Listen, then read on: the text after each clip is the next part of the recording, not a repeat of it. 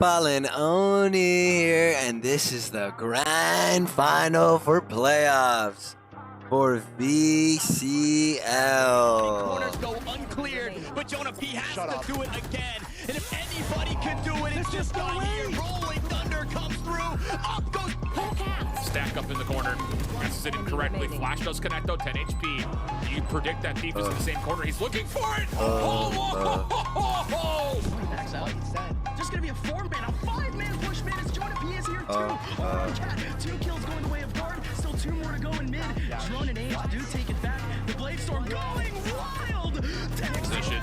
Tex steps forward. Is there a challenge he doesn't want? Are you kidding me? Tex is having his way. Unbelievable. Get out. Things get scary. Boom, boom. Find the first. Net has not been cleared, and he's going to collect. The rotation and ability for Jonah P. heal him. May not be required though. Yeah, crossfire too good. Molly's out. Does push Net out of cubby, but doesn't matter. Oh my goodness, he gets all 5 in one. There's been a little bit of disruption here defensively, and now. For the Guard in general, much stronger positions here on site. Are they going to overwhelm him here? No, Valen actually holds back Oxy, and Net can peek out. Valen and Net! Oh my goodness, but I mean, Net just doesn't care. Here on this angle, just continues to push on through. Not Valen. Next, meanwhile, Valen makes mid his own. Just a body shot! Just a body shot, Net! Okay, Trent gets one. 10 seconds left. Trent has been locked away. 8 seconds. Lance going in. He jumps through. Looking to deny it still. Looking for a shot. No scope in. The double shot works. Clocky trying to slip in. He sees Dapper. He switches to the box. Exalt holding. Oh, the timing here just so good. But Exalt's still holding. Can they get him through? But yes, just barely. Gets to halfway. Koala steps in. That got maybe a little bit too close for comfort in the face of the lockdown. Shorty out for Koala. First shot lands. Oh, gets the reload. But they still have the aim. Rossi's able to get one. Rolling Thunder coming in off of the kill. This is huge. Nismo. How does Nismo get a kill there? Oh, Nismo! Fly getting some damage of his own. Here comes the quick contest though. Hold on, Nismo gets a double. He gets more than that. A third comes through. Thief's gonna be tested. Still, M80 still sticking to the plan here. Dash on the side Tex. Trying to be the linchpin of all this one. Hunter sure to clear things out as M80 clean up a few kills up there. Xander finds his way out of graffiti. Right through tree quickly. Does he get Xander in the corner though? No, Xander good for 2 defensively. And how about the help? You guys go down here, buddy. There goes Xander. Oh my goodness, that second shot from Xander.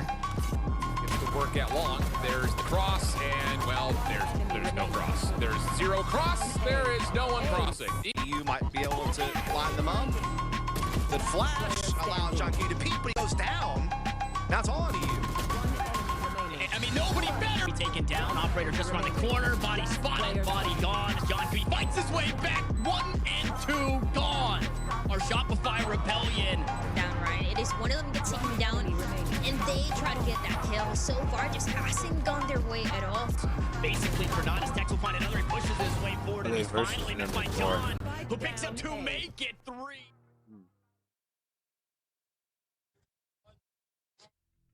A lot of highlights to get through, as both of these teams have not really had many lowlights. Some incredible moments throughout the playoffs, going back to Split 2 as well, going back to the midseason face-off. I mean, even though the Guard didn't make it into the grand final, they still managed to walk away with 3rd place. They were one of the top teams in Split 1. M80 takes the win at the midseason face-off. They're one of the top teams coming out of both splits. It really is just 2 teams who have been on an incredible rise.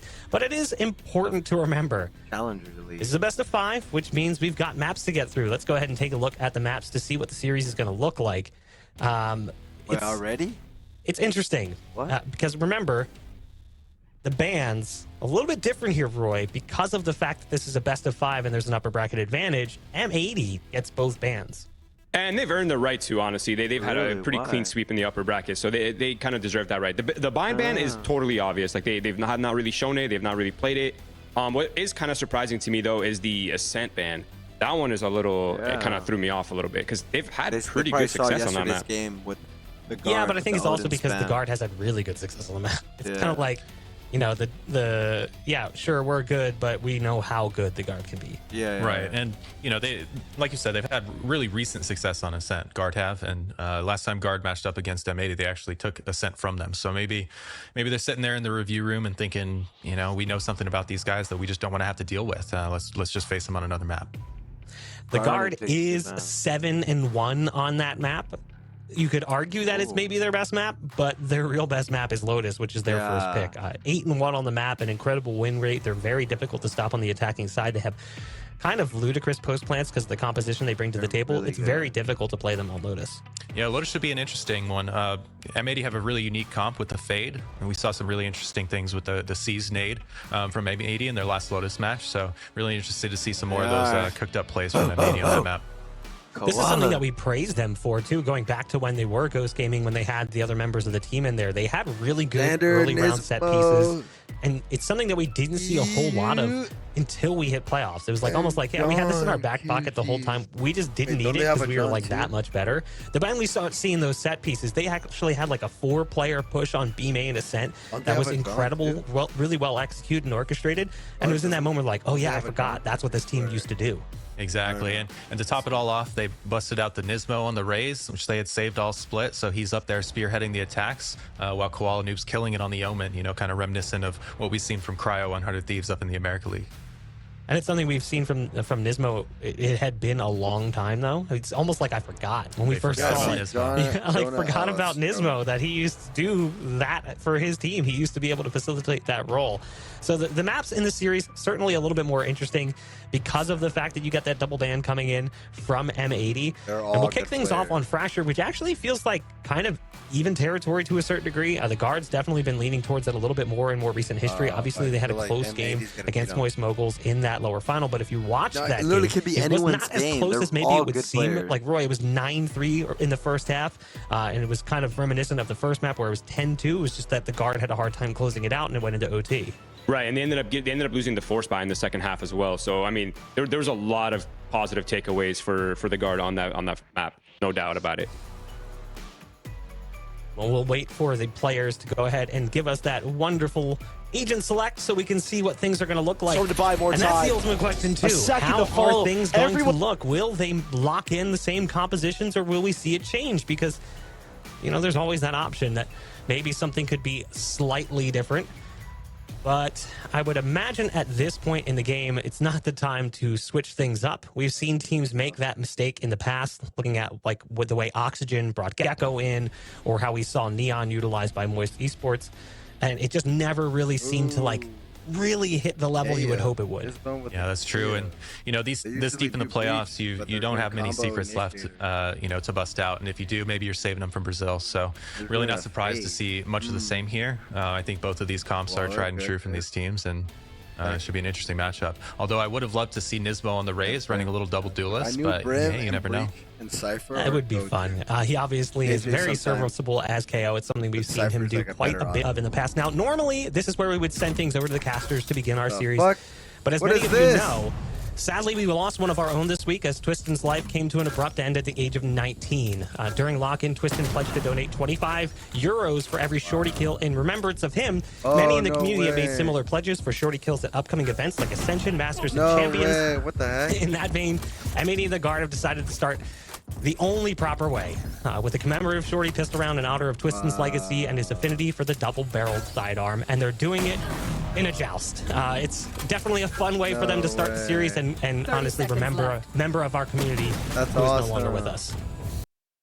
Yeah, I love this little shorty joust. Interesting to get the Cypher Cam mixed in there, give them a little bit of an edge, see where the players are coming from.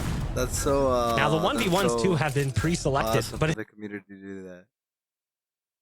Come together. It happens if they run out of time. I don't think we really discussed that as an option. Oh my god. They did not take this into account. All right, well, I don't know what happens when they run out of time, but I do applaud the players this was their decision. This was not something that production said, hey, we should do this. They decided on their own and actually came to us and said, hey, can we do this? And naturally, we all loved the idea. The production team as well at the Knights, perfectly in sync with the players. We think it's a beautiful way to just have some fun and remember one of our own before the series starts. Yeah, it's such an amazing tribute to, you know, a really special human who just really unfortunate what happened, but you know, this is a great way to show some respect to him, to his fans, to his family, and just remind everybody that, you know, if anything's going on, please just reach out. And at the end of the day, you know, we're a global community, and you know, we may compete. It might be region versus region, NA versus EMEA versus APAC. But we're all here to do the same thing, to compete and have a good time and enjoy the game that we love. So it is very much like a family in that aspect. But looks like this time they paused the clock, so at least they'll be able to get through it. Ned is the last standing member, and it looks like we're just going to call it a day as the joust of shorties comes to a conclusion. Again, shout out to the teams for that one. But it does mean that it is now time to seriously start this series, as we have a best-of-5 grand final between the two teams that everyone was hoping would get to this point. We've got the Guard coming in from the lower bracket. We've got M80 coming in from the upper bracket after an impressive run.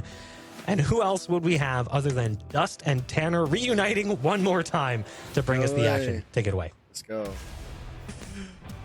One last ride for you and I here, Dust, as we continue to say that it's always one last ride until the next one. But it's the one last ride for challengers, though. We can confirm that. That is true. It is our one last. Well, Ascension, Challengers Ascension, kind of, maybe there's a world. Who knows? We won't count it out just yet, but a great way to get started. I think everybody saw on Twitter the players kind of coming together and saying, hey, we're going to do this to get the day started. That round is obviously washed by the wayside. We're going to run it back and get the players back into the lobby. But this is it, Dust. I mean, everybody expected this. The desk hit on it. It's M80. It's the Guard.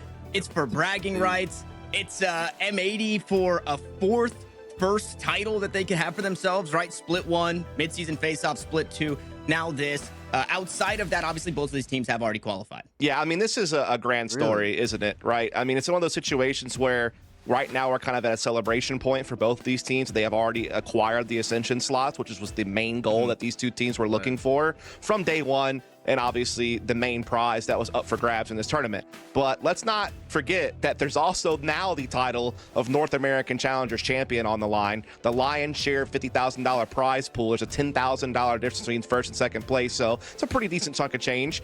And, you know, it's obviously about pride. It's about proving that you are the true #1 team. Because, look, from day one, before we stepped foot onto a server for any of these splits, just looking at the lineups on paper, we knew that M80 and the Guard were destined for Ascension slots more than likely. Like, yes, we have to give credit to teams like Oxygen and Moist Moguls, who had built themselves up over the year and became true top 5 teams and challengers throughout the way. Obviously, G2 had their moments where they looked like they were a top team as well, and they just kind of fell short and split 2 and throughout these playoffs. But these two teams were always, you know, like on paper, yeah, these guys got it. They got some smoke. Like, let's look out for these two teams. And they did deliver on that all year long. And then on top of that, we get like this glorious moment where it's all equal right now, right? It's 1-1 head-to-head. Each team owns a best of 3 over the other. And now it's in the grand finals, best of 5. This time you're going, you know, potentially the distance for real. It might be a potential marathon when you're thinking of a best of 5 scenario. And this is it. Like, there is no more, I got one on you here, you got one on me there. Like, nah, this settles the score. Who is #1? We find out right now. Yeah, and I think even in looking at some of the posts across Reddit and things like that, M80 are kind of leaned the favorite, I feel, for everybody. So this is a moment for the Guard to really say, like, hey, we're going to be that team, right? We are these guys. They can prove to us. A player that I want to look at, we did it yesterday. We're going to do it again today, at least for me here. Sole and I were talking about Tex and Sim a whole lot in the Guard versus Moist Moguls. I want to revisit Tex because when they had lost to M80 in midseason faceoff, Tex was really the only player that played outside of himself, right? Tex was really the only player that had a performance that you could say, yeah, that was a good one. Whereas the rest of the team didn't really show up the way they expected. And it was a very close series. Map 1, Map 2, both going the way of their respective teams. pretty confidently, and then map 3, it goes the distance 13-11. I think for M80's sake, they have to be worried about the way that the Guard have looked in the last couple of series, where they've been making this lower bracket run, and they've been doing it with a vengeance. Yeah, I think the interesting thing to think about, too, is the previous 2 head-to-head matches these teams have had. The first time around, it was the Guard winning in Split 1 in groups. They were the first team to shut down M80. They only allowed M80 3 total attacking rounds across an entire best of 3. That was a 2-0. And then the second series, it started out the same way when the Guard just destroyed M80 on Pearl in a very similar fashion. But then the M80 bounce back happened, and they wound up winning that series 2-1, and then they went on to be the #1 team basically from that point forward. And now it's time to settle who is truly the NA champion here and now on Fracture to kick it off. Let's go. Yeah, who will be the challengers champion here? It's M80, it's the Guard, and it starts with the Guard getting a free B. Site spike planted, 10 still alive here, Dust. Yeah, classic 5-on-5 retake on Fracture, baby. I wouldn't have it any other way to kick off this grand final. As the Guard has the spike down, they're settled towards the bottom of the map, as well as still on site. We're seeing a big tower retake attempt here right now. Shrink standing in front of it, but he's stunned out. Yeah, Fate taken down, Kuala to collect the first. Still a lot of post-plant options, though. You see Jonah P underneath with the aftershock. Doesn't matter how many are alive, you won't be able to defuse. Finally, the Guards start to find their way into the kill feed. The backstab comes from Net, and Xander hops onto the spike. Can only hope for the best, but it ends up being the worst, and the pistol round belongs to the Guard. Indeed it does. As speaking of equal footing head-to-head, these two teams are also on equal footing when it comes to the map of Fracture. Both of these teams enter this game with a 4-1 record on Fracture. Both of these teams win roughly 8 or more attacking rounds on this map per game, so kind of in that 65 to 70% win rate range for the attacking side. And obviously this is kind of an attacker's friendly map, we know that. And head-to-head wise, it is M80 who owns the win over the Guard on this map during the mid-season face-off, 13-7. And that came off the back of a big defensive half. The Guard not falling for any tricks here. Kuala brings a Marshall into this round, taken down early. Not too much of an investment. I do like the small swap here in this round, where the rifle now in the hands of Trent, a member, teammate. and they're able to collect these ones here. Pistol round anti-eco. Yesterday for the Guard, they look so good in rounds like this. Whether they were losing the pistol and winning the anti-eco some way, somehow in thrifty fashion, or just taking both rounds. It was really round 3 where they started to struggle against Moist Moguls. The bonus round would slip away from them, and so some momentum would swing back. We'll see if anything changes here, as M80 will have full rifles in round 3. And Kuala gets only sitting on a couple of kills. Yeah, again, M80 got 8 defensive rounds in the first half the last time these two teams met, and that's what helped propel them to victory. That was almost 3 months ago, though, so a lot has changed since then. And so it's going to be interesting to see how it plays out this time around on what's a pretty big bonus for the Guard. They're sitting on 3 SMGs, so it's not one of those hefty bonus rounds as far as firepower goes. They truly are behind resource-wise. Wasting no time trying to get some close-distance battles here with this Sands push. Smokes for cover. They do get out into the open, but, well, Xander's ready. Xander is more than ready here. Collects 2 heads, almost find the next, but Phantom moment onto Valorant finds him 10 HP, but a 2-for-1 trade, and then some, as the smokes player of the Guard is going to have to back away from it all. That's a good trade. Yeah, pretty quick shutdown there. Great combination of the stun from EU and Xander being able to build off of it for the quick double. Now they sit a man ahead here on this retake. Spike does go down, however. Kuala being held off right now from the flank with the trap wire. He's waiting for the right timing to push that. I think he's waiting to see if Nismo can get into a position to kind of work with him together to try to get through main and see if they can make this retake work. And they know Net's position, though. Yeah, and Cam the whole time from John Cutie, just calling that one out. They don't know about Jonah P, though, and this guy's usually good for a few. Flash comes out, fault line traded. Aftershock will keep him at bay, and now Jonah P will have to do it all himself. Has the Aftershock to stop the defuse. We'll look to send this one out as EU looks to run him down. Spikes halfway. 3 players to worry about, though, and unfortunately cannot win the duels this time around. So M80 in round 3 are on the board.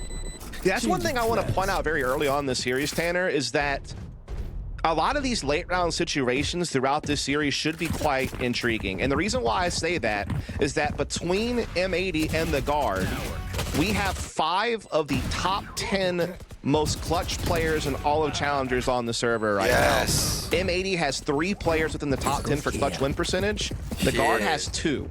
So we're going to see a lot of scrappiness, I feel like, in some of these mid to late round critical moments throughout this series, and those are going to be some of the big deciding factors.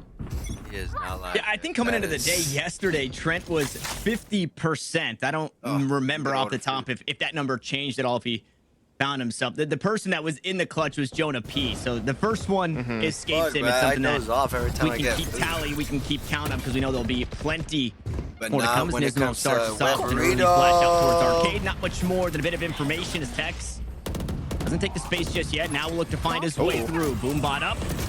Out comes the flash once more. Showstopper gonna maybe get him off the side. I don't think so. M80's gonna fight on forward. Nismo tries to challenge the rocket and unfortunately doesn't go his way. John QD here for the trade though, so things are even as Koala Noob goes wide on a few knives. He backs away, and information aplenty here with that neural theft for the guard.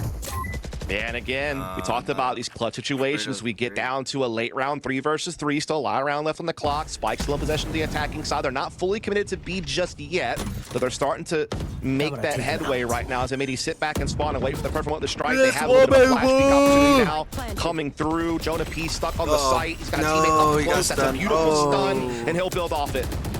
Yeah, beautiful, like you said. That fault line coming in huge. Allows for Jonah to find 2. Koala there on the trade. And he's going to have his hand at a clutch chance himself, but unsure of where anybody was playing there. The guard put another on the board. Yeah, so the guard off to a hot start here on Fracture. Again, this was the map that I felt was going to be kind of the most equal battleground potentially of this whole best of 5. Again, both teams coming in 80% win rate. Both teams have played it a fair amount of times and seen them very comfortable playing the map. Yeah, maybe M80 owns the head-to-head, but that was quite a long time ago, and a lot's happened since then. Particularly the guard having just a barreling lower bracket run. They didn't drop a single map on their way to this grand final to earn that second Ascension slot. And they're off to a ferocious start now as they have M80 kind of up against the ropes economically here. Have a couple of little buys here and there, but definitely the guard come in looking a little bit better off. Nismo trying to be cheeky here. Aftershock pushes him back. No value from the judge just yet. Keeps the util though tossed out. It will delay. Like you mentioned, the weapons aren't the best. Should be no troubles to get into this site that Rolling Thunder will allow. John Kitty holds a tight angle with only a stinger to his name. The util behind it though. John inside the cage. Tex goes down. And the chaos isn't done just yet. As Koala takes the high ground. Jonah P strips him off of it. And just like that, Trent's alone. 17 HP and the spike's out of reach. Yeah, John QD played that so well. He played inside B Tower. He was unfazed by the Rolling Thunder. Kept the stinger in close quarters battles. He never overextended. He made sure that he was going to get the max value out of that SMG. Now he's able to upgrade his weapon to a Phantom. He took no damage even on that round, which is pretty crazy. And now they have the 3-on-1. Trent on low HP. Trent trying to get everything he can out of this round. Like, he knows that he doesn't have spike possession, doesn't have a chance to plant to get credits. So he's like, well, at least I can go try to grab an orb, you know, save this weapon, try to get as much as you can. But we're going to be at a 2-3 score line. And again, we wouldn't have it any other way with it, Tanner, to just kind of kick off the grand finals with a pretty scrappy start, keeping the score close right away.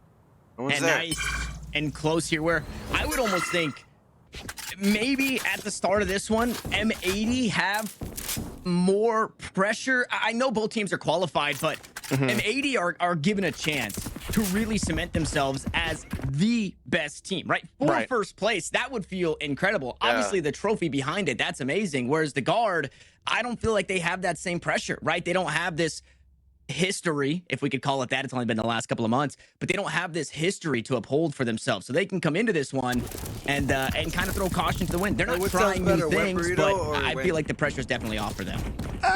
I'm going to push back a little, Tanner. And the reason for that is because the core 4 of this guard team have been together since last year when they were a VCT team. And they were a very good VCT team. They had qualified for an international event. And the only change they have made is Tex for Saya player. This team has the pedigree of a team that should be at the top of the region. and they kind of lost their mantle to M80 after beating them the first time around. I think the guard more than wants to prove that they're actually the #1 team here. Oof. And they do it with an early kill from Tex, but EU hasn't been given up here in this spot just yet. 2 kills traded right back to Breach. Sitting there watching a main with the spike just in front of him. I mean, the world is EU's until Trent does that.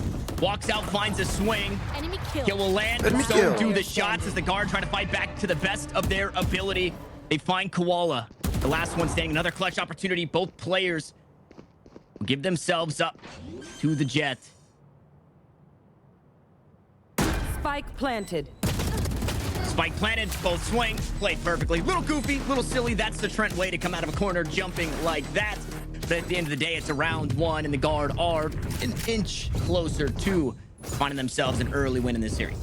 Indeed, up 4-2 here. Again, limiting M80's defensive side, which was their key to victory and their last matchup. Again, M80 had 8 defensive rounds in their last game on Fracture against the guard. That really helped propel them to victory. This time around, the guard is looking to shake up that storyline. Already up 4-2. They have really good control of the game right now. And that's just kind of another thing I want to relay back is, you know, maybe some people come into this game as a viewer and you're thinking, well, you know, the main job is done. Both these teams already qualified for Ascension. This grand finals, you know, it's a grand finals, but it doesn't mean as much. But I promise you couldn't convince these 2 teams that both of these teams want it. They want to prove they are #1. They want that more than anything. You know, it's about the pride of really being able to truly claim that you are the undisputed best team of North American challengers. Not only that, you're getting the trophy, you're getting the lion's share of the prize pool of 50K. I mean, it does a lot. And it's one of those things where people might say, but maybe they want to hold back a little bit because Ascension's right around the corner. You have plenty of time to restructure before Ascension. There's several weeks between now and Ascension to kind of tinker with like new things. You're going to bring something new to the table. So I don't think either of these teams are holding back is what I'm getting at. I think you're getting a true grand final where both teams are in it to win it. They want to prove they are the best, and you're going to get all the fireworks because of it. Yeah, and I don't remember the matchup specifically, but I think it was M80 in an interview a matchup where they're kind of already qualified for playoffs and they're thinking, you know, outside voices thinking maybe they aren't trying too hard, and the coach says, no, we are. We're trying hard to win every single game, and we see it with the aggression out from B this time around, but Koala was not ready for the close angle, so the tip of the spear has been dulled for now, but that kill trade back. Yeah, the attacking team is in the defensive spawn, so things are getting a little bit squirrely here as they're trying to press on to be EU and Nismo, trying to hold the line. Rolling Thunder comes through to stall the guard out. This allows the rest of the defense to pinch in from the A side of the map. They'll get their frags. Neural Death comes out, and the guard are up against the wall. I will right, jumping into the spawn. This is a game. Absolutely crunched there. That the map completely flipped on its head. The defenders ulting from their own B site into their own spawn. And it's an easy cleanup here. So maybe an oversight, maybe getting a little too overzealous and taking the amount of space that they did. And maybe not knowing that players were still on the A site, maybe hoping that they were playing the extremities or looking to take space elsewhere. Grand finals, the case for the guard. Look at that timeline, bro. Back and forth we go. The only streak we saw was the pistol and the follow-up anti-eco. It's been back and forth ever since, as it's now the guard, the ones worse off economically. Koala Noob had a bit of a chance there at a jump peak, just missed the mark. And does get a lot of damage off, though, to be fair. Trent down just to 15 HP. No healers on the map for either side. We did at times see M80 experiment with Sky instead of the KO. They got 1L, and then they immediately went back to the KO. So we're not going to see any ability at regrowth or anything like that. Oh, what a flash. Yeah, and what can you do? Nismo waiting for this play. It finally comes to fruition. No safe passage onto this B site. Trent once more down to 15 HP and only a classic. I thought there was a world where we might get one of those thrifty rounds, finally sneaking on through, but that early kill or the early damage from Koala Noob and then the play from Nismo made this one impossible for the guard.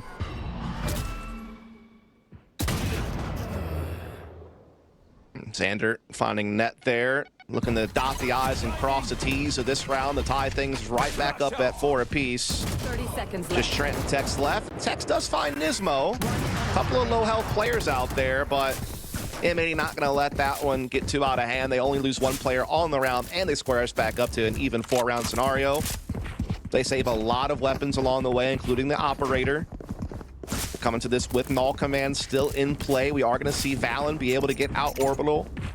Tex also does have the showstopper, so some huge entry tools. Jonah P is not too far off of his own Rolling Thunder, and Trent not too far off Nightfall. So, I mean, we're about to see the Guard kind of come into their own a little bit when it comes to having some big entry ults at their disposal. And that's where they might be able to, you know, start trying to, you know, grab some control back after M80 have won, I think, 3 of the last 4 rounds. And you can see trying to play a trap play with the C's going out, the orbital strike available, not needed just yet. Rocket also used to clear out some angles, but how about this one? John Cutie takes the high ground, finds 2 kills to his name before he gives up the position, will back away. And 3 remain for the Guard as they have to retrieve this spike as the EU drops on down. Net's been dealt with. One more player just around the corner. Jonah P only good for 1. And Tex will be given his attempt at a 1vX situation. This time it's 3 on the other side. Yeah, Spike out of his control. Only thing he really has on his side is the fact that he is fully healthy, has a Vandal, and has some clock to work with. And, well, not a second needed, really, for QualNoob to go ahead and finish that one off, as M80 will now jump up 5-4 in a big round for John Cutie. Now, you gotta tip your hat to him, because on a star-studded lineup like M80, you know, have QualNoob, who's basically top 5 in every metric as a duelist. Sander, one of the best controllers out there. EU and Nismo, those initiators that can flex and are also so very capable. John Cutie actually come to these grand finals number 7 in KD and number 8 in clutch percentage. He's been putting in his own work individually. He often, you know, isn't touted, you know, as like a star fragger per se, being the IGL of the team. That's where his main responsibilities lie. But I tell you what, he's been kind of tearing it up during the playoffs, putting up some pretty big numbers on a pretty regular basis, man. So he's definitely kind of adding to the storyline that we've already known about M80 for some time, which is that they are stacked man to man. He is now becoming just as much of a fragging force in some of these games as the quote-unquote stars of the team. So big round from him there, because he just kind of snuck out, found a beautiful timing in Sands, and winds up with a hat trick to put himself up to 8 frags on the 9 rounds played. And I mean, John has played everything under the sun when it comes to agents. So you'd almost think, right, in this time in rebuilding a roster, obviously 3 core members from Ghost, he's got to go from playing the majority of his time on Chamber when it was really strong to then IGLing a team with 2 brand new players, figuring out the, you know, anchored sentinel role, or getting comfortable again in that anchored sentinel role. I think QualNoob even said in an interview the other day, right? Love John Cutie. Absolutely love John Cutie. Like, this guy does not get enough love. So I'm glad that you gave him that shout there, Dust, because he definitely deserves it, even if his kills are good in this one. Xander gets a free one through the smoke. They've got this read that Tex is going to be taking Sands, pushing that way, and it just makes for easy spam to find that first kill. Yeah, spike down for the Guard. They're trying to see if they can pull off this post plant with these SMGs. They also have a couple of big ults they could use. If they feel that there's a chance to win this round, they can pull the trigger on those ults and try to carry it across the finish line. And Trent, he finds Nismo that's starting to add to their odds. Yeah. Off your feet. Nice. Oh, that is so good. So you are going to see Orbital Strike come in for Valen, as well as the Stinger frag. QualNoob and John Cutie fighting back, though, at the Phantoms, and ultimately they will get that defuse. A little bit tight there for a moment. Lost Tanner there for a second. I was having some internet issues, so apologies for the pause. But M80 now up 6-4. They've won the last 4 in a row. And just to add a little bit of extra context to John Cutie real quick, he put out a tweet. I can't remember exactly when it was. It was this week, you know, just talking about how far he had come from, you know, being from Morocco. I mean, this guy played on a team called Fox Gaming in the Middle East region. And to see him come to North America and then develop into the player that he has become, it has been quite the journey for John Cutie, just to add a little bit more love for the man. A little bit more love. As we're back to equal footing on the firepower. Koala trying to take a couple of different aggressive angles here with the operator. He's going to land the mark there on the Tex. Trick quick to respond with a double of his own, but there's still a man behind when it's all said and done. Spike will make its way into B. Neural Theft getting the info. Aftershock available from EU to stall this plant and flush a player out of position, buying time for the rotation. Let's go! Nightfall now comes through. Nightfall. Wait, why did he blind? John Cutie able to come blindside in on the Jonah P. That's going to leave Trent alone onside the site. He just got too many targets to choose from. M80 in a game that started off very close have now all of a sudden really grabbed control of the game. And now they're back on pace for the potential 8 rounds I was talking about before that they had gotten the last time against the guard that helped propel them to victory.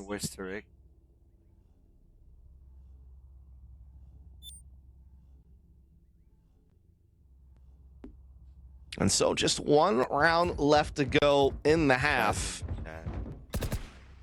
Full buys out for both sides. Op in the hands of Koala Noob. Only ult on the board as it stands is a Neural Theft for Net. And that likely will be the only ult that gets used this round, unless Xander's able to pop off. He could maybe get that orbital strike as he's just 2 away.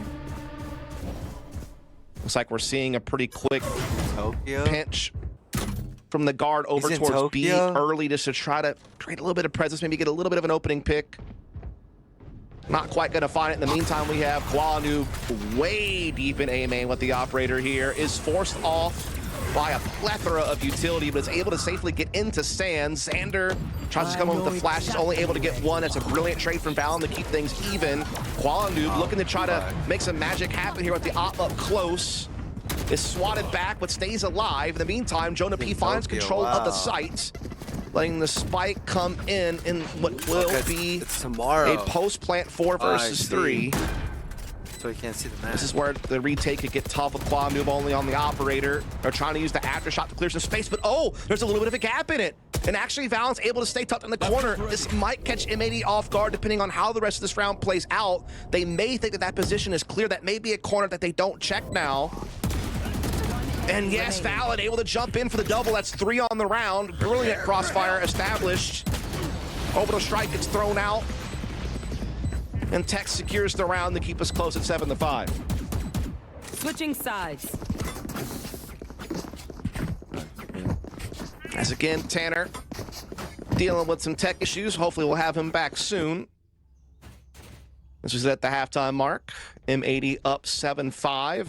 Brilliant run of 5 rounds in a row there towards the end of the half. It's really what kind of propels them out in front, but guard able to fit in that final round to keep it close. And so it's still very much up in the air. A pistol round victory here for the guard can get them right back to a tie situation. Again, both these teams come into this game usually averaging around that 8-round mark on the attacking side. So for M80 to find what they found defensively with 7 puts them in a pretty good position. The guard defensively on this map around 48% win rate. They're usually good for about 5 rounds, between 3 and 5, but they need a lot more than that to come back into this. And while this is a good start, big push to the bottom side of the map is going to trade 2 for 1, put them in the quick 4-on-3. M80 trying to still find a way to get a spike down here, but to no avail. The guards keep poking at them. Koala Noob on the bit of a flank, though. They're able to pinch Fallon inside main. That does get the spike into sight, and now puts us into a 2v2 situation. Jonah P trying to come through main with Net here. Net found out inside the spawn. Jonah P, good stun. The peek with will be able to take out EU. Now Koala Noob is pinched between a rock and a hard place. He presses into main with the frenzy, but runs out of ammunition. And so Net will finish the job, and there it is. Right away, the guard quickly keeping this one close. Team Ace. Looking to work into a tie situation right away.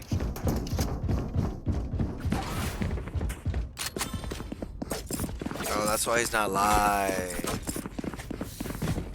That's why he's not live.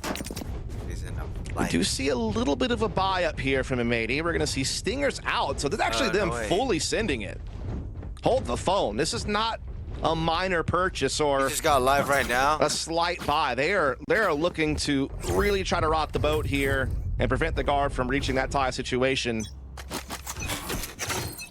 Live 40 minutes ago, bruh. Curious what play they're looking to call. Of course, M80 is known for their high-octane gameplay. They're a very fast-paced team. They love to get in your face, and well, they're certainly a great weapon of choice in moments like that. But Trent has one of his own, and he's able to take out Noob right away. So we have Bach joining me.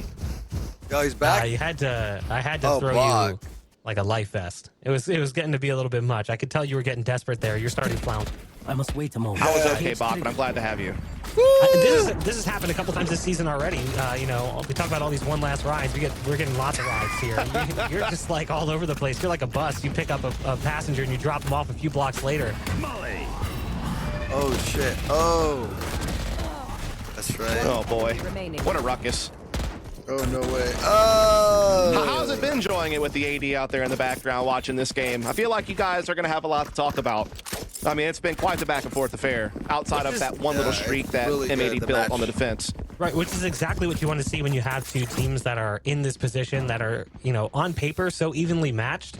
The last thing you want to see is a team come in and just blow them out of the water. Sure. And while we did have that little stint of 5 rounds in a row, ultimately it is still a 7-7 score line, and we find ourselves back at that evening point that, you know, we anticipate so many times. That said, Guard does have a pretty strong economic advantage right now as M80's coming in with almost nothing, just Sheriffs, and a Guardian is really the lone rifle that's going to be making it into play. Even EU is just on a Ghost, so in theory this should be a great opportunity for Guard to spread the gap. Should be Prowler trying to slow down the attack, so to speak, here. Wait, is that different? So we do have a pretty forward position from the Guard inside A main. They are not looking to give it up for free. They're looking to keep playing the position. Trent jiggling. Eventually swats M80 back to the bottom side of the map with another Prowler. And so they're going to double back over to the B side of the map. It's kind of being played for retake for the Guard on this bonus of theirs.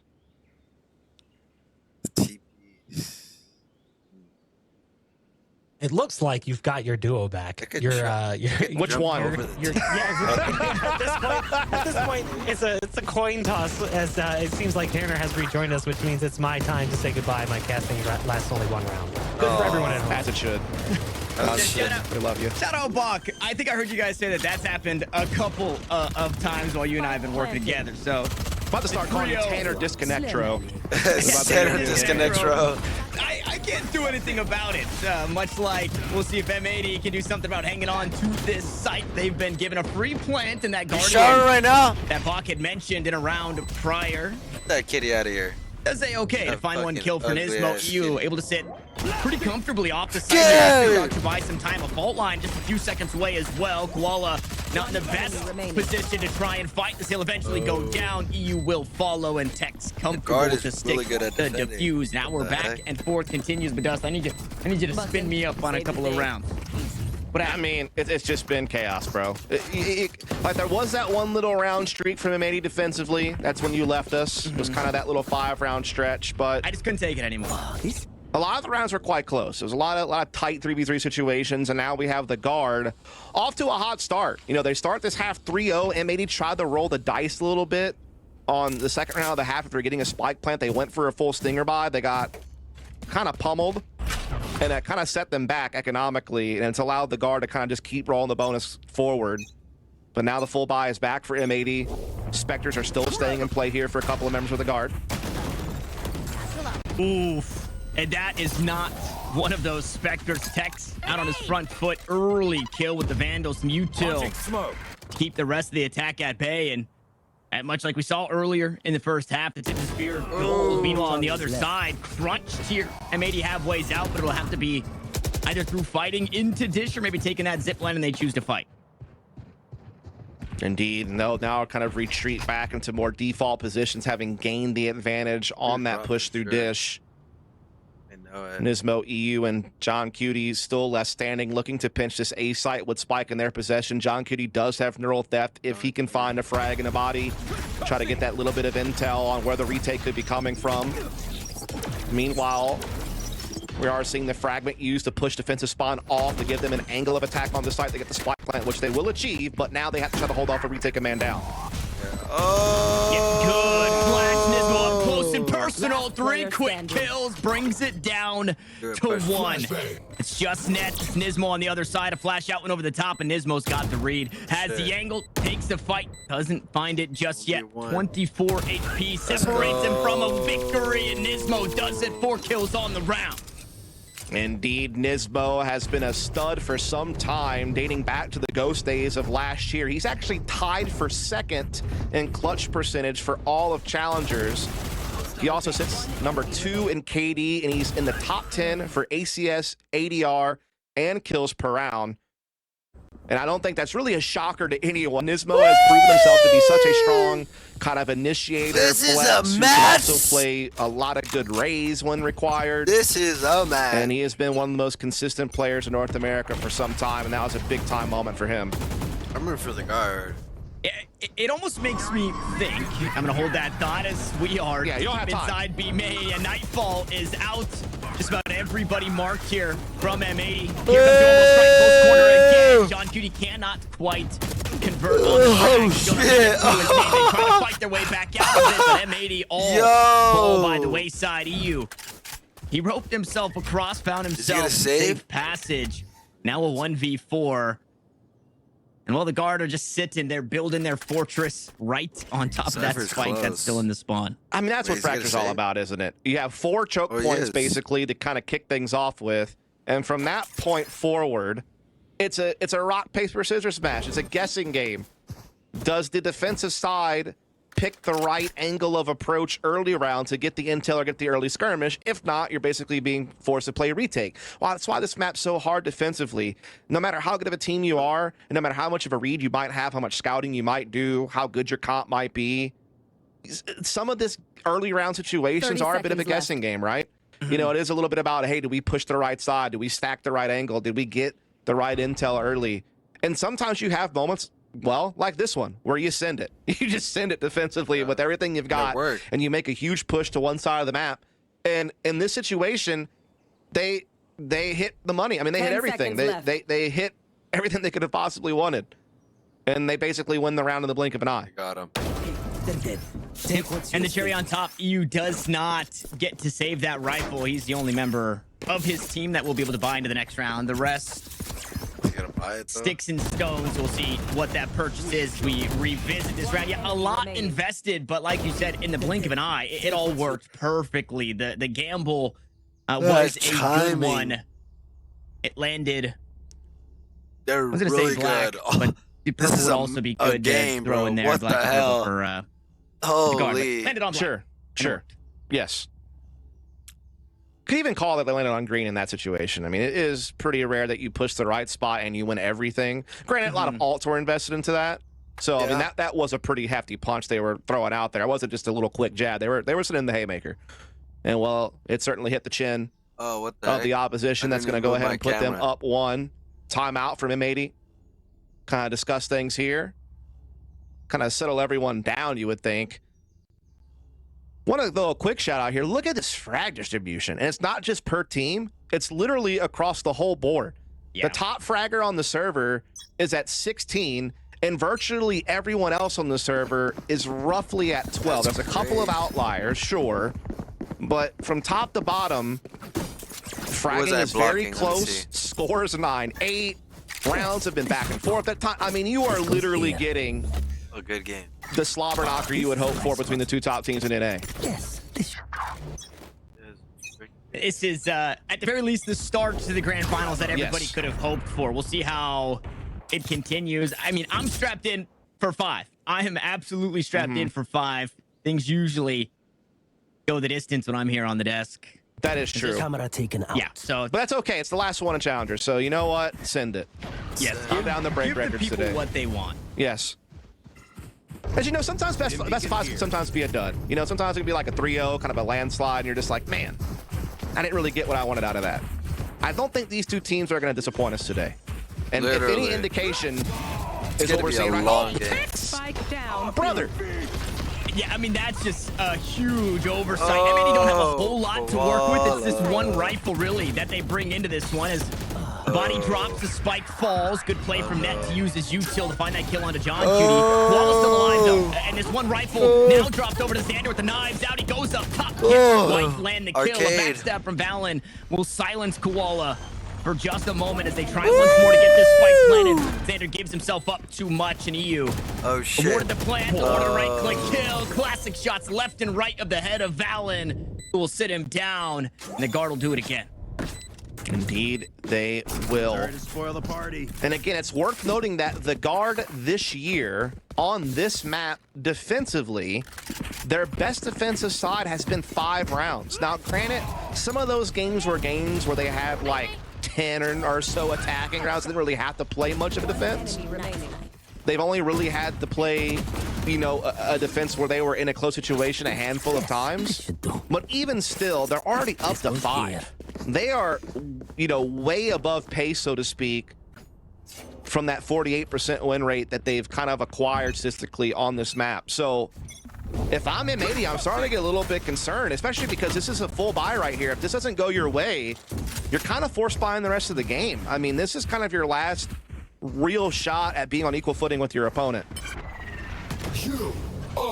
Yeah, last legs. Anything after this one, should M80 lose, will be Bambi legs. And that's an early first kill. Expecting some more, though. John Cutie on the tap for the resurrection. Finds strength through the smokes. Mike delayed in planting for now. One more tap at neural theft and getting aggressive from the spawn, but Xander's here to stop it. Back and forth we go as a kill feed floods both red and green, and finally that spike will be planted. But look at the health. Quality down to 5. EU only 11, and Nismo's the first one up. Paint shells should deal with the first. We'll see if this close angle pays off again. Last time we saw it, it was 4 kills, 4 to KO. First one up, first one down. Flashback puts him back into the corner. Now it's down to the 1v1. It's Valen. It's Koala Noob. But it's only 5 HP. This would be the tallest of asks. But Valen's running out of time. Tap it. Koala making noise. Oh, yes, get a half. Not buying it just yet, expecting her to be off the spike. Time keeps ticking. Valen's done it in way of kills, but he has not done it for the clock. And M80, they lose it all. A Pyrrhic victory, but it's a win nonetheless. Yeah, that was certainly quite the skirmish to get that round. I mean, the guard were with them tooth and nail through it all, and it comes down to a 1v1 where you have Valen, who's one of those players that do sit in the top 10 for clutch percentage, up against Koala Noob, who is also in that same category when it comes to clutch percentage, but he's on the back foot, he's on low health, he's being held back by a Molotov, and so the only thing that he can do there is, you know, fake the updraft over the molly, make Valen's second guess if he's committed or not, and just bank on the fact that he's not sticking it. It's just that, you know, mental warfare, that game of chess, and M80 strikes gold in just the right moment where their economy was so fragile. Right when the guard were maybe going to snap control of the game, it's right back up for contest to 1 round separation. Yeah, it's still not great, though. Like you mentioned in the last round, the economy for M80, a victory here is almost a must-have because they had to reinvest off the back end of the win. Right. Yeah, the only weapon that winds up getting saved is actually none, right? I mean, yeah. I think Valen, I don't remember if Valen died to the spike at the end there, but no, he Valen did. He did save the weapon. Lost the round. Yeah, both teams are very fragile economically, is the point. Definitely the guard a little bit better off, but not by a whole lot. So you are going to see them try to get a little bit of control on the top side of Dish. In the meantime, Quad Noob had B-Tower the entire time. Jonah P caught off guard. Now Tex, though, on a little bit of a flank maneuver. Will catch him. He might catch a lot more. They're all falling. Nice out. Tex going huge for 4. It's all down to Nismo now. 1v3, and this would be quite the clutch if you could come up with it. From Haven the other day to Fracture today for Tex, this guy just puts himself in spots that just work. He gets so much out of that one. And yeah, on top of it all, Nismo in a 1v3, he's got absolutely no time. And we already talked about the economy, right? The best call here is to make sure you at least have some semblance of a weapon going into the next round. Yeah, and Tex is a story that has been so fun to watch this year because obviously this was a guy who was playing for Energy last year, and he was one of the guys who really kind of benefited from the chamber meta. He really adopted that role, became one of the best chambers in North America last year in VCT, particularly like the mid to late portion of the year. He really hit his stride. But, you know, but prior to that, he wasn't considered like one of the top duelists. Like, yeah, he was good, but he wasn't as consistent as some of the other names out there. This year, the guy has been an absolute menace no matter what agent he plays, and he plays a good bit of different, you know, duelists throughout the year. He is top 5 in every metric that you could conceive of. He has been such a fantastic player for the Garden. He had big shoes to fill, right? He was filling in for Saya player, and he has done so well. He's been such a critical piece of this team. We've also heard the team talk about how different players Tex and Saya are. So good on the Guard to be able to incorporate this guy who's got an incredible backstory, who's had a really strong year, but is, you know, playing with 2 different types of duelists, right? They had to make sure that he worked in their system. And I mean, I think this proves it here, right? Making it to the grand finals of your first ever championship here for Challengers is proof that it works. Yeah, it took him a while to kind of find his own, right? I mean, I think on Energy, he even sometimes would like bounce around playing like KO and Sky, and like it kind of took him a while to find his place, but he has certainly found it here on the Guard. As they might be looking at map point here as M80 are on quite the low buy, and they are getting stuffed on this A main push right now, trying to flash through the smoke and make magic happen. Nismo does get the instrument, Valen retaliates. Yeah, that would have been huge if Nismo could have got more, but like you mentioned, Valen gets one back. Brent stunned up by the rolling thunder, but the health bars are just so low. The weapons are bad. The health is even worse. The kills are starting to come through. The weapons are been net though from head to head. He pops them all. And he closes out the round in style here for the Guard. Wow, he just stayed. That is going to be the Guard at map point and potentially the first team to draw blood here in this best of 5. And they will do so on the map that M80 beat them on in their previous meeting. Again, we know that both of these teams feel very comfortable on Fracture. Both of these teams coming in with a 4-1 record, but it was the head-to-head that did favor M80 a slight bit. But it's just this lower bracket run from the Guard all playoffs has been astounding. They have been just somehow getting better. A team that's already so diverse tactically, you know, they can play almost every style of Valorant that you could hope for. They're very good at, you know, the pacing changes, the, you know, defaults, the mid-rounding, but then they can throw those explosive set pieces. Like, they're so well-rounded, but they just keep finding ways to get better as each week passes. It's incredible.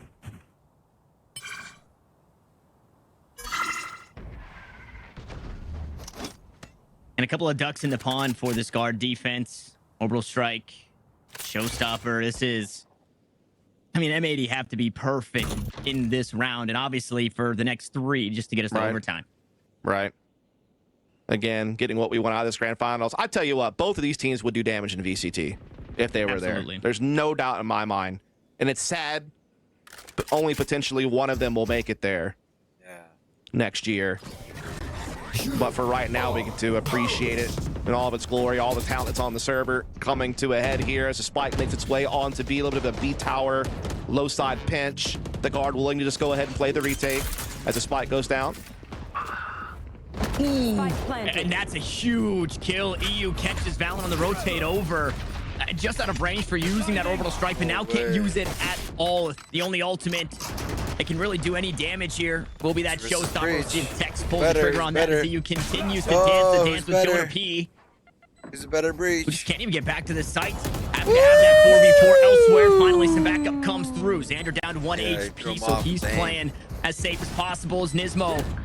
Both initiators in tandem try and hold the top side of the map. Meanwhile, here on the site, there's just nothing they can get done. The Guard, they walk into the crosshairs, and they all fall as M80 hang on.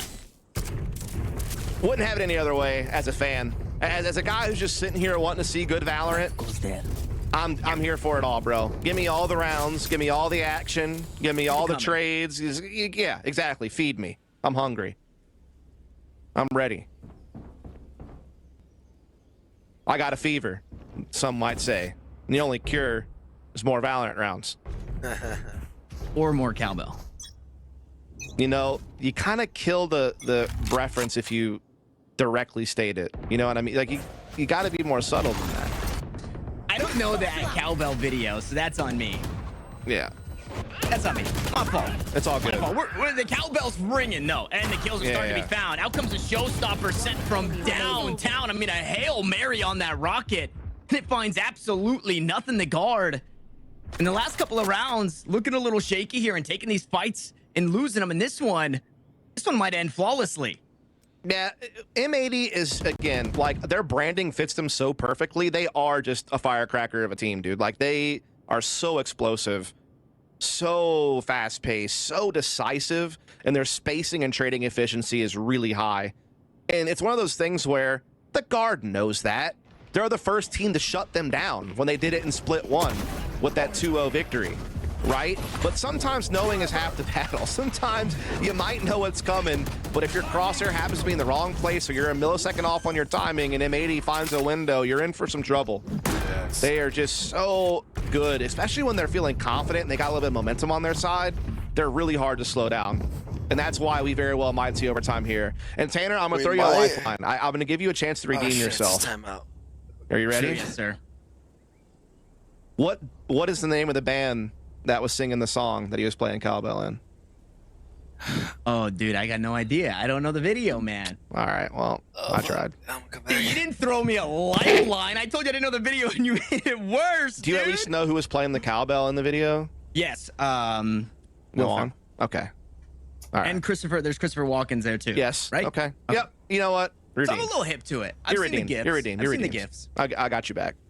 You know, in that last round, I was a little worried for M80 with Jonah P finding that first kill, because not only did he have a fantastic day yesterday where he was doing some pretty crazy things, he called his shot in doing it, and then he posted a clip a little bit earlier of an ace on Fracture, and I thought, surely we're not getting a 1v5 right here, right? It was Silence. Koala did catch him inside the Cloudburst, but there's a world. If Jonah P's alive, you have to respect what he is capable of. We go the distance here. The back and forth. I think M80 with the largest string of rounds in a row together, but the guard managed to claw their way back in. They find themselves the lead. And the answer out of this timeout, Dust, is the off for Koala Noob, apparently. Yep. They also have Rolling Thunder available. He can pull out the Blade Storm to make plays up close when need be later in the round, and they also have that Neural Death available. So, I mean, they do have a lot of tools. Koala able to kind of dodge the Prowler there, trying to see if he can find a timing as he pushes past the smoke and gets to the stairs. And no, Trent was ready. Yeah, Trent ready for that one. I mean, and you have to expect that play if you're the guard. Knives online, you know, Koala is looking to get ahead of the team, and he was just a little too far ahead, which means no trade. A bit of damage, one knife landed to the chest of Trent. Now the rest of M80 will try their hand at this same position. Indeed they shall. Again, Rolling Thunder still on their side. Definitely can clear a path forward onto B, and then again, they have Neural Theft to help them in the post plant kind of understand where the retake is coming from, make sure that they don't have something kind of come out from behind the rocks they weren't expecting. And there is the Rolling Thunder. Orbital Strike as well being called to try to stop the attack off the back of the Rolling Thunder. They do slow the attack down, but Izzo does still find a frag to even up the numbers.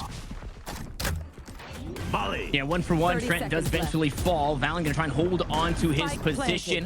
Xander allowed the plant, has an orbital strike of his own. So, and now if you're the guard, you have to pull the trigger here. It's up to you to make the move with an incendiary and an orbital strike still to worry about. And they've walked themselves off the site, so everybody's got to go hunting for this one. Incendiary first. That's a lot of time off the clock. Now they know exactly where both are playing. Can they hold their ground? Xander gonna queue up the orbital strike. Hope that he's done enough. We'll see if he has. It does not sound like it. They'll hop onto this one, and the guard eventually get it done. They start us early with a couple of rounds pieced together. They go down in the mid-round, but at the end of it all, they stand tall here in map 1. Indeed. Again, we knew that these two teams sat pretty equal overall. We knew these two teams sat equal specifically on this map when it comes to their success in winning it. And we got basically everything we were hoping for out of that. I mean, the only thing that we got that we didn't want was you leaving for half the game. But other than that, I mean, you know, we had a pretty good time, right? You know, obviously M80 going to be kind of kicking themselves. They feel like they probably had some moments to win there, but the guard, specifically, just one of their strongest defensive has a fracture to date. And I think that was maybe the X factor in being able to pull it off, but it's so hard, man. Like when you look at how close every round seemed to be, to try to get to the nitty gritty of the X's and O's of how it went down, like it would be so hard to do. But ultimately, it is the guard that puts up the W, which is what matters most, putting them up ahead one map in this best of 5. Yeah, and the last time in a playoff situation, right? Mid-season face-off, now to playoffs here. I mentioned it. Tex was the not the only player that had a performance, but a strong performance, one that you could look at. And now moving into this one, it's going to take everybody for any team to beat M80. And fortunately for the guard, it seems like everybody is online today. But we are strapped in for 5 maps, so hopefully we do get them. It's guard to take the first, and it's the analyst desk to break it down after this short break.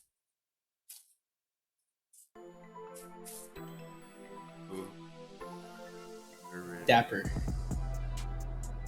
I've been seeing.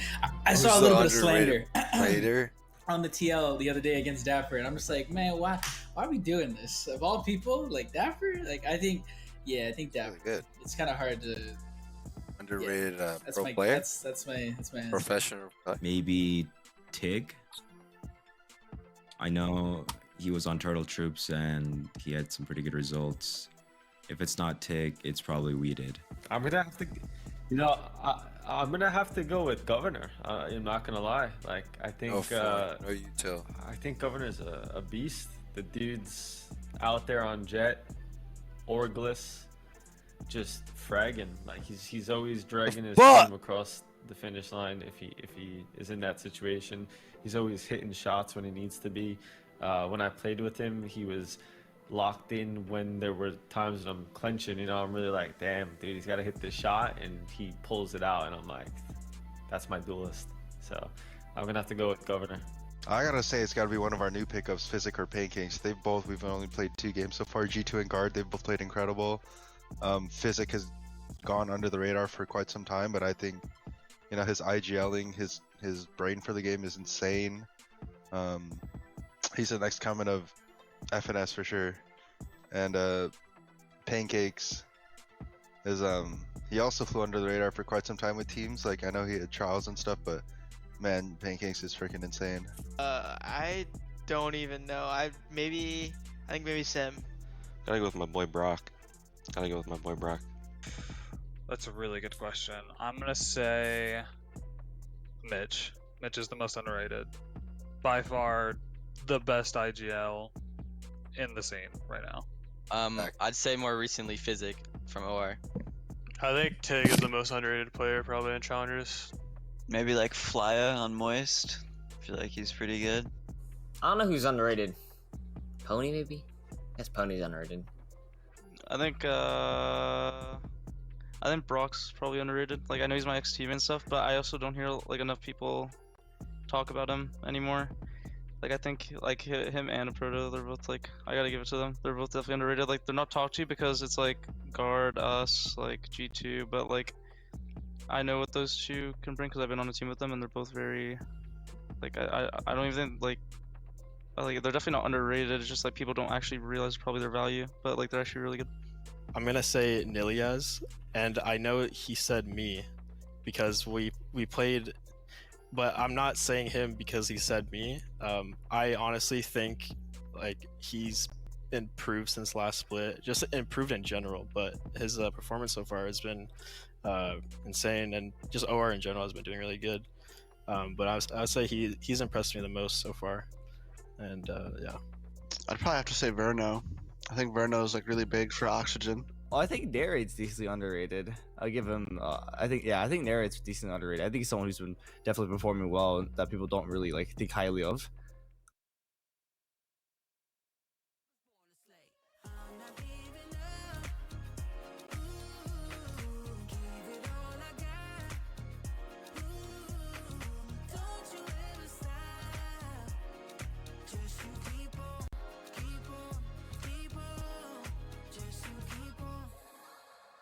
This is Sadie. She's on Verizon, the network she can count on. And now she's got my plan, the game-changing new plan that lets her pick exactly No!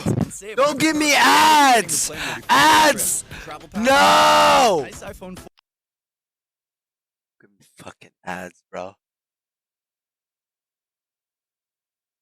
My last ads.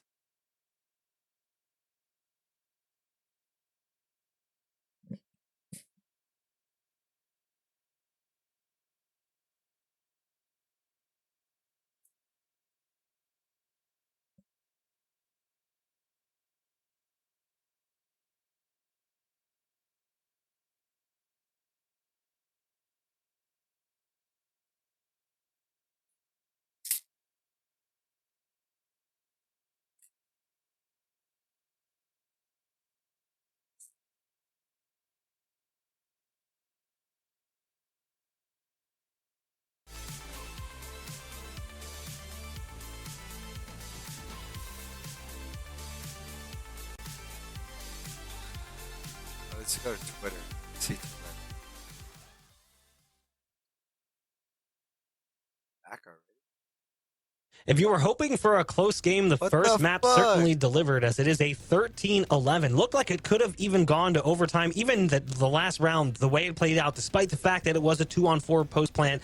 They had the Brimble, they had the Molly going down as well. They just needed to buy a little bit more time, and that thing would have gone into overtime. But instead, it does conclude 13-11, and it's actually going to be the Guard who come out on top here on Fracture. We did talk about this, though. Roy, looking at the map, Fracture is one that's been kind of interesting, given that, neither team has really leaned to it directly, but more recently we've been seeing these teams play it with success.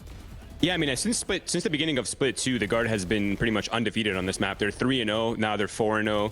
M80 has been sort of on the same sort of trajectory. They're 2-1 actually on the map, 2-2 now with this loss. So it's totally not expected. But I agree with something that Dust said. And he mentioned that, somebody was like missing in this server, and it wasn't the players, Bach. It was actually Tanner Metro. He was the only one that was missing. Besides that, everybody else was sort of popping off. Tex was having huge rounds. Net was having huge rounds. Like it was just so much fun to watch.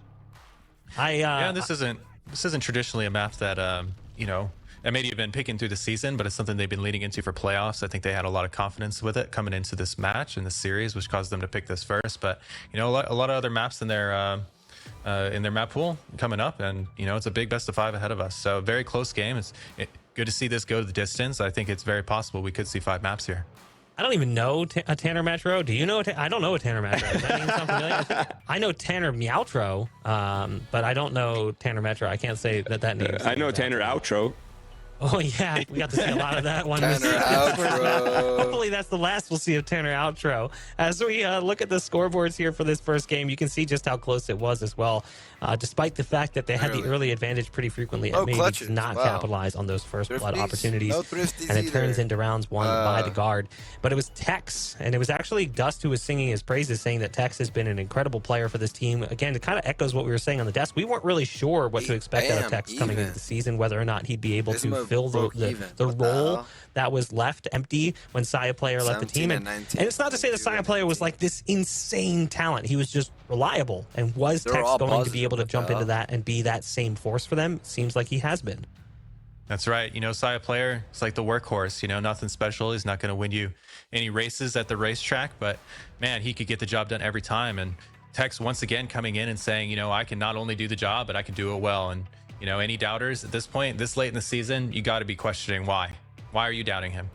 Yeah, I mean, even just beyond the duelist, so I think there were layers of mind games happening between the IGLs as well. I think one really simple pattern that was sort of different between these two teams is that M80 was a lot on their defense side. They were a lot more disruptive, like flooding through smokes, trying to disrupt the executes that Guard was throwing out the way. But the Guard, when they were on defense, they were actually just going for that proactive early round aggression. They were just trying to disrupt the game plan off the get-go, not letting M80 run their script at all. Absolutely, and that's something that M80 have been famous for throughout this whole event. They are a very disruptive team. They want to get in your face, and they don't want to let you set up and do what you want to do. They want to put you on the back foot and allow you to, or force them to play on their terms. So that's something I expect to see, not just in Fracture, but throughout this whole series. That is something that has been fundamentally at their core, whether it was early in Split 1 when we just saw Koalanu basically just flying in to be that person by himself, or going to the early round of the playoff where we saw them doing some of those 3-player set pieces like the Fade Race nade combo like we've seen in the past from this team, and even some crazier setups where it was literally 4 players designed to allow 1 player to push in. They definitely love to play that aggressive style, especially on the defense, where they really take things into your safety net, like, oh, we're in spawn, everything should be fine, we're waiting for the round to start. Just kidding, they're right here. But as we take a look at the map pool, we'll see where the series is heading next, because again, it is a best of 5, and M80 on paper had a theoretical advantage. They got the double ban to come through, which does mean that a map they've had maybe a little bit of a leg up over the guard on will make its way in. The guard has been banning out Pearl, if I'm not mistaken, or Split. I can't keep track of their bans anymore because it seems like every single week the bans have been changing. But I know in the last couple of series, this team has been shying away from playing maps that typically land in the laps of M80, and one of those maps has been Pearl. So it makes its way through, but interestingly enough, it will be the last map should we need it. So here's the concern for M80 right now. Right, Lotus has been the guards' bread and butter. They love this map. They're incredibly good on it. Their attack side is so strong.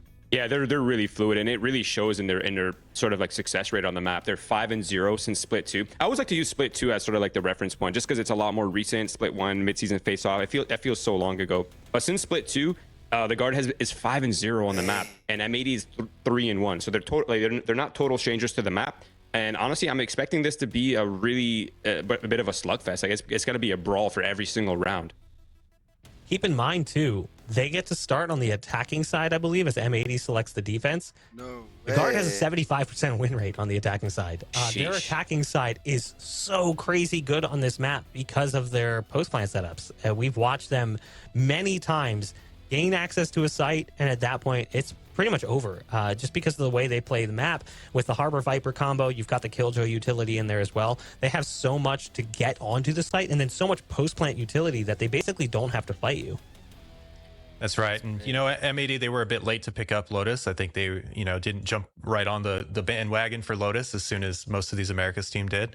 It seemed to be a very popular map early on in the season, both in Challengers and in Americas. But, they had that loss to Oxygen where they were running the old comp with Breach. And right after that, they swapped over to the double controller, which seems to be the meta in most of these leagues for this map. And since then, they're 2-0 on it. So, not as much experience, not as much map experience for these guys. This M80 squad is the guard, and the guard are obviously going to be very confident on Lotus, but we've seen a lot of good things from M80.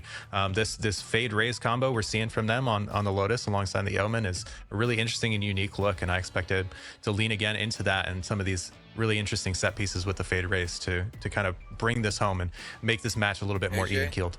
And also, you mentioned the Fade Raise combo. People might hear that and go, oh wow, Koala's playing the race? Nope. Koala actually plays Omen on this map. He swaps away from his trusted duelist, and he picks up the Omen role. And it's Nismo who goes back to comfortable territory playing Raze, which is something he's played in the past, so it is maybe a little bit more unique. And EU on Fade I actually love, because when Fade was first released, watching last year, EU was probably the best Fade that was playing through in that era, in my opinion. Early on, I thought EU's utilization of Fade was good enough that it would actually inspire other people to embrace her maybe a little bit earlier than we saw them do it. Because early on, it was like, hey, this agent's kind of broken, right? Like, it feels like Fade's really, really strong, and teams weren't really bringing it to the forefront. But then we were watching EU play it. And when I was watching EU play it, Psycho, I was like, oh my gosh, this agent could be so good. So it's good to see him get back to his roots.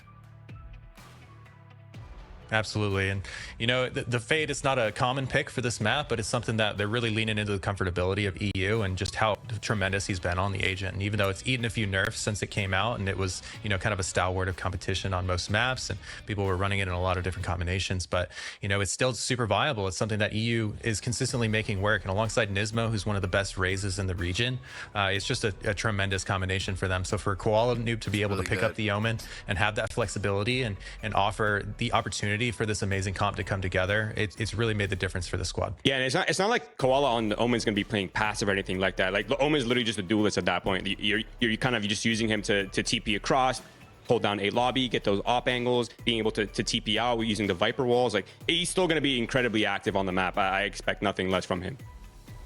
Well, Absolutely. it does I mean, we even saw him picking up the operator in that last match. So definitely nothing new for him to, kind of have that aggressive play style. And Omen takes that kind of pack player mentality on this map. So really expect a lot of first bloods, a lot of early peaks from him, despite the agent selection not being the typical jet that he's used to seeing.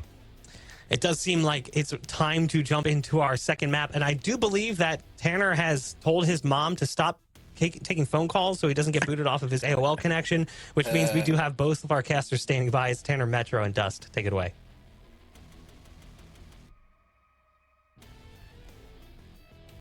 Wait, he's muted. Wait, are you sure it's Tanner Metro, Bach? Or do we have another alternate reality version of Tanner who has made his appearance? Yeah, that was in honor of, this is the Metroverse. That was Tanner Mutro. This is Tanner Meowtro. This is Tanner Outro. Okay. What about and Tanner we already intro? got Tanner disconnect. Can we get the Tanner intro now? And Tanner intro and coming back here. So, Thank all you. right. We got that out of the way. I mean, I don't know why all those alter egos are being brought up, but they just had to. They had to The surface. TRO ending to your last name opens you up for literally everything. I mean, I don't know, like Tanner Steak-tro. If you pulled out a steak. Tanner, awesome tro, funny tro, humor. That's so good. Tro. That's you're supposed to add on. Yeah. You're all the positive things. You're everything positive. You're so good. I love you. All right. Let's focus up. We jump into Lotus. A great map for both of these teams. I love that both teams handshake from map 1 to map 2. They toss over the fade. That's going to be EU playing that one. And, well, M80 are starting on the defense, but you would think they are attacking quick for some space down towards Mound. Couple of kills, though, taken back for the guard. Make it 3 to go their way and open up the C site. Well, color me surprised to see an explosive start to this map between these two teams. I'm shocked, clearly. Sarcastic, as the spike is going to go down here in the corner. Cascade covering the waterfall position for now, as the guard do have a 1-man advantage here in this post plant. We have a flank from John QT, but it's certainly being watched out for by Tex here at the back of Mound, who's keeping it off angle. He knows, bro. He so knows. I love this position that Xander's in. Kind of just he's still crunched in lost between two, but yeah, they're starting to make this one work. Xander was in an awful spot. He's found a way to bail himself out. Valorant now needs to hang on to the time just a bit, but John will find the kill. I mean, around the world and then to the C site, John made his presence known and takes away the round. Again, man, I talked about at the beginning of the series. Let me remind you, if you just joined the broadcast, we have 5 of the top 10 players for clutch win percentage in the server today. M80 have 3 of those players. The guard have 2. You saw 2 of those players featured in that 1v1. Valen, being up there for the guard. And then, of course, on the opposing side, the ultimate victor of that round, John Cutie, being right up there with them. So when you consider how explosive these two teams can be, when you consider that you have the top closers of challengers distributed between these two squads, you're in for a show. Let's put it that way. You also know it's going to be a good game when Koala is grabbing the mic and screaming into it for his team. Oh, bye-bye. See you later. I mean, you're not expecting anything out of Trent, but that shot from Nismo catching him on the way out, that's got to feel good. And another one, EU on his way out hits the fadeaway onto net. Bro, what are with these Guardian fadeaways through obscured vision? Like, what is happening right now?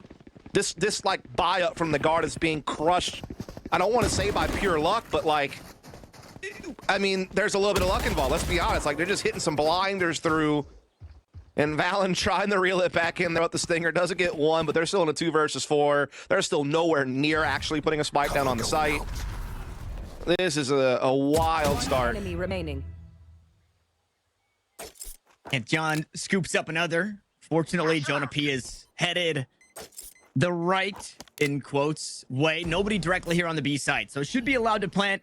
The plant in the previous round and the kills that came through, it allowed for the more expensive anti-eco. Unfortunately, it didn't mean a whole lot for the guard, but it would mean a lot if Jonah P could get this plant, so that way their full buy is a potent one. And I mean, it's Jonah P. It's going to be giving it. Won't be getting much more, you'd have to imagine. He's trying to flash B-Link off and play the top side. Satchel, though, kind of keeps them boxed in the corner, and Koala will swing for the headshot there. Again, the devs already kind of talked about this a little bit, but do not be fearful of seeing Qualanoob on Omen. He's played Omen on this map several times already for the guard. I think this would be... I'm trying to think what number game this would be for him. I think this would be his third or fourth. Yeah, they're 3-1 coming into today. I think it'd be this is his third game on Omen. Yeah, I'm pretty sure. Because this is when they started swapping over this like level controller setup on their own. So yeah, and he also has like this is a shot in the dark here, but I want to say prior to him being like obviously a Jet main, he had a past of playing some Omen. I think he has like just south of 30 games on Omen on record in official matches, something like that. So someone can like correct me on that if I'm wrong, but 25 is the number. This being 26. Okay. Yeah, I knew. So my point is, he's totally familiar with the agent, and it also does the same job, just like the desk kind of set up. I'm gonna hold this thought because this round matters for the guard. 2 players already erased the ZU.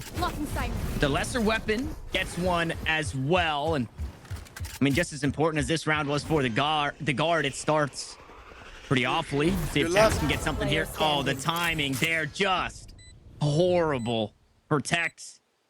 Now Valorant gonna have to try and hang on again. This time has the reckoning. But a 1v3, this is a difficult spot to be in. Yeah, not liking his chances in this one. Getting boxed in from multiple angles all at once. That's the thing. These two teams are very disciplined on their retakes. They never really give you 1v1s.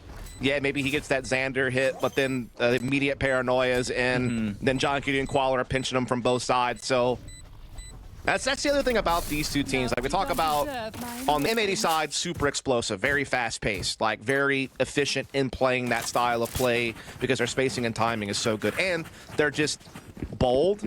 They don't hesitate. They're fearless, right? I would say the guard a little bit more well-rounded.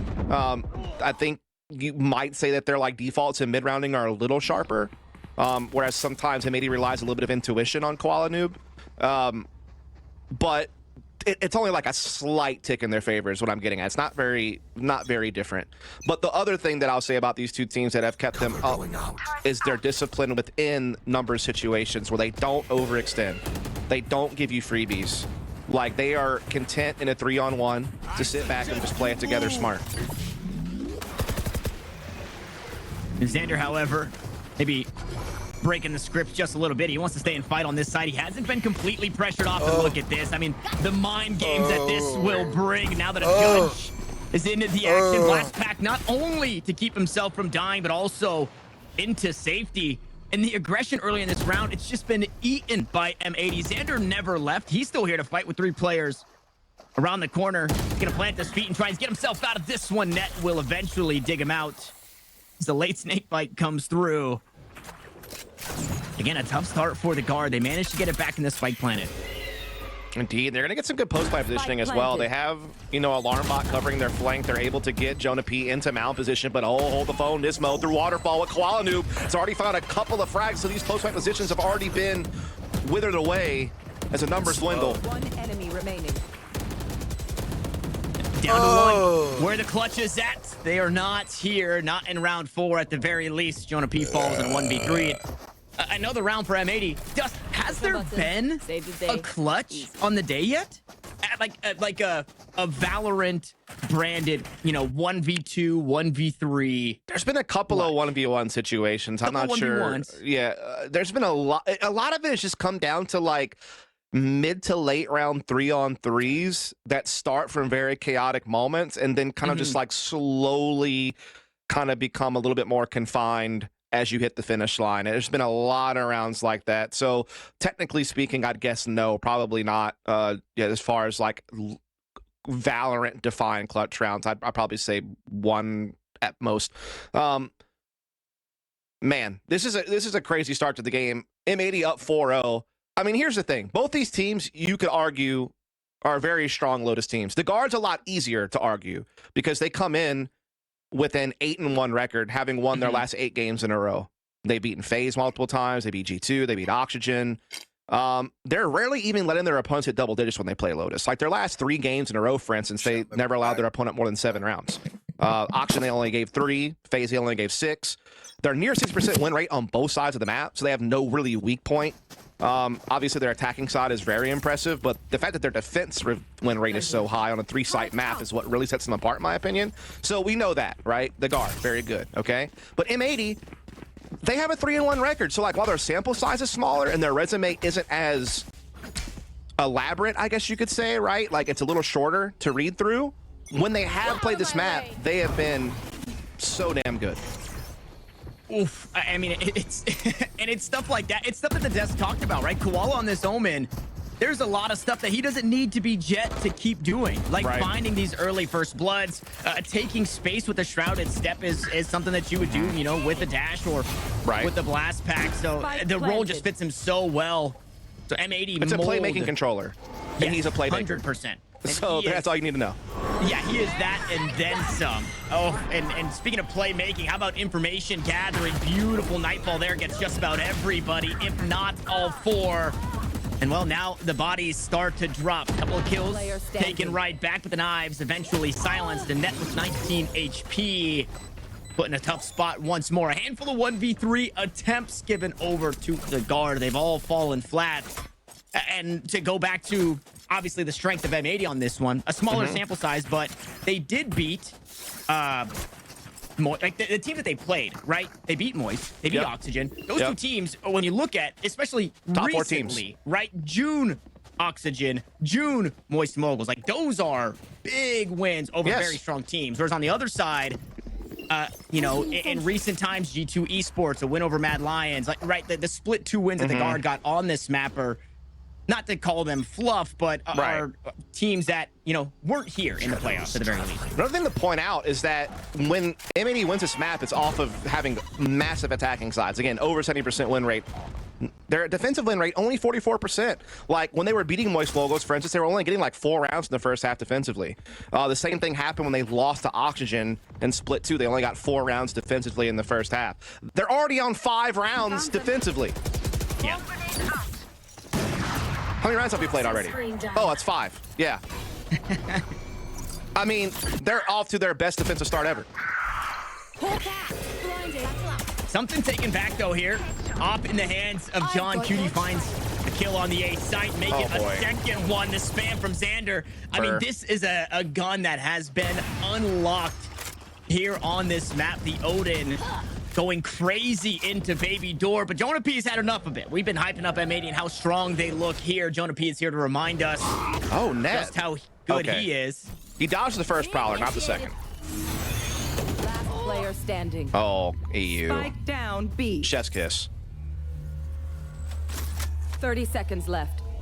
And Jonah just not there to help him. Fortunately, nobody felt comfortable to push the lockdown, so it does mean a spike planted, 2 flashes, and another attempt. Any of the rounds that the guard could win, it would have taken clutch as it comes back to it. First one up, first one down. It's Xander gone. It would take the ace here for Jonah P, and that haunt does not reveal. The jump up heard, 1 flash out, second one goes. EU just around the corner. Jonah P tries to run him down, and he's stripped of the ace. He's stripped of the clutch, and EU steals away the round. Man, that was nearly close, and Jonah P is the other player alongside Valen, who sits in the top 10 for clutch percentage, and he almost found himself another one there, and the ace on top of it.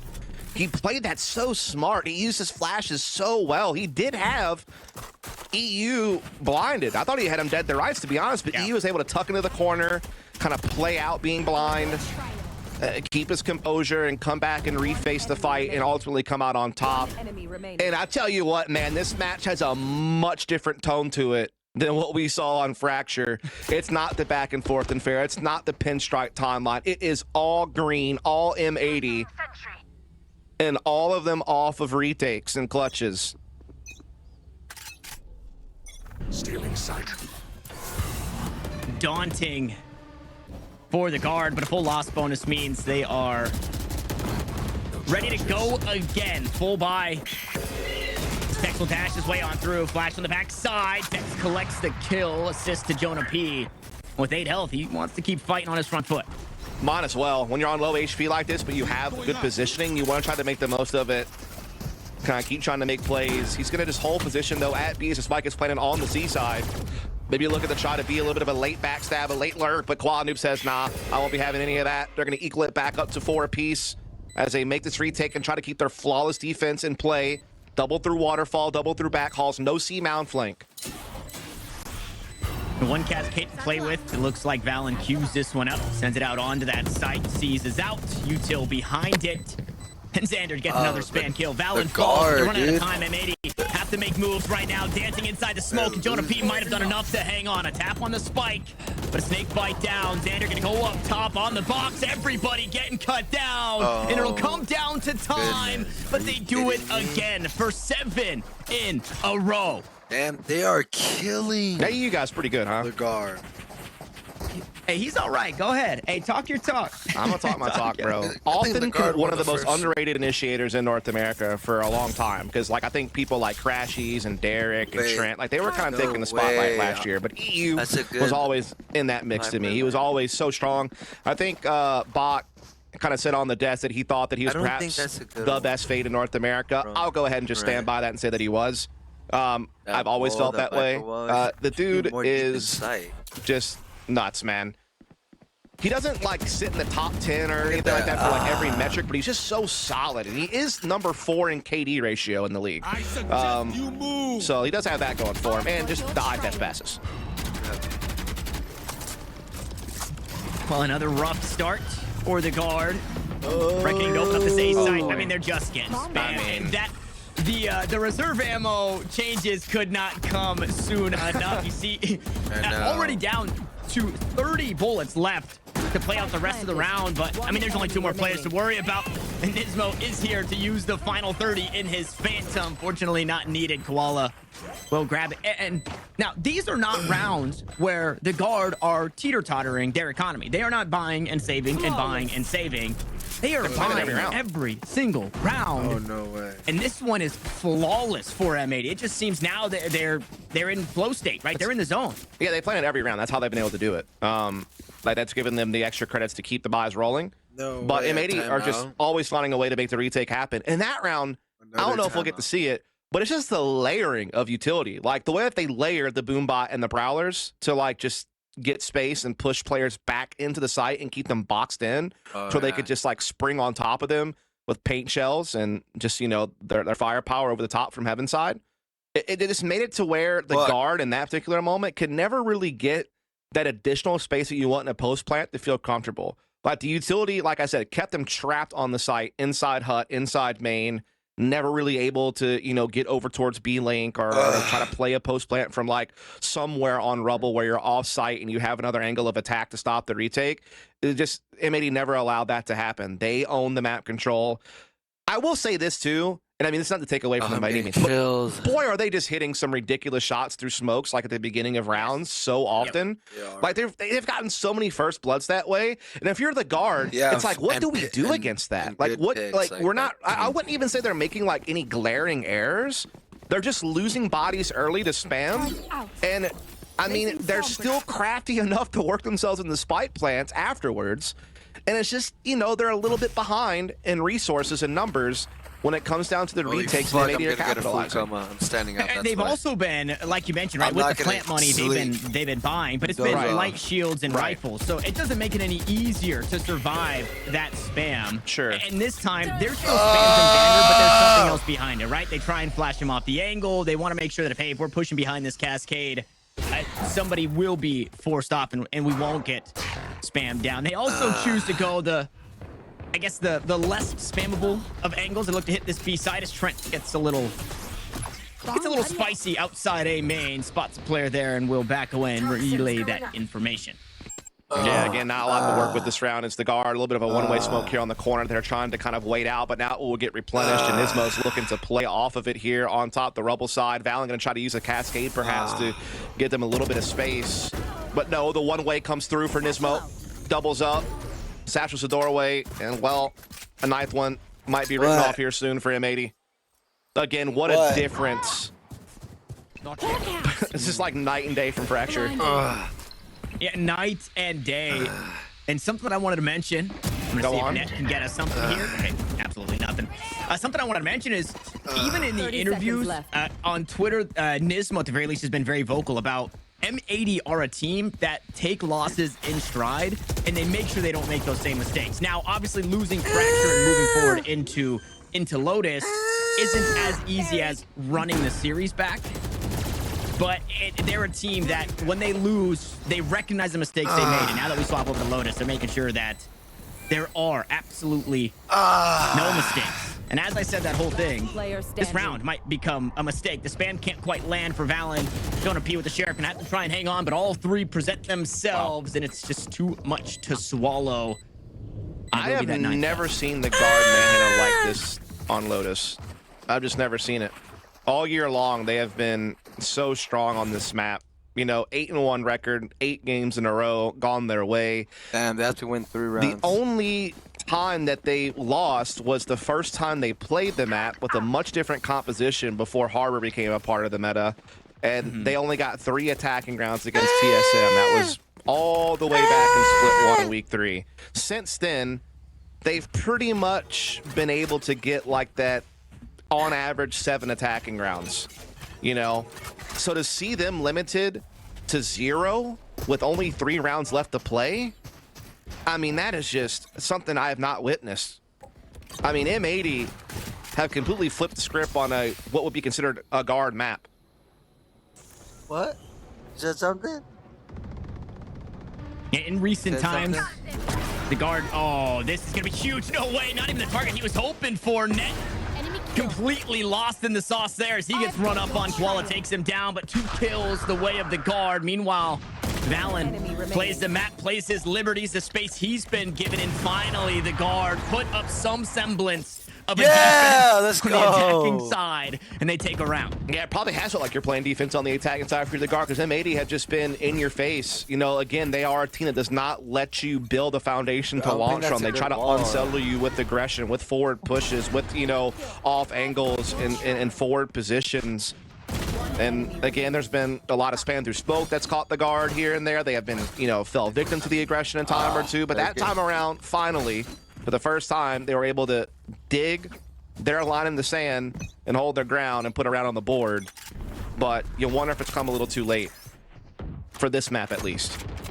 Yeah, the point I was going to make is the most recent play was a 9-3 defensive half against Oxygen Esports for the guard, right? With a very explosive Redux on the attacking side with a very strong Verno. So there is a world where the guard obviously need more than one, but that their defense does look a little bit more stalwart than their attack has been. It's just everything seems to be going right for M80. Taking out attack and defense, removing that from the equation, right? Finding these spam kills, finding these fadeaway kills. It was almost like the guard, it could not ever get anything rolling. Yeah. I am curious to know, like, how many rounds started with a fadeaway or a kill through smoke in favor of M80. It just feels like they got so many early 5-on-4s off of that throughout the half. That was really the first time they got stopped, was that round we just watched. So you are going to see the spike making its way towards Seaside per chance, but John Cutie is ready to go with the lockdown to kind of try to deter that.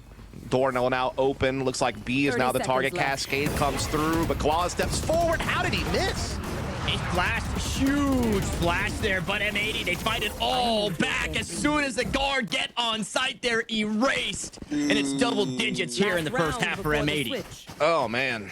I thought guard... Damn, why? That's so weird. I think we're about to have a tie series here. I mean, I hate to call it early. Again, you're right. The guard do have a very impressive defensive side of Lotus. They're near 60% win rate defensively on this map. They've been one of the best defensive teams on Lotus, period. So they do have that going for them in the second half to try to make the comeback. You know, so I don't want to count them entirely out, but I mean, this is a bloodbath in M80's favor. Get out of my way. Okay, if it would have happened again, I might have just lost my mind. But they make it. They make it, Tanner. They get through the choke. Tex took some damage though, which not a kill, but still doesn't feel great. This time a lockdown on the opposite side. Good utility used though to stall out the push behind. Yep. Said lockdown. 2 defenders are still here. They'll eventually look to take their leave as the Viper's Pit goes out. It claims the site for the guard. But they've been able to do this, thus they have to hang on to it. Yep, a lot of counter utility being lobbed immediately after the lockdown fades away. Spike has not been able to make it onto the site and plant due to the amount of counter utility defensively with the Nightfall and everything else added to it. Quality finds Tex inside the Viper's pit. Spike's now trying to get the heck out of here, trying to maybe make a little bit of a rotation, but M80 is just not letting the personnel get away. They find another one, and now the clock's ticking. There's still so much Killjoy utility guarding front B. I think the guard's lost right now. They don't really know what they can do at this point. They lost. And, I mean, 5 players strong. M80 it's their best man. can hold their ground really wherever they choose. Net. That's crazy. Dueling with Nismo around the pillar, only finding damage, but really not enough to find a kill. Nanoswarm get heaps of damage down. Xander is playing a different game. Xander. With the Odin here. Somebody's got to get this spike planted. There's only 8 seconds left on the clock. Net will get a kill in response. Valen will eventually get that spike planted. But now M80 are here on the retake. Reckoning gonna go just wide. Dealt with though. His Xander with 6 HP. Trent cannot hang on. Another 1v3 attempt given the way of the guard, but another punishing round. 11-1 at the half. I mean, you get a little extra time swapping sides, Dust, but I can't even imagine what the conversations are like for the guard right now. Probably talking about map 3 about now. I just don't. I mean, obviously, this is like the classic, you know, they must win the pistol, guys. Come on, you know, but they really do have to win the pistol. I mean, I know it's cliche, but it is what it is. Without that, it is done deal. With it, they get a little bit of a lifeline, but it's hard to see them marching back this many rounds to either a win in regulation 13-11 or somehow get this into overtime. It's just hard to fathom how that would be possible the way that M80 are playing right now. Did Viper just fuck up her lineup? I've just never seen the guard manhandled. Dude, I think Viper just fucked up her lineup. Especially a map that they're very proficient on the attacking side. This might be their best map. What? Could very easily argue it. Man, and with the help of the turret, Xander, secures the first kill. Trent. Of the most important round of the game for the guard. Tex falls early. Don QD sitting on a sheriff, so it's only going to be that turret here in this round. It's now Trent under fire here on the safe side all alone. Let's get the fuck out of there. Okay, M80 going to go ahead and start pouring into the A site with the spike. They've also done heavy damage to Trent here, who's playing inside the smoke at heaven. They've already, of course, gotten that frag on the Tex. They're already a man up. And that's very quickly getting tilted even more in their favor. Valen able to grab one to kind of keep his team with a foothold in the round. And never mind, Trent got found out. Valen and Jonah, we talked about clutch percentages. This would be a pretty big one. A 2v3, a player down, cascade out. Ismo walks right through the slow. And Valen, I just cannot afford to stand on the opposite side of this smoke. The spam comes through. Waiting for Jonah P to play the long call, and he had a flash available, but he's dry in through the high tide, and he's been taken down. M80 seemingly can do no wrong here on Lotus as they push us to map point. Man, this might be the most dominant game we've seen in Challengers taking place right now in the grand finals between the 2 top teams in the region. That's crazy. It's kind of crazy. I mean, obviously, what was interesting is when these 2 teams met and split one in the groups, it was the guard being the only team that seemingly could silence M80. They only allowed M80 3 attacking rounds for an entire best of 3. It was a wild ride, actually, to see that happen. But then M80 got their revenge, mid-season face-off. And now this is, you know, the match to settle the score, to find the true #1 in North America. And we got the first map that was very back and forth, very exciting, very chaotic. This is and now one-sided. we've just seen a complete pacing change in this map. Yeah. Like, this is wild. I'm kind of at a loss. I just could not have foreseen the guard getting contained this much on a map that's very high up on their pool.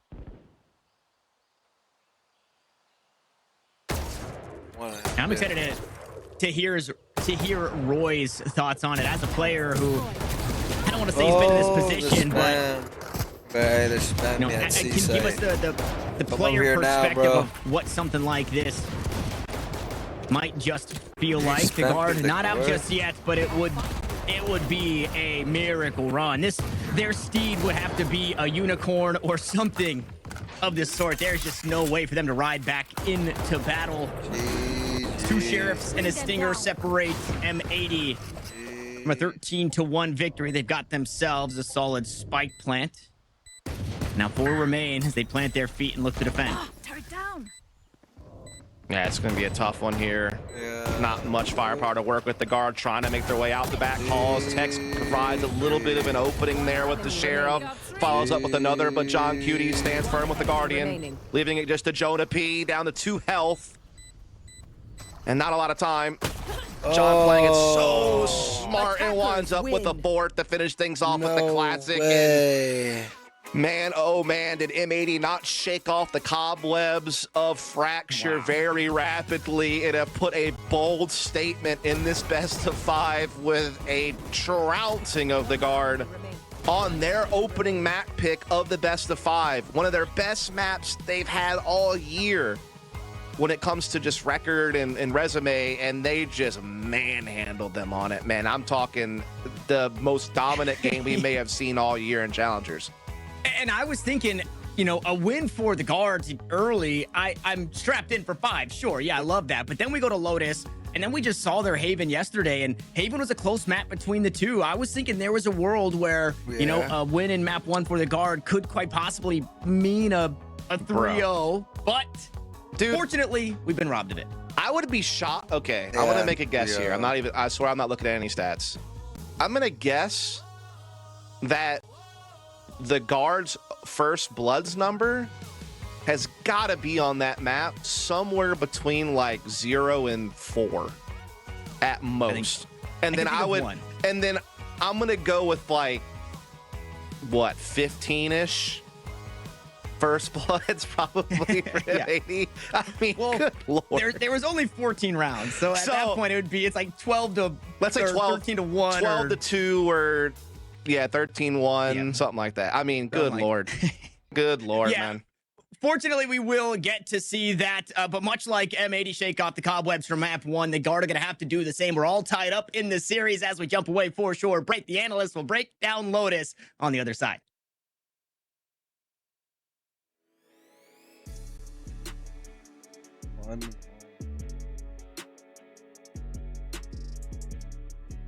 That's incredible. M80 dominated them. Like, oh, you Every with the dream lad? deserves a chance. By bringing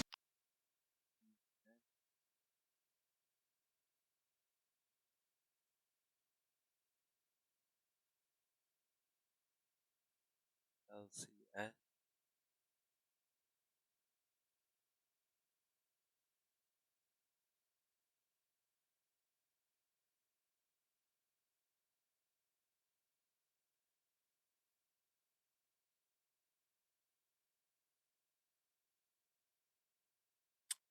Wow, just a wow.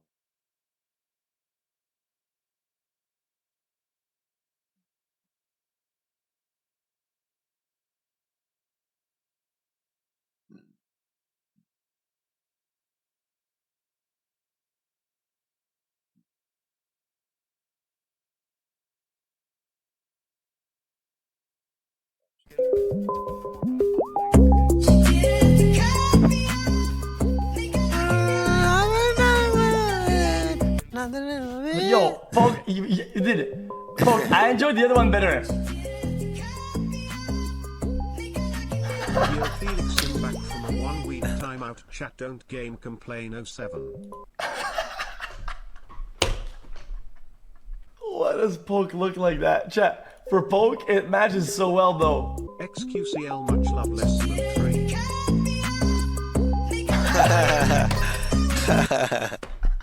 That is so good. XQCL 2 years pop. The hell? Oh!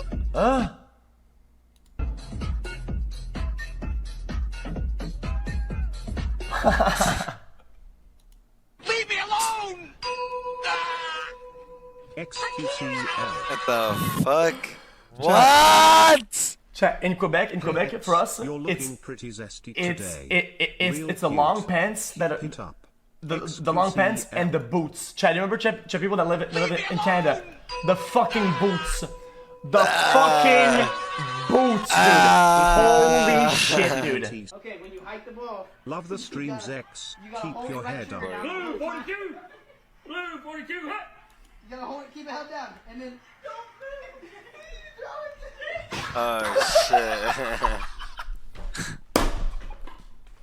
There you go. Okay, when you hike the ball, you gotta hold the right trigger down. Blue 42. 42. Keep it held down, and then. You don't move.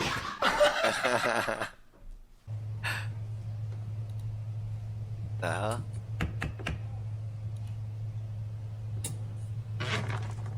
Oh wow. That's cool. That's kind of cool. We're about to get paid. Oh! What the fuck? Bro, I'm about to get paid. Let's go another month with the juice of Big Bogu. And you know what they say? Once socialism takes hold, it spreads like herpes at Coachella. So that's why we need to build that wall and keep out all those soy boy Bernie bros before they start protesting inside my Wait, rally. this is AI. This is AI. Fuck China. And you know what they... What the hell? This is so AI. That is so AI. And you can see it here, just getting spammed through everything. Yeah, you can literally see it in the replays, like just constantly spamming them. But I mean, we mentioned this earlier, right? We talked about how disruptive M80 was on their defense side. Well, they took that to a whole new level on this map. They were constantly spamming smokes. They had perfect counter utility for every single time they saw a harbor util. They were like, mollies are coming out on the choke points immediately. Their rotations were absolutely perfect. They had such good awareness of the Trent lurk towards A as well. It really just felt like every single time that the guard tried to get on a bomb site, they were already down like 1 or 2 players, or they were all like super low HP. Very hard for the guard to get into this game. It's very clear that M80 have done their homework. They came in with a clear game plan. They knew what guard wanted to do and how to disrupt it. I even see them leaning into the penetration meta that we're starting to see on this map. You know, putting up some guardians early on, spam through some walls, getting the Odin activated on the A site later on in the defense, and just really making it near impossible for guard to get onto these bomb sites, get the plant down, and get into a favorable post-plant position. I mean, 0 for 10 post-plants. Yikes. This is a team that we've talked about being so incredibly good in the post-plants, and they didn't get a single one. They lost all of them, as the guard gets only 1 measly round. And you'd mentioned, like, yeah, you know, it's pretty tough to work when you're down a few players, but it's just not the team we expected to see here on Lotus. It sure isn't. And, you know, it's a really tough match for guard, but, you know, credit where credit's due. M80 just came in and absolutely slaughtered. Nismo here putting up 355 ACS on the raise. We talked about it earlier. One of the best raises in the region, you know, if not the world. Like, this guy is absolutely a stud on this duelist role. And again, you know, Koala Noob, shout out to him for having that flexibility to allow him to flex over onto this raise. 50% first bloods, by the way. I know that that's maybe a little skewed just because the game was so quick, but that means 7. That's quick maths. 7 first bloods out of 14 rounds. He had an econ rating of 119, which was a number that we didn't even know what it means until like basically the last week of the group stages when we finally figured it out. That's damage per $1,000 spent. It's a very good number. Let's just say that. Anytime you see that number in triple digits, you know it's been a good game. 355 ACS though, that's scary. Nismo definitely feeling himself, and we talked about it. One of the most reliable players on this M80 team, one of the most reliable players in challengers, honestly one of the most reliable players in America in general. He is just playing so incredibly good. Yeah, I think it's really easy to forget that Nismo is actually a duelist because of how strong he is in the flex role. And when he pulls out the raise, I'm always reminded, like, oh my god, this guy was a duelist player at one point. Totally forgot that. And it shows every single time. His movement is still clean. Like, how many reps does he actually get on the raise roll? But his like movement is still just wild. Yeah, and you know, really close match in the first map, but this second one, absolute stomp. So you got to wonder, what does this do to the mental of the guard? You know, they're an experienced team, so hopefully they have the resilience to take this one to the chin. You know, all you can do is shut off and say go next. So we'll see if this affects the trajectory of the rest of the series. You know, it's never easy going down 13-1 and losing a map that bad. You know, it hurts no matter how you slice it, but hopefully Josh RT is giving him a good pep talk in the locker room and telling him, hey, just shake this off. We're going to focus on the next map and nothing else. and the next map, and the next map, and the next map after that. You know, it is a long series. We can take a look at the maps in the pool. Effectively, now this has been reset. This is a best of 3. Haven, Split, and Pearl, which is not the worst map pool for these two teams. If you were to look at this as a best of 3, you'd be like, huh, okay, it's kind of interesting. Like, Pearl makes a little bit more sense maybe than Split coming in. But as a result, you know, this is a huge reset point for M80, as it was going to be going to Haven next, and it could have been, you know, a completely different storyline had the Guard been able to take their map pick. Yeah, I just if realized this is a fresh Pearl is BO3, I'm a little bit concerned for the Guard if this does go to Pearl. It's not really been one of their strong maps at all. There's no way to hide it. It is what it is. But you know, that's kind of the benefit of M80 being the upper bracket finalists, is that they get that advantage. They get to ban out to the maps they don't want to play. And here we are. Haven's going to be a really good map though, so we can't forget that. It is a map both teams play extremely well. Yes, M80 is, you know, they're pretty much 100% on it since Split 2. But I mean, the Guard plays this map quite often, and they've looked pretty sharp on it recently. I got to be honest, I kind of feel like map 5 is coming. You know, Haven has been a map that maybe plays a little bit more to M80's strengths. We've watched this be a map that Noob is very versatile on. He's kind of like a thief in the night. You don't even realize he's there until half your team is dead. 13 he can very much be that kind of player who like gets behind enemy lines and gets a player over in garage, and then he's killing a player over on A long, and then he's on C somehow, and you're like, how the hell did that even happen? He is all over the map, and he can be a very annoying presence to deal with. Whereas on the flip side, the Guard has had maybe more recent success, and they did beat teams who have a pretty good record on Haven, looking at teams like Moist Moguls and Oxygen Esports and that lower bracket run. But otherwise, it has been them kind of struggling on the map in the past. Whereas, you know, M80 has had a pretty good record. And then those next two maps, Guard favored probably a little bit more on Split. Pearl, probably one that leans a little bit in M80's favor. Yeah, and I still think Haven could go either way, you know, even though Guard haven't had much, you know, recent success on it in terms of just being absolutely dominant. It is a map that traditionally they've always liked playing, you know, going back even 2 years ago, and obviously the meta has shifted quite a bit, but they still have Jonah P on the Sky, and oh man, what a Sky player that guy is. So, you know, if he gets activated and Tex can really lock in and be that top duelist player that we've seen him be, this could be a map that could go either way. Yeah, and you also have to take into account one other thing as well, is how much practice does M80 really get against a comp like Guards on Haven? Like, if they're going to be pulling out the Viper comp again, like, they probably don't get much practice against that sort of comp. Maybe they're scrimming some of the South American teams that are running sort of the Harbor Viper meta, but even that's playing a little bit differently than what Guard is running. Absolutely, and that's the fun part about running the off comps, right? You know, it may not be the absolute best comp on paper, if you want to call it that, but you know, like you said, how often does the enemy team get to practice against it? It's a bit of that cheese factor, right? You know, maybe they can catch them off guard a bit and really put them on the back foot and not know, you know, have these fleshed out reactions or protocols to deal with some of the things that are going to be thrown at them with the Viper. Which is why at a fundamental level, I don't really think there is such a thing as a best comp. I think there's the comp that works well, and I think there's comps that work well for teams. We look at Moist Moguls and the way they ran through Ascent with the Viper this season, and even though they didn't pull that out in playoffs, which was kind of perplexing given that it worked so well for them during the split, it worked so good for them, and it was like, okay, well, this is non-standard, and it works out great. Part of it is, yeah, a team doesn't expect it. Part of it is I don't know how to play against it. I don't encounter that very often. It's not a combination we're used to running into, and it can prove to be somewhat difficult. You're basically just relying on tape, but tape is different than actual experience, and sometimes it can be very difficult as a player to just adjust, even knowing what a team's going to do, because of the fact that you don't have time playing against it. You know, the first few rounds end up being practice as you get acclimated to a different environment. We'll see what ends up happening here. You know, there's even a world where these teams change up their comps. I mean, you're coming into a grand final. Maybe there's something they're sitting on. I know we've said that odds are they're not going to do that, but we have seen them run different compositions. Not so much for M80 on this map, but more so for the Guard. So there's a world where they change things up themselves. Absolutely. And, you know, Valorant's such a game where the rounds can really snowball, right? And, you know, if you come in with that comp and the other team is not used to seeing it and they have to craft those protocols and figure out these reactions on the fly and see what's working and what's not working in real time, it could allow this team to really snowball a couple rounds and get this lead up to a point where it may be even unmanageable to come back from. And well, it looks like we've got all our players, so we should be jumping into the agent select here in just a moment. If you are just joining us, it's currently tied at 1 apiece. We've got 3 maps remaining in the series here in this grand finals, and it's seeming like we could see all of them. The first map was close, but it went the direction of the Guard. Second map was a blowout in favor of M80, 13-1. You can't even emphasize the 13-1 scoreline doesn't even illustrate just how much of a blowout it was, which is rare to say. A lot of those rounds were not even close. 10 plants for the guard. They did not defend it once. 0 for 10 in the post plants on a map they have been so incredibly powerful on. Again, we talked about it, 75% win rate coming into that map of Lotus.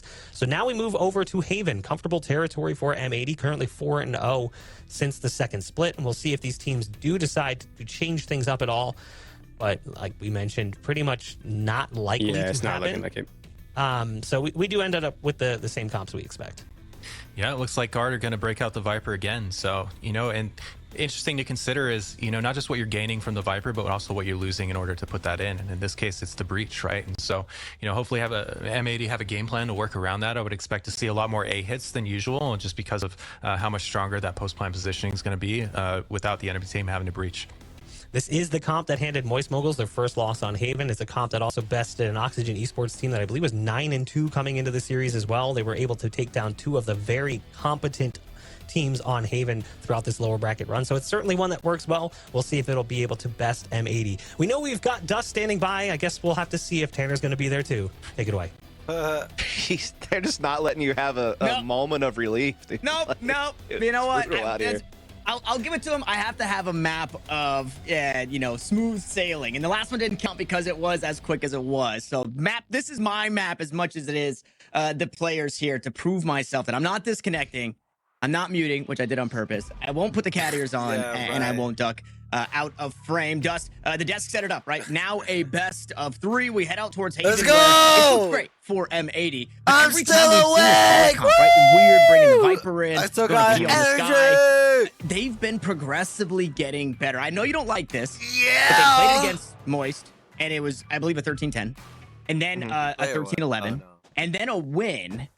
And so this comp, one round at a time, it's slowly but surely becoming more comfortable on this map for the guard.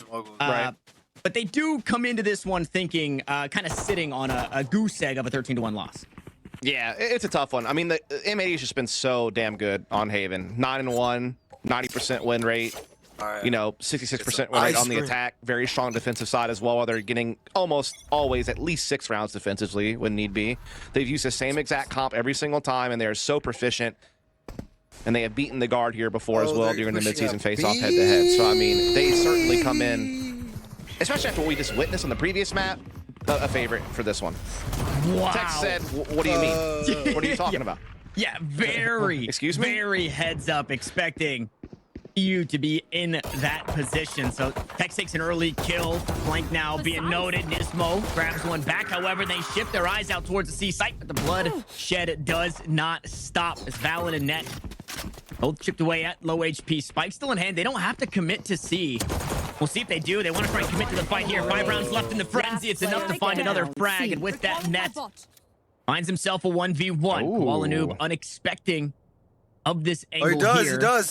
He goes back to it. Okay, there it is. It only takes a body shot. The Sheriff gets the job done in M80 in the win column early. But the moment he doesn't detect a spike is being planted on C or notice any type of position on C from his opponent, he's like, all right, this guy's probably flanking me. And so good read there. And made he get that first round. Again, very strong season. This is probably their best map if you're just going raw stats. Obviously, their Fracture and Lotus are also up there. Pearl's been pretty good, but this has really been their home, I think. It sets up for their aggressive playstyle, being a 3-site map, right? Whether that's defensively attacking the periphery with aggressive pushes, or when they get to be on the attacking side and they just get to run those aggressive set pieces, they have just been so comfortable on Haven. I will say the core of this guard team used to be a very strong Haven team, like early to mid last year. They were beating Optic, Sentinels, 100. Hey, Google.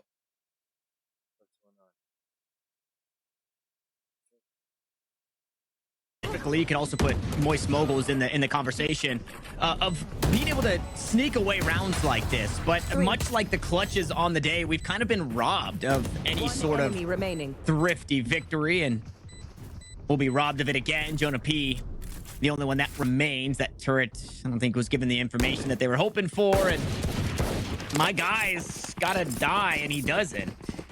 Yeah, that's tough. Again, we've already been singing M80's praises on Haven. Want to point out that while the guard doesn't have the craziest record on Haven, all their losses have been incredibly close. Like, it's either they've always gotten at least 10 rounds on this map when they've lost. So they're usually always in the mix. Very strong attacking side, usually. So, again, I don't want to count them out. And, again, the core 4 of this team from VCT last year certainly were a great Haven team. So they might be down 0-2 right now. They might have just gotten blitzed, if we're honest, on Lotus. But make no mistake that this is a quality squad who can definitely get their acts back together and, you know, put up a contest here on Haven. They can't put 6. And they do have the firepower advantage into this round as they are looking to try to get a little bit of garage control here. Smoke on the window. Trailblazer going to lead the way.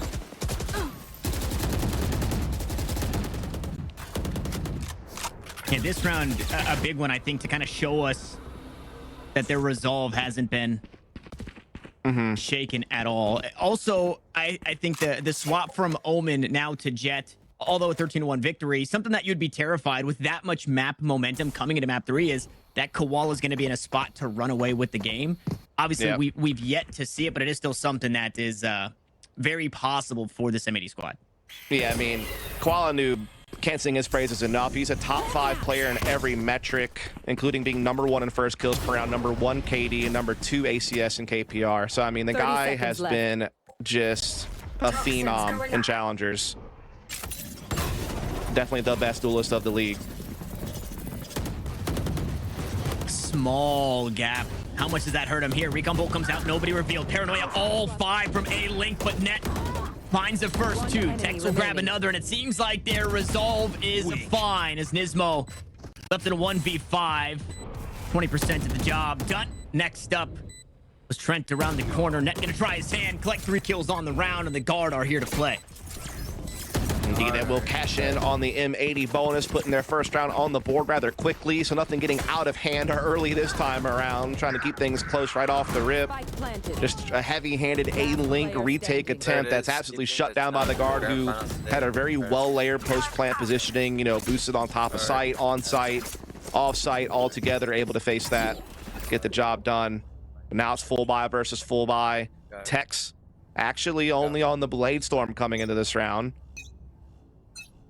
Does have the shorty, though, for up-close battles. Quad Noob on the operator here very quickly defensively. And he's a very dynamic opera on this map. He will be everywhere.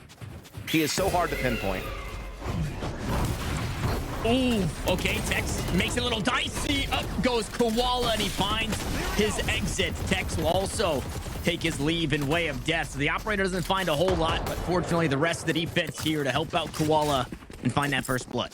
Yeah, John Cutie couldn't do, you know, anything there but just try to play Guardian Angel. Quad Noob was like, get me the heck out of this situation, and he's able to get out. Now he just gets to op onto B, playing off the back of some of this Killjoy utility. We got a double up from M80 over here at A, and they will quickly detect this hit with that Owl Drone. Oh, wow. Well, there's a smoke.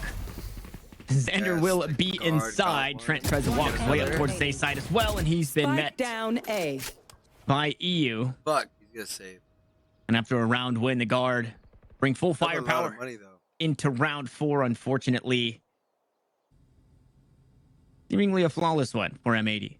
30 yeah, it does seem like it will be this way. Spike down, way far away from Net. Net just hoping to maybe hold on to this rifle inside middle. Not sure if anyone's really going to give chase or not.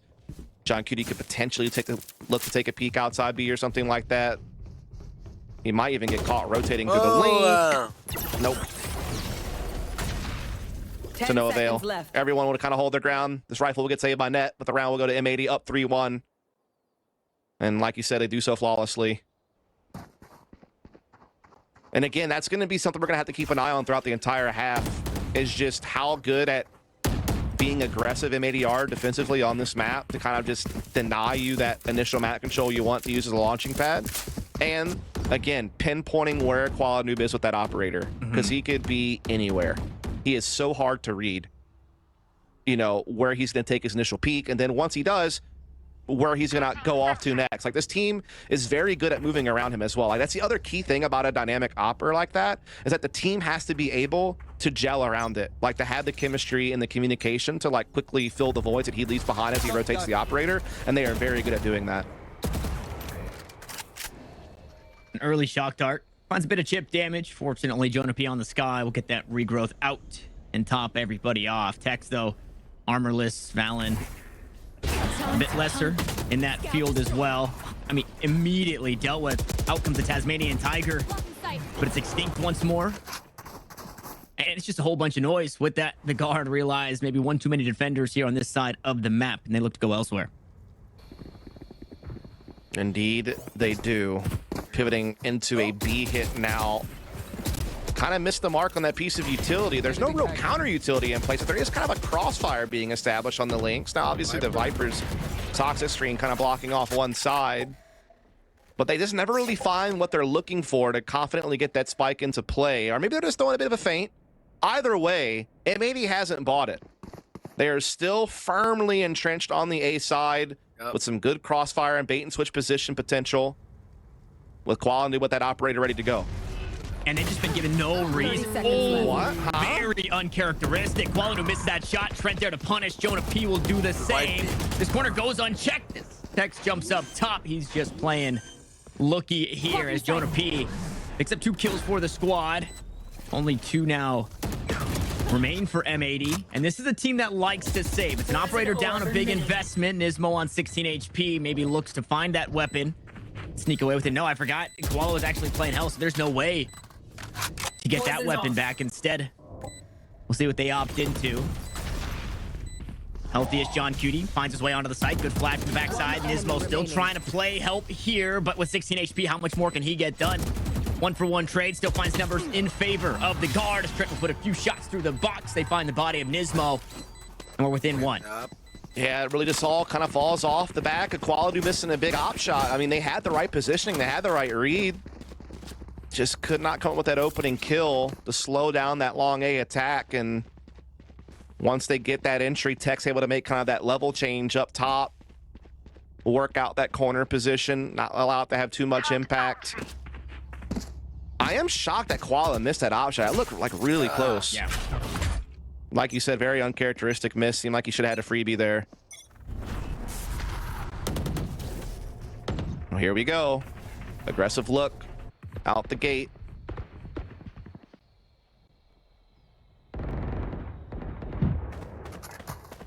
All the way down mid, space taken by Xander. A change in the defense, a big change, right? This A site opened up completely for M80 to lean on the left side of the map. And again, the read is just a good read, right? They want to fight for grass, and look at where the guard are. They're just outside also looking for that same fight. Yeah, they have a fault line ready to go from Nismo if they detect anything. Obviously, you got Xander getting intel by listening to noise from underneath the window position. They are going to have to play retake A, though, if the A hit comes in. That's really the only downfall of this setup, but that's something that they're willing to do if need be. That was always kind of a possibility. They have Hunter's Fury to disrupt the spike plant. They have a way to get maybe a flanking position in from Xander with the ult. But the Viper's pit's going to come down and cause some problems, perhaps. Oh, Qualidog got caught. Yeah, Koala getting a little crazy. He was hoping to maybe catch Trent, deal with this pit, but instead he's dealt with himself. And once more, the guard, they find themselves an A site. And yeah, I asked for the stat earlier in the day. I don't think we got it, but M80 is a team, when things do not go their way, they are not afraid to save. So in the blink of an eye, the site's been taken, the spike had been planted, and M80 are headed the other way. Yeah, it's just one of those situations where, like, the one gap in the defense was the A side because of how aggressively they were trying to play middle. And the guard able to sniff it out, get into A, get that Viper's pit down. You saw Qualanu try to, catch them off guard with the quick dash in with the Blade Storm, but gets caught pretty much immediately. And from there, it kind of just becomes a tidal wave for the guard that M80 cannot get past. And so we will see this game tie up 3 apiece. So after a crazy close game on Fracture and a lopsided one on Lotus, we're kind of back to a bit of a back and forth here on Haven. Lots of defensive alts are coming into play, though, here soon. 3 already on the board, and Nismo 1 off Rolling Thunder. So this is where M80 can really start cooking as far as what type of resources they're going to have at their disposal. Try to keep the guard off the lead. Smart for them. And happy to see that we get another tight affair here. Tied 1-1 in the series. Basically, everybody getting reset into this best of 3. And I think, for the guard, Koala hasn't really shown himself, to be the kind of, the Super Saiyan Koala that we see some days, right? That 13-1 didn't really push him over the edge to just be running away with his defense single-handedly. So some respite in that Koala doesn't have the majority of the, what is it, 14? No, that's not right. 17 kills that M80 has at this point.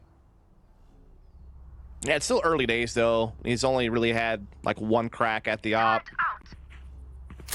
Bladestorm coming into this round along a fully bought-up squad again. Lockdown available with Rolling Thunder, so some great retake utility at their disposal. Seekers are available for Jonah P, as well as their own lockdown is very nearby.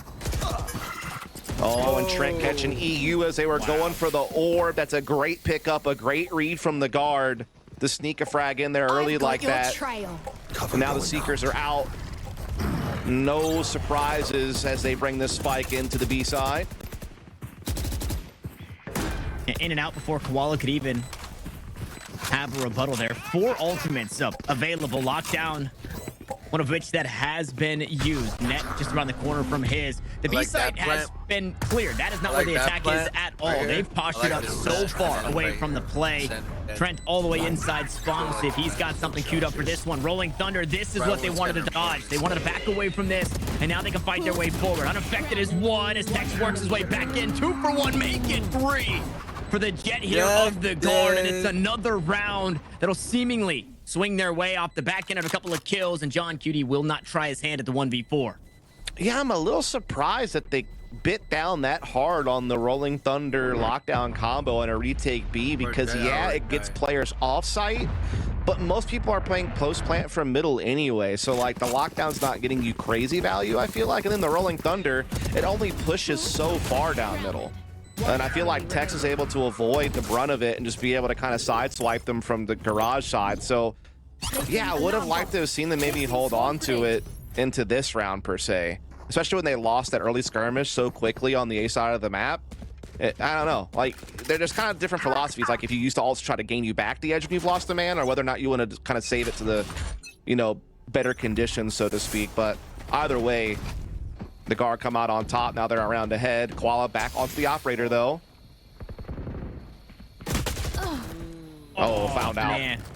Yeah, and I mean, this Viper wall makes that sewers angle with the operator such a pesky angle, kind of for both sides, but, for Tex and the rest of the guard, they know where Koala has to be, whereas Koala obviously getting caught off guard. But speaking of off guard, Net daydreaming about the drone there. He's been decapitated. Tex will get it back, though, and I said Koala hasn't quite heated up. Tex is starting to get there.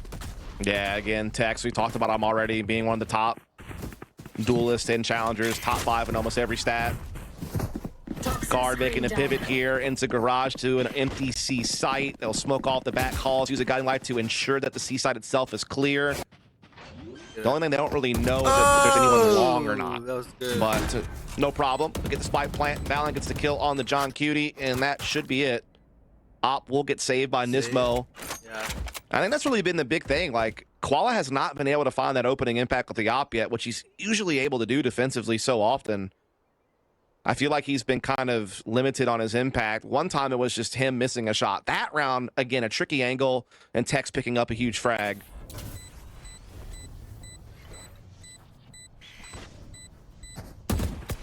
Yeah, that is also, on top of it, a pesky angle, but not one that, if you're not running the Viper, you don't fight that all the time. We saw a little bit of it yesterday where, there were times that Sim would re-challenge that angle with the toxic screen, and Tex or somebody from the guard was getting the better of that trade every single time. So we'll see. It is the Viper wall erasing one part of the map that Koala can find value, right? Because we saw this Viper wall. Trent walks out, gets a free pick, backs away from the knives. He is out of dodge. And then we see Koala go back to it, this time out towards sewers, and he gets caught out on the opposite side, right? Does this detour? It doesn't look like it will, so whatever I'm talking about is kind of mumbo jumbo now. But I was just wondering if, how much do they fight Koala into this A side of the map with this Viper wall. And I think it starts to limit the options on where he can start from and where he's going to feel comfortable taking his initial fights at. So, I mean, in that regard, I do think there's a little bit of maybe territory being won. I try. So you are going to see a big push down from M80 into closet of C sides. They're trying to take a little bit of map control there for intel. They've also pushed deep down the A side of the map. So they're guarding the periphery very well. But again, there is that B gap created because of how deep down they are pushed at C and A side. Jonah P even able to sneak into garage here, maybe catch some players off guard. No, it's Sean Cutie with the sheriff for 2, who gets the work done instead. Yeah, the lockdown will keep them off of retaking for now, but there's... Oh, that's a big kill from Valorant, actually. That Evil's didn't back up. Man, and Koala misses another shot. Net gives himself up, but an op shot that goes wide. Still here on the angle. Drone should clear him out. Does find the tag. They don't really have the weapon to penetrate. Eventually, EU will offer his body with that stinger and find that kill. Now running out of time with the defense, though. Valen's still here. Planted his feet on the site. Just around the corner, try and help him out. Koala wants to go up top, but he's stunted in his jump. Now in the 2v2, there's no time. Xander will tap onto the spike, but now they can only hope for kills, and maybe we'll get him, sure, but what can EU find on the way out? He scoops up a rifle, but the guard will piece together another round win. He didn't even make it. He's not even able to save that rifle. He goes down to the spike, so everyone is washed. That means all the credits must come back into play, but the guard have plenty to spend. M80, a little bit tighter wallets, but still able to get the full buyout here, including the operator. Again, though, it hasn't really had impact yet for Koala Noob. It's something that I think M80 have been sorely missing on this 5 rounds free that the guard have been able to put together. The guard have been doing a very good job at kind of absorbing the pressure that M80 are throwing at them on the periphery of the map and finding the gaps to get spike plants. And they're also staying ahead in the trading game. They're definitely keeping their wits about them despite getting rattled in the previous map. And oh, here we go again. The rounds are going so quick. One down. There we go. Finally, 1 for 3 on those for Koala Noob. A big kill to find them onto Tex, who was postured up on the angle. Meanwhile, this has been red. Net walks his way up towards B. Trent picks up the operator and deals it to Koala Noob, so they take that kill right back.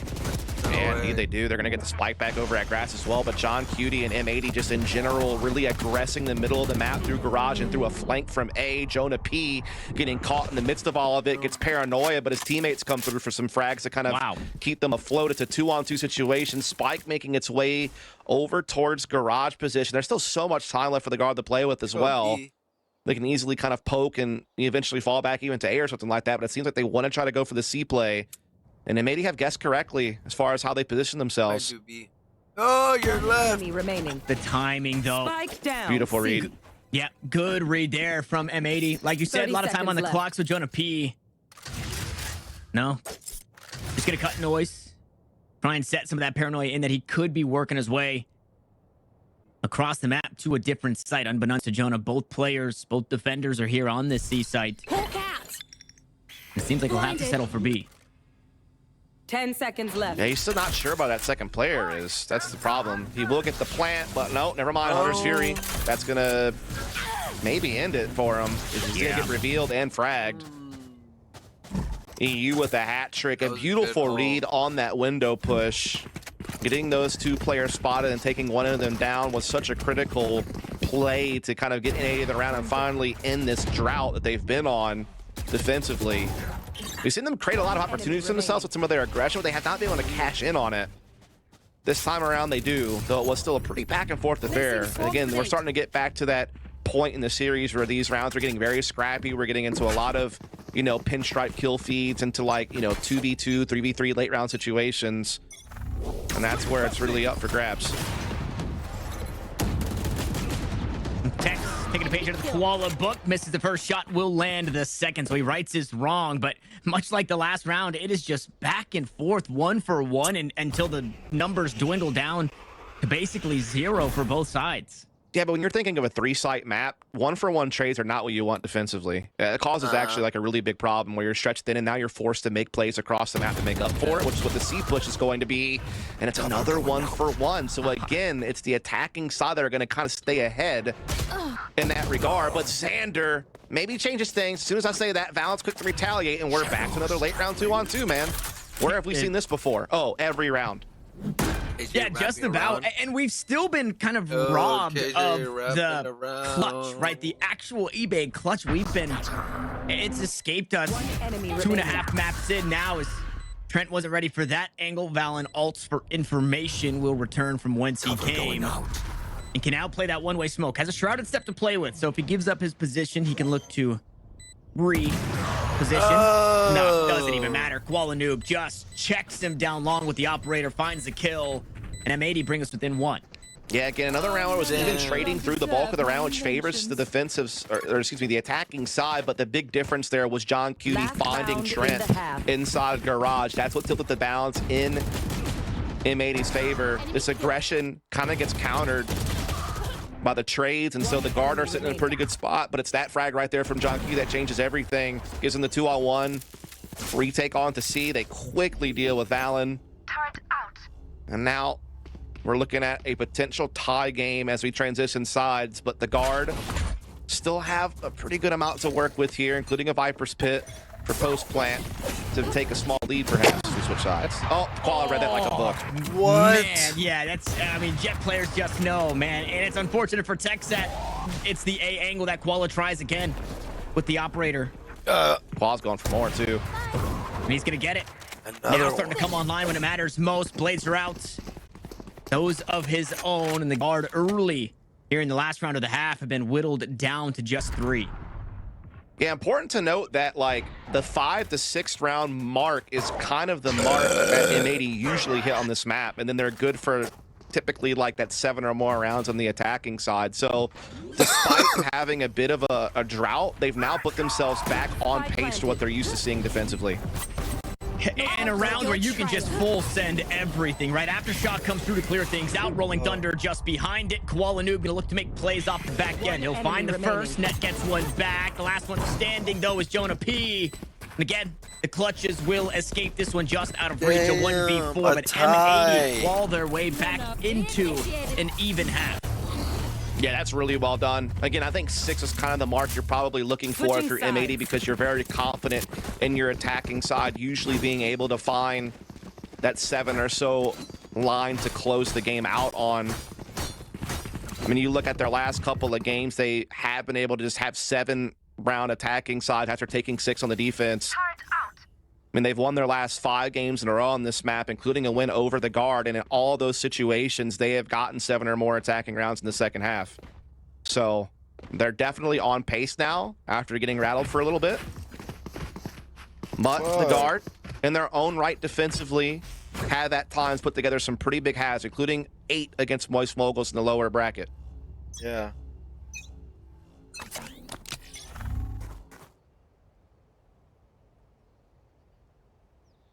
And a familiar angle for Jet players. Tex postures up.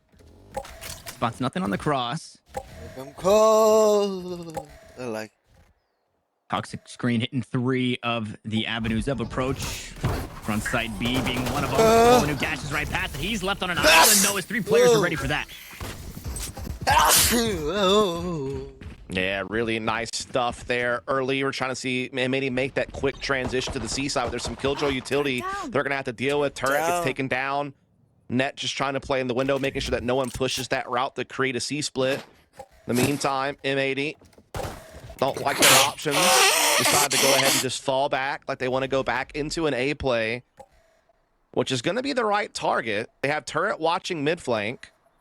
Only 1 player on the A side now, and it's in heaven.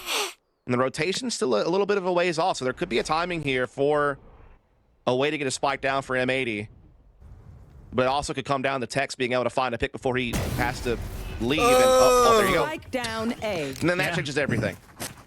And Nismo just out ahead of that smoke. Both sides will be taken, but there are a lot of options for the guard as they look to retake this one. It seems they will link up, play top side of the map. Tex first up. Valen will get those smokes tossed out. Shock dart for a bit of damage. Good paranoia behind. And I mean, everybody blinded up. The first one taken down is Net as they back away. They take some damage, but they survive and find some more. Valen gives himself up. Right clicks go wild. And Jonah P will run through with the frenzy, but the shots aren't landing like they had hoped. Finally, it all comes to fruition, and Jonah P will bail himself out and find the pistol. Yeah, again, Jonah P, certainly one of those players that ranks very highly in clutch percentage. He actually sits at number 7. And clutch is 1 in all of challengers. Pulls off a huge one there, because I actually thought M80 did some really good work there. Obviously, a cold start, you know, going down to a 3-on-5 pretty quickly. Tex hitting that sheriff shot from heaven was massive.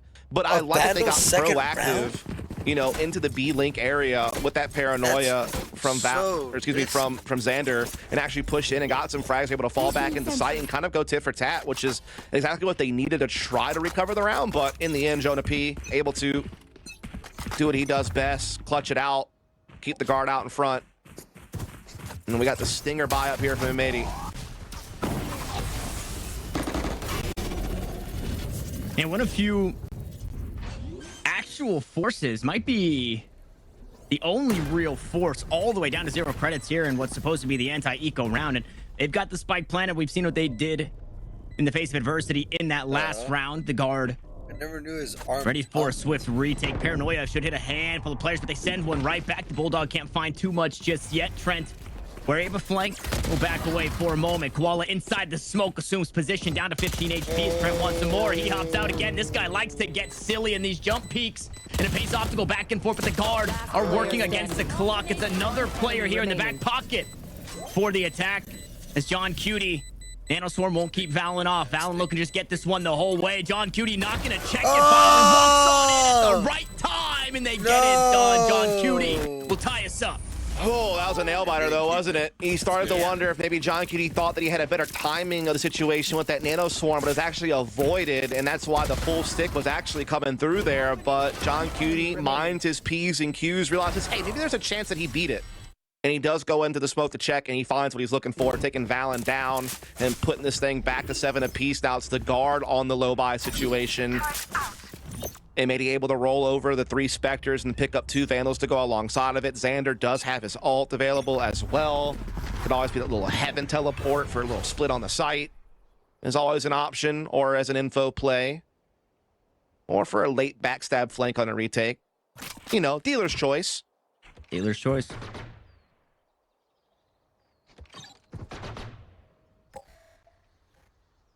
Look at it, a late toxic screen, cutting that A site in half.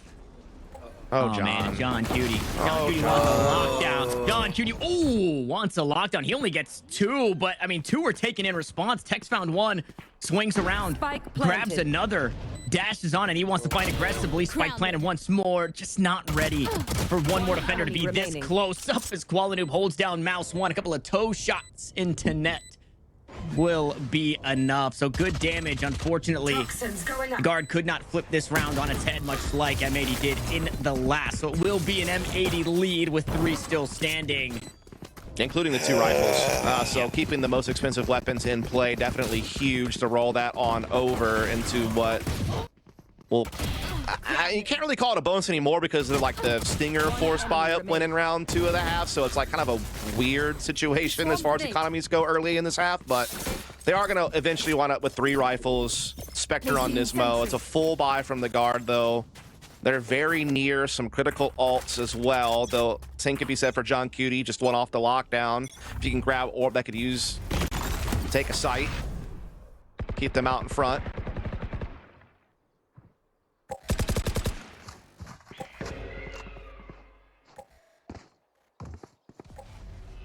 And Flash reveals that players have taken some space inside a lobby. Trailblazer just behind it too, so but his Sky utility used to try and figure out where this M80 attack is coming from. Meanwhile, on the opposite side, wow, Trent. Nice one. Yeah, good placement there. Koala kind of stuck inside the wall. The decay does not help his situation, and Trent finds the early first blood. Yeah, I mean, M80 are a tough team to handle because they're very good at the multi-pronged pressure. But to the guard's credit, they are covering every front. And they are finding the frags. They are not letting M80 do what they normally do, which is spread the map, pressure you on multiple fronts, grab map control, mid-round from there onto where they want to hit with some type of explosive take. Instead, it's the guard, you know, taking the fight to them on some of these forward angles, winning the fights, and making it tough on M80 to find space. 1 enemy remaining. And Paranoia through the crossfire, 30 held there. left. ZU deals with both players in that position, but now has 3 more to worry about. Yeah, the guard, yeah, everything held, like you mentioned. Tex was bonking heads. Oh, we had that crossfire on that B site. That made this one less than digestible for M80. And the Koala fam in chat. Now, there is a world where EU could do something miraculous. We're due for something miraculous. And he's giving himself up. First one up is Tex. Next one just around the corner, Valen. Eventually, Jonah P will look to challenge as well, but Valen gets the job done, and the guard will tie us up once more. Now we're back to a back and forth affair in this series, just like we had on Fracture after a bit of a pit stop for M80 to go on a little bit of a sprint, a little bit of, you know, awesome games done quick in the previous map. Back to normalcy now. Again, I'm really liking that the guard are willing to test M80 on these angles and not give them that free space, because you can't. If you let M80 spread the map, get the control, and set up a foundation for a hit, they're so hard to stop. And that's why I like that the guard are willing to try to rattle them a little bit, try to take the game to them, so to speak. I think sometimes teams kind of almost wither against M80 because they're a little bit fearful of trying to take those battles, and the guard aren't. Doing it again. Look at this. Sending everybody this way. It's going to walk the team of M80 into... You should run. Net here. This Killjoy postured up. Lockdown comes through. John Cutie hangs on to the angle for a second. He's going to give it up and look to work his way up towards this C site. Meanwhile, backside Xander's already been postured. And there's just no... no comfortability there for Net. Will eventually get taken down as he was tied up in the lockdown. The defense are here.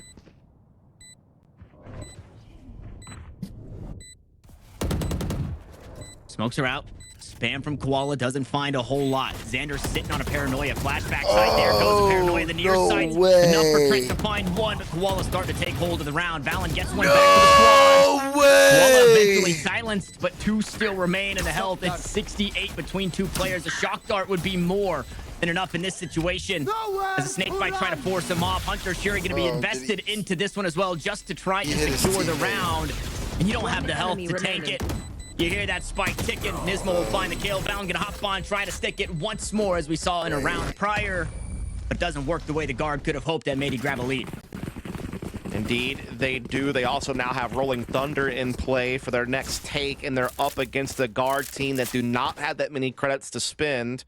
They have Viper's Pit, sure, but that's really about it. They're actually going to force up into some Guardians here. This is a nice little halfway purchase approach where they can still full buy next round, but, you know, put something forward into this one, not just roll over and give it to M80 for free. M80, in the meantime, they're looking to just be explosive as ever with this Rolling Thunder and Blade Storm on C site, doing what they do best, which is just come right at you.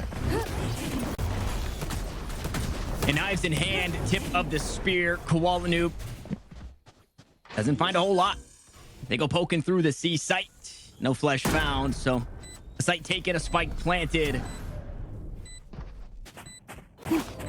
Paranoia already used from Xander as well. Everybody getting off this site, though. I mean, can you be ready for this? Rolling Thunder comes through. Now they want to try and deal with the defense. This looks like what the start of the round quite possibly should have been, as Koala starts to work his way through. The Blades only needed for one. Everybody gets a slice of the pie for the Team Ace, and M80 will find themselves double digits. Indeed, they do. Wasting no time, just pouncing on the C site with the Blade Storm. Aftershock to clear out the C platform. Just good layering of utility. That's the thing about M80. It's not like they're a careless aggressive team. They are an aggressive team that knows how to use their utility, knows how to use timing and spacing to set up trade potential. They're never stranded. They're never hesitant. A very decisive team, and that's they are. where they are able to play to their strengths. But now we're on equal footing, firepower-wise. Op v op in play. They're Tex taking the high ground at B to kick off the rounds. Meanwhile, we're seeing Koala Noob kind of testing A side. We're going to get some aggression from the guard here at the lobby area. Koala prepared. Going to get forced back there by the Trailblazer. Ooh.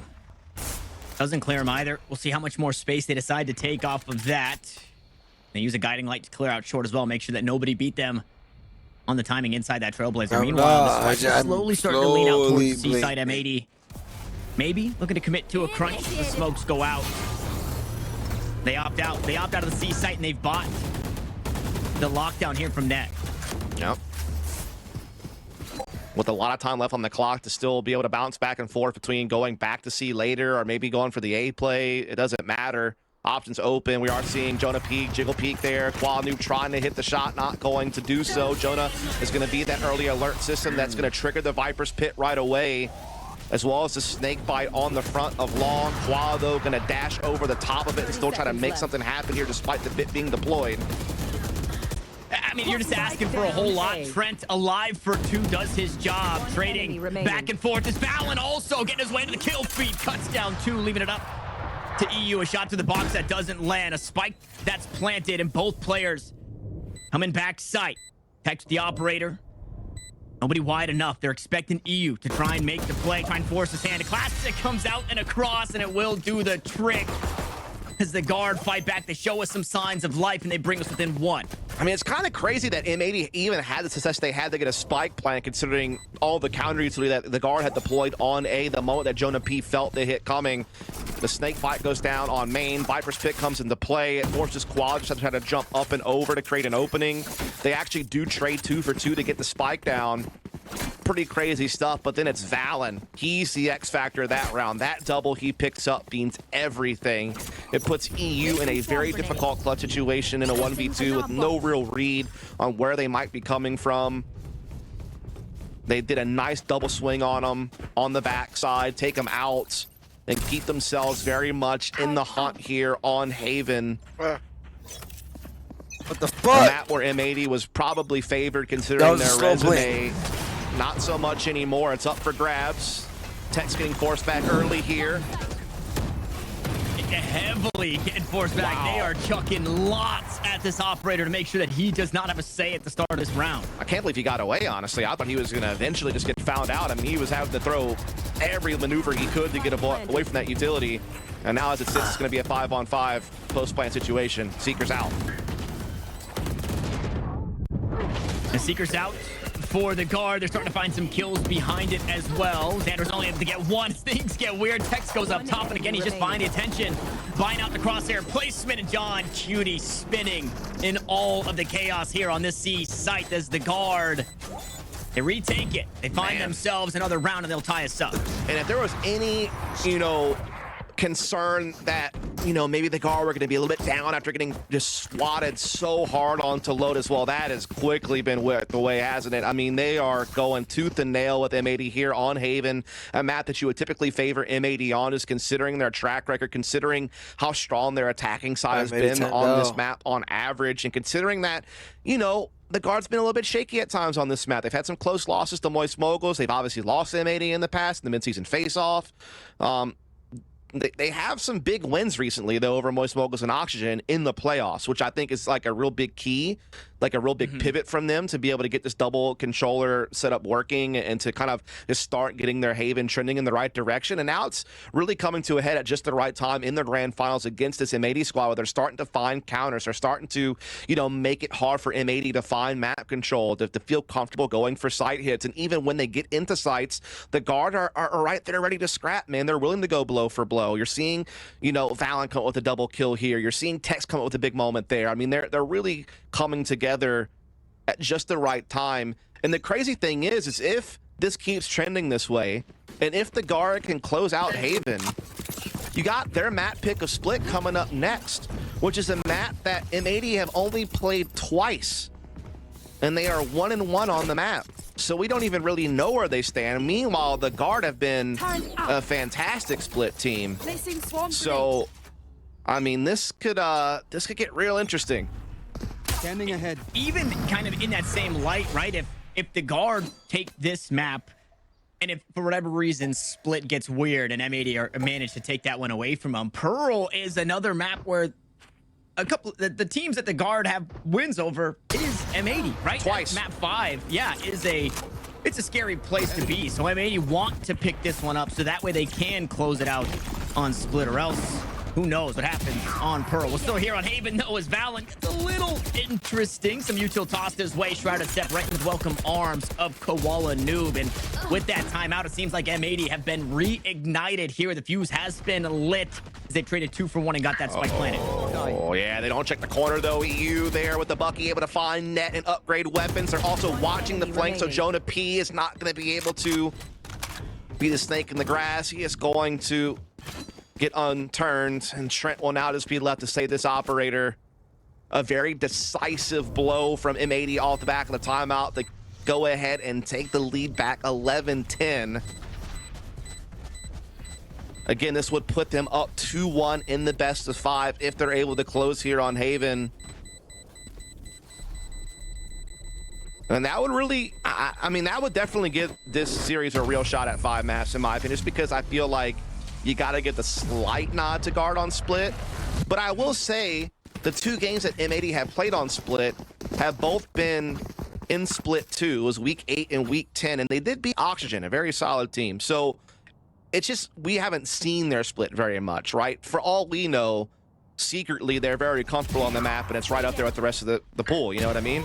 It's just we can't know that. We don't have the data to go off of. But regardless, we're still in the thick of Haven. It's still anyone's game at this point. Now the guard calling the timeout. And the power of the timeout has been strong for both of these teams throughout the year. These teams are 2 teams that have not only veteran in-game leaders, but also fantastic coaching staff that can come in and help provide, you know, that third perspective on, you know, what maybe could be, you know, tweaked to provide success for the following round. And so this is a good time for the guard in a tight moment to go ahead and make that call and kind of talk things through. Again, I like what they're doing. I don't think they have to make any crazy adjustments. I think that their willingness to fight the periphery of the map, their willingness to try to take space early, I think has been really well done. You got a 2-12-10. So I don't think they really have to really change too much. I mean, it's just about keeping Texas op mobile. And it's just about, you know, kind of keeping calm, keeping composed, and keeping the comms up and making sure you're making the right rotations. I don't think they have to do anything drastic here is what I'm getting at. And you called up the coaches in that timeout. You could see it on the player cams. There was a lot of listening happening for the guard until that timeout was about to run out, and Valen just starts hyping up the team. And let's go, boys. We got this. They haven't been able to call themselves back to a close game. They give up around the prior, and Net immediately dug out. Jonah P gonna try and jump away to safety. He's been revealed, and he's gonna get run down. Koala 2 kills. Good for them both. Here in round 22, a Nanoswarm keeps the rest of the defense at bay, and the guard. I mean, what are your options, right? In the hands of Tex. Lesser credits on Trent. Do you try and find your way back into this one? Tex gives himself up. That's the operator down. That's it. You gotta call it now. Just play for OT. I think, honestly, the MVP of that round may have been the Nanoswarm that stopped Valen from being able to come back and trade back inside again. Because there was that situation where Jonah P was stuck in the corner, and, you know, obviously M80 already had the initial entry. The paranoia and the combination of Koala dashing forward allows M80 to open up the site. But Valen did such a good job trading off of Jonah P and at least kind of keeping his team in the fight. But the moment that he gets nanoed off and they're forced to fall back and just play retake and man down, and then on top of that Tex gets caught, it's over. Match point. And now it's match point for M80, a chance to go up 2-1 in the series, and they have a pretty nice edge here economically. They have a little bit of an ult advantage as well going for them. They have history on their side, if you want to throw that in there. I mean, I don't know. It's up for grabs as the guard will call their final timeout here. You get 2 per map, and they'll go ahead and call it the second one. Mon as well. Might be your last chance. Yeah, the scary thing is we come, you know, towards the close of the map, whether that be in M80's fashion or the guard's favor, Koala is heating up, right? Just when they need him. He is jumping into sites and taking names with him before he falls down, right? 2 kills in that last round. He's doing that thing where you're just like, well, okay, you just got Koala. Like, that's really all you can say about it. Needs to remove the noob out the name at this point. I feel like he's earned it. He earned it a long time ago, but so I'm sure his fam is hanging out. His fam is one of the ones that is consistently kind of supporting. We see a lot of that though, honestly, in Valorant, which is awesome. But I feel like Koala probably has like 3 or 4 different relatives that frequent the community. And they are a noisy bunch in the best way. They definitely make themselves apparent in the chat, and we need more of that. So, Thanks. never stop. Never quit. Never stop stopping. Never stop stopping. Oh, okay. Well, you just got that's how we do it.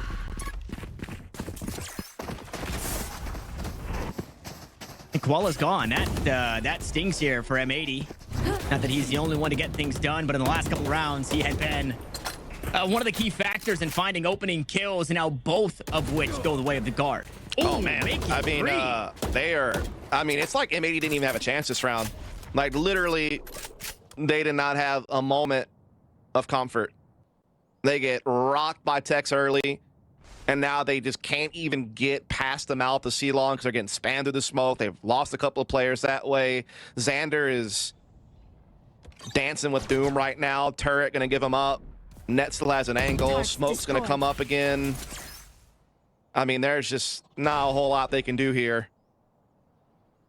Again, the power of the timeout has been strong in this map. Yeah. I feel like both teams have won each time they've called a timeout off the back of it. Yeah, a reminder that Xander also uses ultimate early.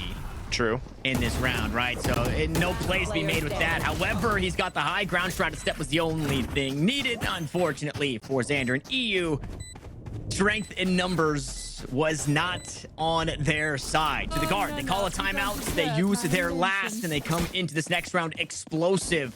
They take it near flawlessly, and we're just around the corner from an overtime. Very possible at this point. The one thing in M80's favor is while they did spin the From the Shadows ult in that previous round, they didn't really commit too much else because, well, they didn't really have a chance to.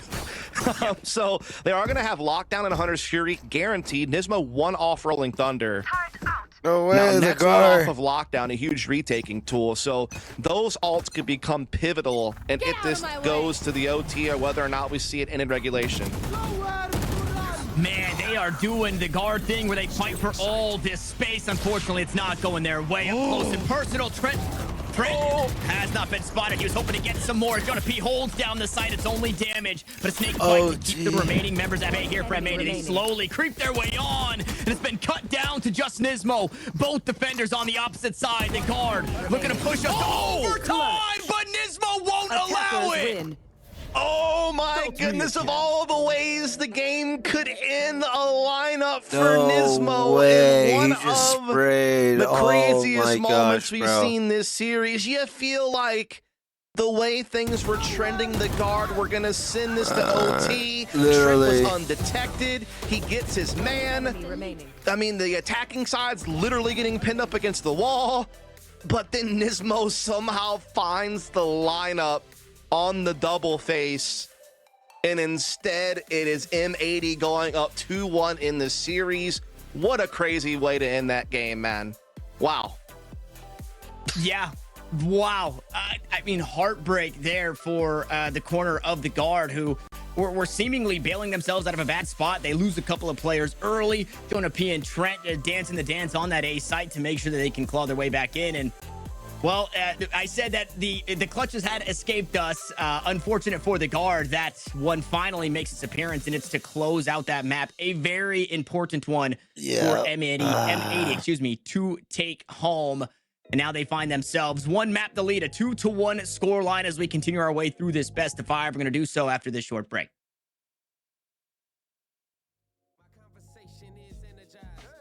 Damn.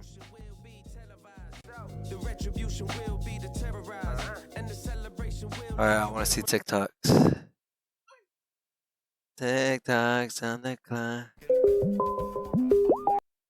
So that's why we need to build that wall and keep out all those soy.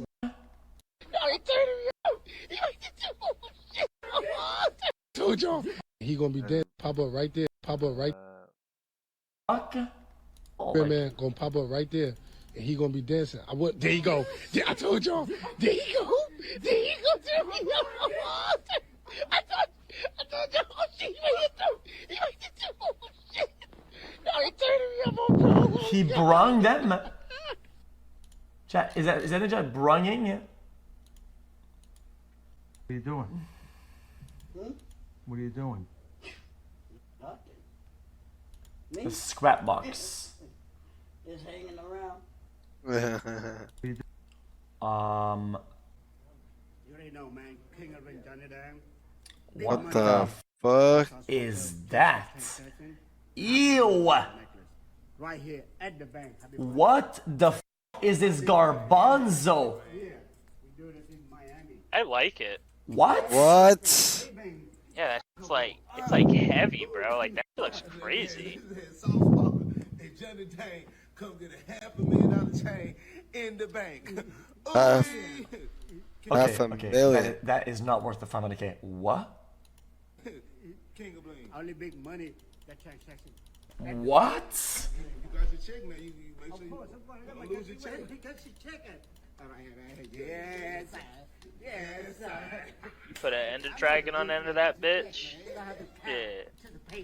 You know what I'm saying? It's just not worth a 500K. It's just not. You don't have to be carry cash. Imagine you count $500,000 in $20 bill. Hell no. Hell no. Just one paper. Oui. What the?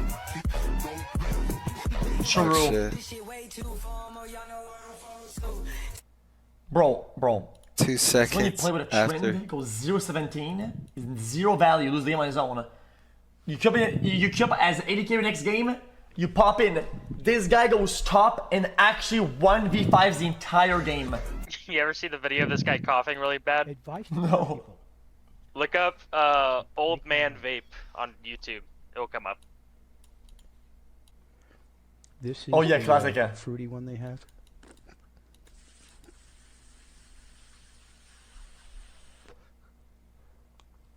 Whoa.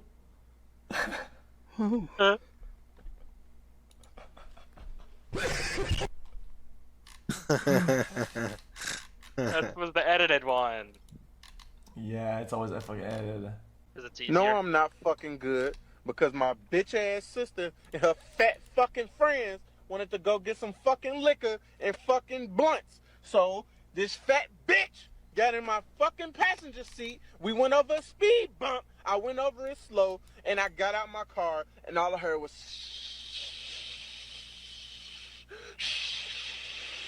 like, what the fuck, bitch? Why you that fat? Fuck!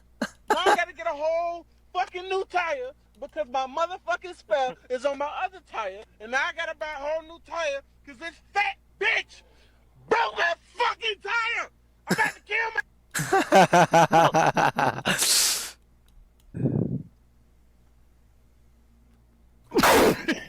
Oh my god, I died. Why is so loud? Holy fuck.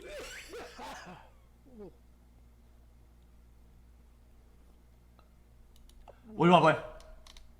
Look how red he gets though, it's crazy. Alright. What?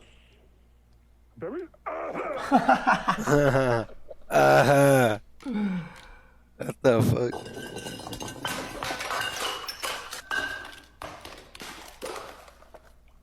Jesus. Ooh, Almost. Oh, that's gonna Nah, happen. it's dead, yeah, dead on first, yeah. Oh, shit. Alright. This is dead on 5. Then. Fuck, 3. Dead on 6. Oh, that's making it. What? They spliced it. Dead on 6. Fuck, 3.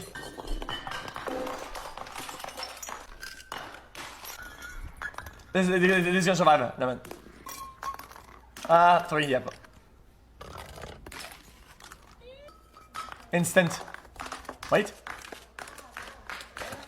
Oh. Oh.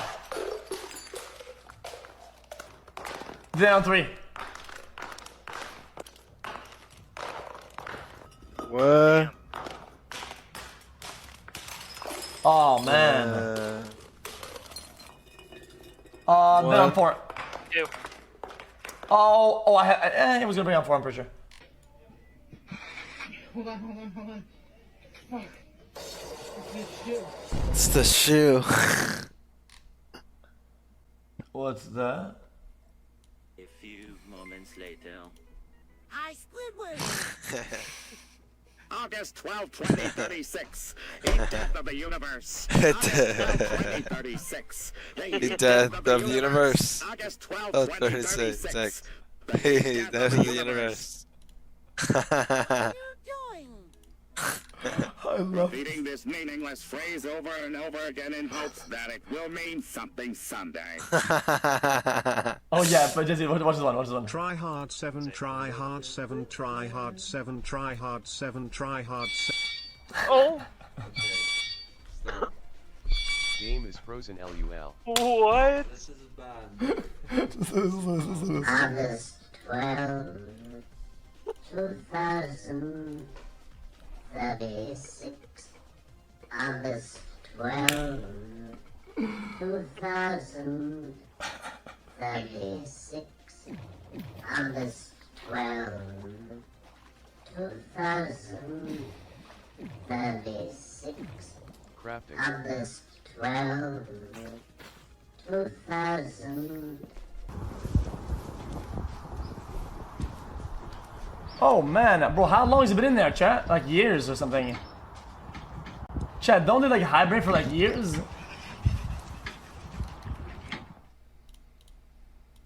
What do you call? Stop doing 100, you fucking cut me off. It should fucking knock you the Chat fuck in out. from the Actually, future, I'll the probably get next my ass Dono kicked. is weird champ. Bro, remember to stay Stop humble. doing 100, you fucking cut me off. It should fucking knock you the fuck out. Actually, I'll probably get my ass kicked. But Okay. Oh, a cat with no tail. A cat? Shit.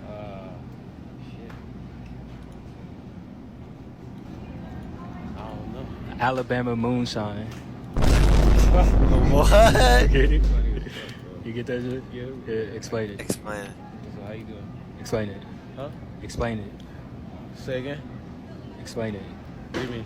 I can explain the joke. Moonshine like it's liquor, right? Yeah. That's it. What they gotta do with the cat? Huh? What they gotta do with the cat? I don't know, the cat getting drunk like Tom and Jerry or some shit. Yeah. That's what, isn't that what it is? Oh, that's so awkward, Jesus Christ, man. That's fucking awkward as shit. I hate that.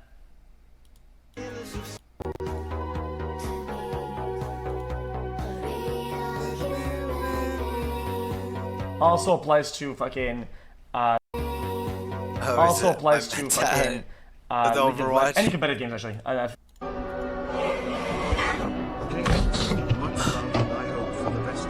What the hell?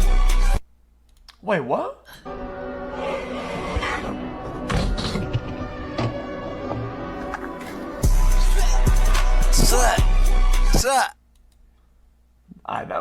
That's such a pretty wicked. Huh?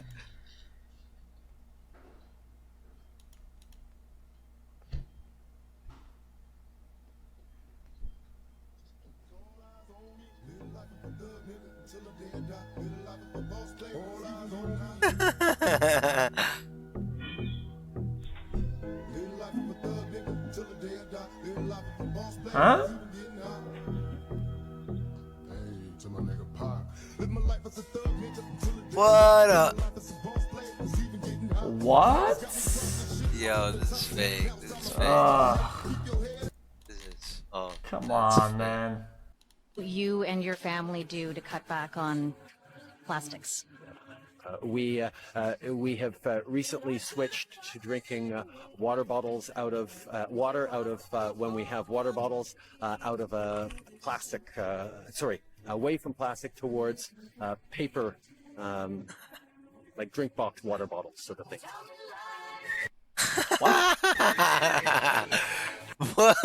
What you and your family do to cut back on plastics? we have recently switched to drinking water bottles out of when we have water bottles out of. Wait, but why, brother? I don't think you understand how clean the water is in Canada for drinking the tap. Tap is insane. Where I'm from, my neighborhood, tap water is better than bottled water. Any of them you could get, tap is better. Tap is insane where I'm from. What? Yo, this is X on the beat, yo. Okay. Wait, you my voice as well. That is. Anyone? It does feel like teams like M80 and the Guard may be a little bit more conditioned in these deep series, understanding the pressure that's on them. You know, we talked about it coming into the day. M80, formed before the start of the season, but has experience as a core going back to that Ghost Gaming roster. They played through VCT last year, and obviously the Guard goes back to the beginnings of VCT last year, where they even made it into Masters at Reykjavik, and they did struggle at that event, so they have experience on land, but they also have experience taking their bumps and bruises and trying to reset. And even though maybe you could argue the rest of the year didn't really work out to them because the meta was shifting and they had a hard time adapting, they came into this year and they've looked incredible. This team has definitely been more adaptive, more capable. You can see the players have matured potentially on an individual level even more so they're ready to reset after a map. They are definitely very capable of it, because again, the backs are against the wall here. It is a best of 5, so you had extra opportunities, but now you're down 2-1. You can't afford another loss, and they are going into their map selection, which makes you believe that maybe, just maybe, we will be making it to map 5. But the ultimate point here, though, Roy, even if they win now, they have to go play Pearl. That's been Guard's ban for a couple weeks now. It's not a map that they like to play, so they need to win this pretty convincingly to give themselves some momentum to carry into that 5th and final map. Yeah, definitely. Honestly, this has kind of been on the back of my mind as well. Like, Pearl it's really dicey for the Guard, but at the end of the day, like, this is one of the best teams in the region at this level, right? Like, surely they're able to pull out a performance even on one of their worst maps that could compete against M80. But for now, we are on split. Let's see if there's any sort of compositional changes. And it's looking like they're going to stick with their double duelist comp on the left side, and yeah, they're both mirror comps. Not entirely surprising. You know, the one maybe major change is that the Guard did not run a double duelist the last time they played this map. So a little bit of a shift here as they bring the Jet in with Tex. That's not something they've done in the past. They actually forego the Killjoy, which is what they brought in the series against Moist Moguls back in week 8. So a bit of a change here for the Guard, maybe trying to match pace of what you're going to see from M80. Absolutely. And again, a change coming from M80 as well. You know, as we talked about going into this, they've traditionally been running Nismo on the KOs. And I was interested to see if they would double down on that and continue to try and work around it. But no, it looks like they're going to lean into the Nismo on the Raze. The secret's out. Nismo's a good Raze. Everybody knows it now. So there's nothing left to hide. So they're busting them out. Double duelist on the this new and updated split that really allows you to run it into the site with double duelist a bit more easily than we saw in previous metas and previous iterations of the map. So excited to see both teams leaning into this meta. It's going to be an exciting and very team fight heavy map for us up ahead. Well, he made it through a whole map without a single problem, so I guess we can stop mocking Tanner for his mute skills and his disconnects. We'll go ahead and throw it over to our casters for map 4 in the series between M80 and the Guard. Take it away. Respect finally given to you, my man. It's been hard earned. It needed to happen, but we're here. Much love to you, Tanner. As we're about to get into a fantastic split where both teams have thrown us a curveball. You know, both these teams were known for double controller, but M80 typically play the double initiator of KO and Sky with the Jet. Now they're coming in with double duelist, and the Guard have responded with the exact same thing, a double duelist of their own. We've seen other teams do it. We've seen double duelists just generally in the past on split, particularly the combination of Raze and Jet. So it's not foreign in that regard, but it is new for these two teams.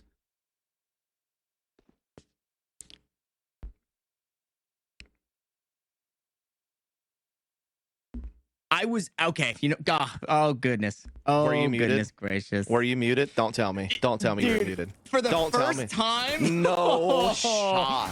In a long, and you know what? Are I'm you admitting serious? to it. After I was so perfect for so long, I've been cursed by the analyst desk. It's their fault. Just heard it all. You guys didn't hear it at all. I will revisit, but for now, Tex is looking to take this ace. He's unsuccessful in doing so as he was sent on a solo mission. At least you were successful in calling that live on air to everyone instead of not. To be fair, I did the bulk of that intro talking about the comp, so like true. You didn't really we didn't lose a whole lot. No. But you must realize now that Bach will never, ever pass it to you again, like without mocking you. Like it's done. You had your chance. They did this to me. No, you did it to yourself. They did this to me. M80 forced to fight through the spawn here. Somehow the attack is on this side of the map. I'm not too sure what's going on. Yeah, I'm not sure. Yeah, same. Much like Fracture, where we've seen plays like this from the guard. And good luck getting this spike, buddy. Got like the pyramid. Yeah. Come on, build a pyramid. Build a pyramid. No pyramid. They should have built the pyramid. Untouched, though, is net. Fortunately, True. EU is still alive, which, yeah, I mean, regrowth. Makes it pretty easy to deal with this one here. Net not allowed. Anything else. I still can't believe you did that to yourself, bro. I just can't. Oh, man, I don't You couldn't write a better storyline in Challengers than Tanner Mutro showing up. Can I get some credit for owning up to it? I didn't have to say anything. Yeah, you did. I didn't, because not a whole lot was missed. I could have just unmuted and then kept talking, and you would have never known because you hear me elsewhere. Yeah. I mean, the producer told me, though. So I did Now know. I got problems with the producer. I'm just kidding. Yeah. What I was saying, though, was... Go on. And this is... Unmute. Was that Tex had an absence, right? He's a little tardy in 1 week because he wasn't feeling the best. And with that, they got a taste of what Trent looks like playing this duelist role. So I like that they go back to it. And they're looking to have a little bit of fun with this double duelist comp. And speaking of Trent... What? I mean, he gets a classic kill, picks up a judge, and now makes this one look winnable for the guard. No. How has he done that? That's going to allow them to transition through ropes now. Now, there is John Cutie posted up, but if he goes down, it could be a problem. But he doesn't. Spike and he down more than does A. it. He doubles up. He hangs on. Fortunately, hangs on in this position. A Phantom down. Been pretty tough to deal with. It's a whole lot harder when weapons have been retrieved for the guard. Yeah, okay. All right. But they're both judges, and unfortunately, they don't quite have the firepower from that range. I think Laura didn't decide to take a sip of my water in that moment because, goodness gracious, what a round. There were so many crazy kills this round. Qualit with the Marshall. Trent did a 360 judge frag while he was flashed, but then Qualit ends it with that. I mean, the antics are starting early here in our fourth map of this best of 5. Both teams throwing us curveballs with comp changes. Both teams don't have like a crazy resume on this map. Both teams limited play. Even the success that the guard has been very close games, and outside of the win over Moist Moguls, they haven't like had, you know, the wins over like the biggest team, so to speak, right? So it is going to be interesting to see how this plays out as we get into our quote-unquote bonus round for M80. We're looking to play close up on A here. Guiding light, though, for this information. Trailblazer sniffs out the judge. And with that, we'll see if the guard look to go the opposite direction as we trade similar utility on both sides. Paint shells to follow. The guard unwavered. They still dance outside this A site. We'll see if they opt into heading elsewhere. But for now, they hold their ground. That was a good counter util for Medi to get out, though. I mean, that was a very tight spot that Nismo could have got stuck in with the judge, but they used a great, you know, counter guiding light, paint shells to get Nismo away. And now they're transitioning back into middle. Xander getting into mailroom, reinforcing this B defense a touch. As Tex is coming forward, he gets flashed. Info is there for M80. Xander close angle. Ooh, Beautiful, dash to beautiful. safety. So much there for Tex. Unfortunately, he's punished for it. Paint shells find a kill in response, and the guard are starting to slowly pull ahead here in round 3. Guardian almost lines up a few, but again, the trades are there, but favorable. Squalanu just needs to try and get some time off, trying to stop the plant for a second. 8 seconds on the clock, down to Jonah P. We'll try and stick it once more. Koala here to deny. This guy's only got a ghost dust. I mean, doesn't matter when the clock is that tight and you're undiscovered, and he gets to pick out 2 1v1s with it. What a crazy bonus win for M80. That is going to be a momentum builder. That was so well done. I have to give credit, Tex with the dash and dash out in mailroom, and they actually got a double off of that. That was really good, but it's Koala Noob. Yeah. He was the stone that was left unturned at pillar. They didn't have the luxury of clearing everything out because they were running out of time. They got stalled out in mid for so long. And M80 reaped the rewards, and they go up 3-0, and now they're the ones sitting prettier as far as firepower goes. Silent A ramp push was detected by the flash. And get Guardian rings through up close and personal with the Judge. Not quite enough from Trent, but Tech's there to get those kills back and then some. The 1-for-2 trade. Really well done from Tex there. It was a round that was kind of looking like it go either way, but Tex getting the 2 definitely gives the advantage to the guard. M80 have made the proper rotation, though, through A Heaven. Rifles are here. They have Cosmic Divide available as a potential tool as well. But as the clock ticks, and if guard cuts silence, they might have to start doubting this rotation and start falling back, and that's where the guard can strike.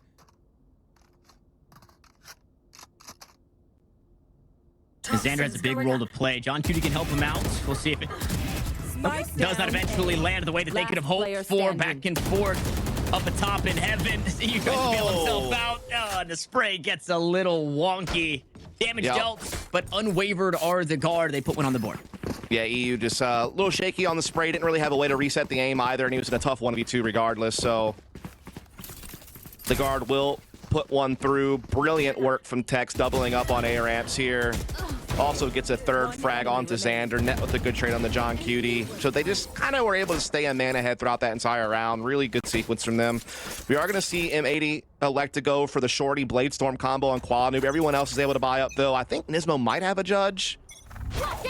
Stinger, Bladestorm combo for Tex. Looking to get aggressive here on the A side. Ball going all the way. Oh, my God. He's not done. This guy wants some more.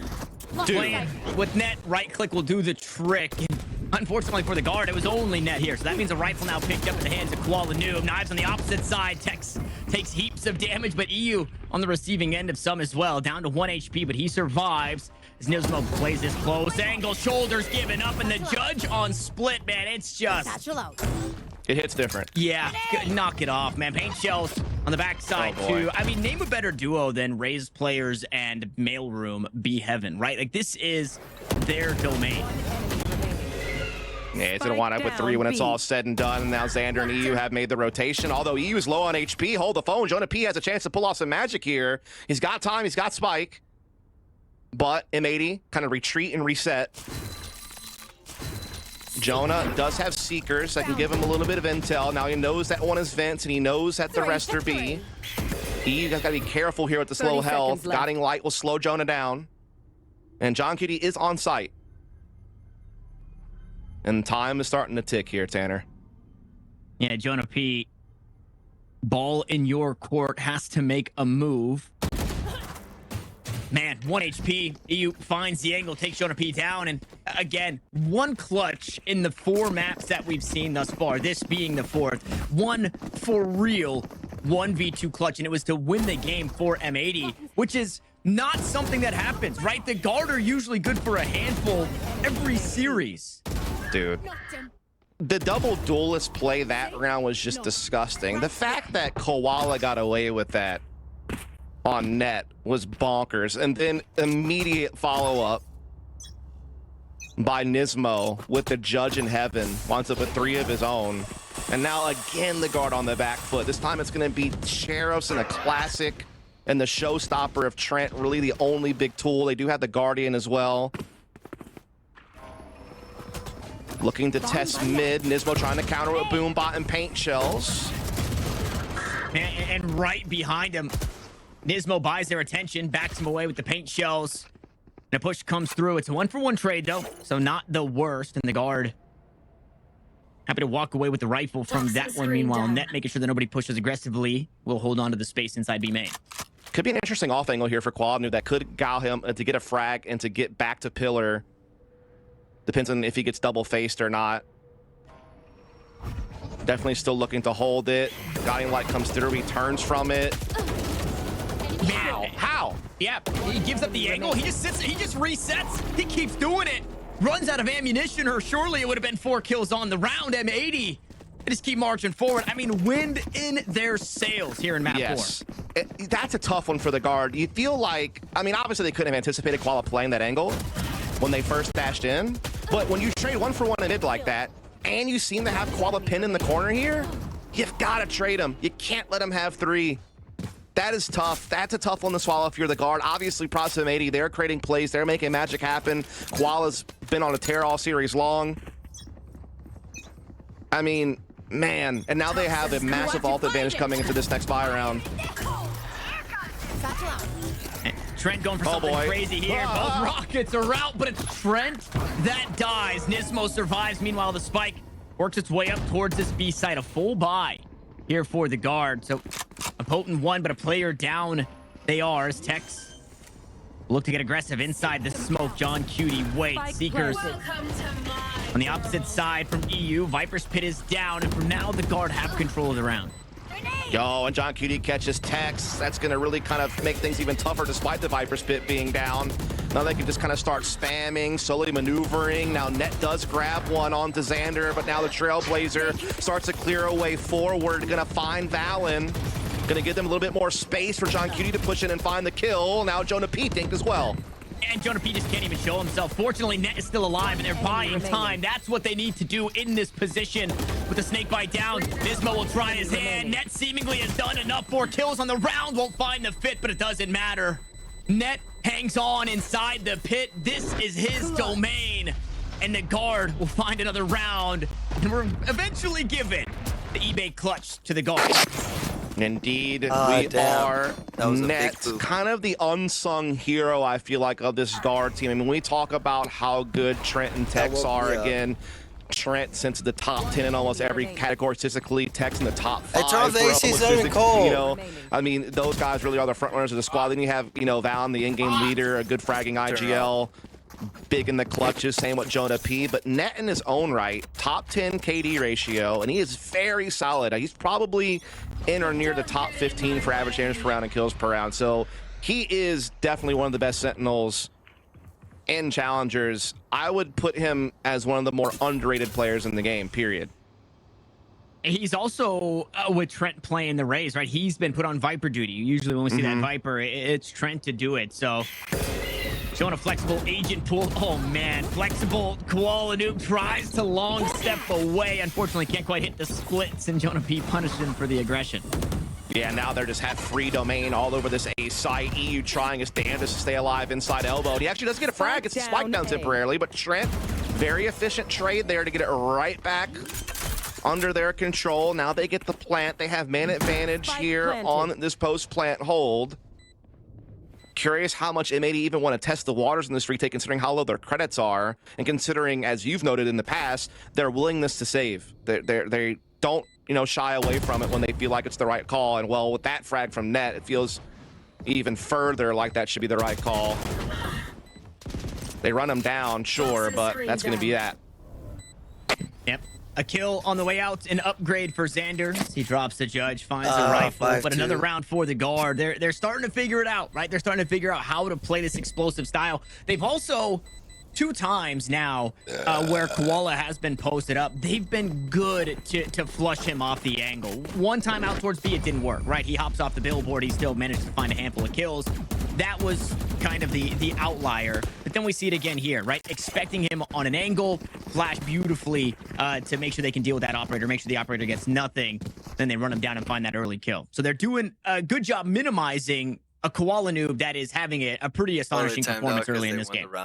Yeah, we haven't really seen Koala get caught out that hard so far on this map. I mean, he really had no escape in that situation. Right now, so very well done by the guard. Again, the guard is a team that, generally speaking, is very balanced on the attacking side. They're very good at playing out defaults and mid-rounding and just taking map control and just, like, you know, calling the audibles, using their chemistry since this core force played together for so long, and just working out those, like, tight mid-round moments, you know, keeping their options open and trying to make the right call based on the info that they have. They also can't pick up the pace, and especially with a composition like this, when you run double duelist, they can play, you know, explosive just like M80 can. Like, they are a very well-rounded team tactically. I thought they have typically been strategically the best team in Challengers, just as far as like how deep their playbook is and how can I put this, like, how capable they are of playing different styles of Valorant all at once, and just being able to pick and choose like when to switch to whichever So M80 won the gear pistol. that they feel is appropriate. They have been stuffed a couple of times though this series by M80, and they haven't really been able to get on the right footing, I feel like. But now, I feel like this is their chance, right? They're getting some rounds going now. They're starting to, you know, grab some space and trade their way into some success and see if they can keep it going. Operator aggressive out towards mid, expecting something, which is a good guess. Here on split, usually somebody's looking to grab this space, and then somebody might eventually be net. We'll see if those two ships pass one another. Meanwhile, here on the B site, Xander to get first blood. Nismo makes his appearance in way of blast pack and judge kill. His friend there to trade it back. Good flash to keep John Cutie at bay. He'll spray his way backwards, and there's the operator. Finally leaves his position mid, and talked about Net, who's taken this space. Unfortunately, it's moments late. Yeah, they try to go for just the typical dive that you can see from a double duelist, right? Particularly on this map, just the satchel and dash forward onto B. It's something we've seen even on older versions of Split. Back when the double duelist competition was being used, you know, even like I'm talking 2021, bro, like way back. It's always been something that you could do. You know, teams obviously started like using it in combination with Sage walls to get to the back of B. In this situation, though, they got melted. I don't know if you noticed how fast their HP drained, but as they were taking the space on the site, I think both of them were already whittled down to probably like 20 or 30 HP before they even saw a member of M80. And so they just took way too much damage on their way in. And M80 just played really smart around the toxic screen. They never really overcommitted. You know, held good angles, and then ultimately reaped the benefits of the early damage they were able to accomplish with their utility and spam. And for a while, we were given a nice little back and forth here in map 4, but M80 are starting to slowly piece it together, grow their lead. Step 1 foot out in front of the other. 3 in a row for them.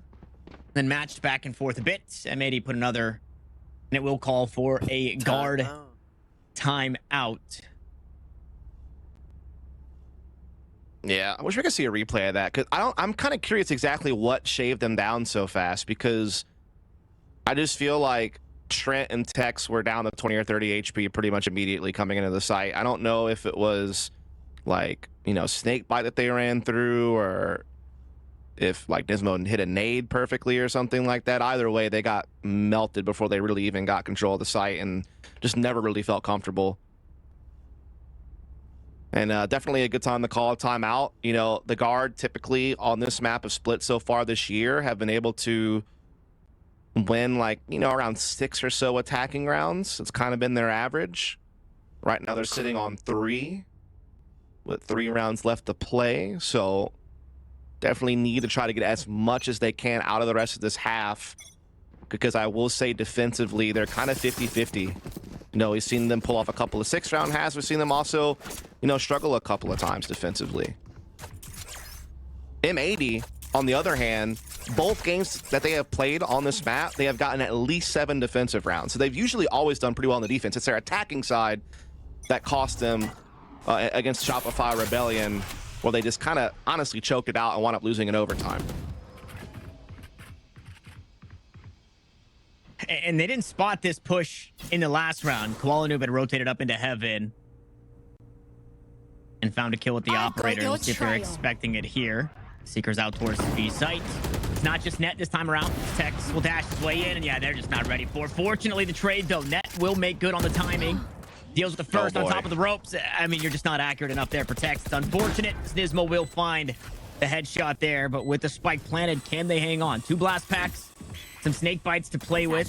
Flashes available for Jonah P as he sends out his last. Net will pick one up. He's got himself an upgrade. 3 kills his way. Trent also now sitting on a kill for himself with just the stinger. He swings out wide. He looks to hang on, and the guard have done it. Net goes huge again, and they'll bring us within 2. Wow, a little bit of a fumble from M80 on that retake there. I mean, they had a good snake bite behind Pillar, but it wasn't good enough. It was kind of behind the Pillar player. So actually, you saw Jonah P be able to kind of stick around on that angle. They used paint shells to clear out backside, but they were never really able to, again, get Pillar cleared out actually start swinging the site. Also, great play from Net, just kind of playing the plant box and just grabbing the first one through. So really well done by the guard. They got onto the site with a lot less damage this time around. Were able to hold very well, so they get their 4th round here. Koala trying to make something happen here with the Blade Storm, going to get pushed back by the boom bot.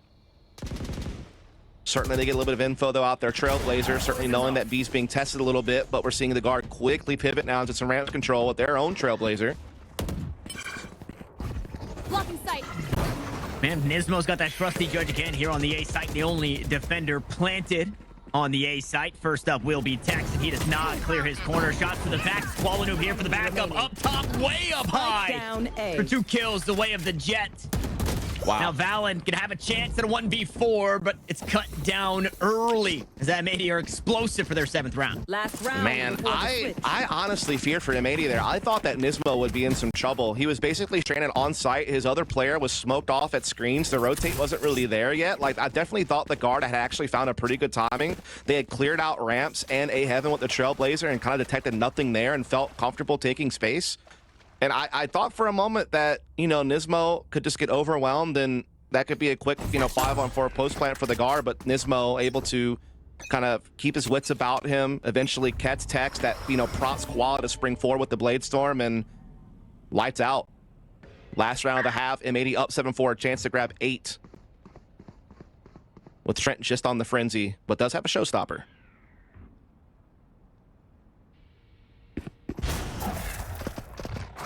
And a different angle for Koala all the way up. B main, we'll see how deep he looks to clear things down. We'll give it up for a second, but goes back to it, man. They're just so aware as that showstopper gets absolutely nothing. The frenzy gets damaged. No, not damage at all. There's just nothing for the guard. They are grasping at the air with nothing to catch on to.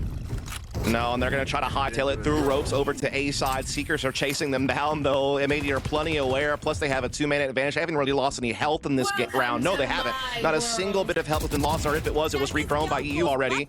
And now it continues to pile on as John Cutie finds Tex.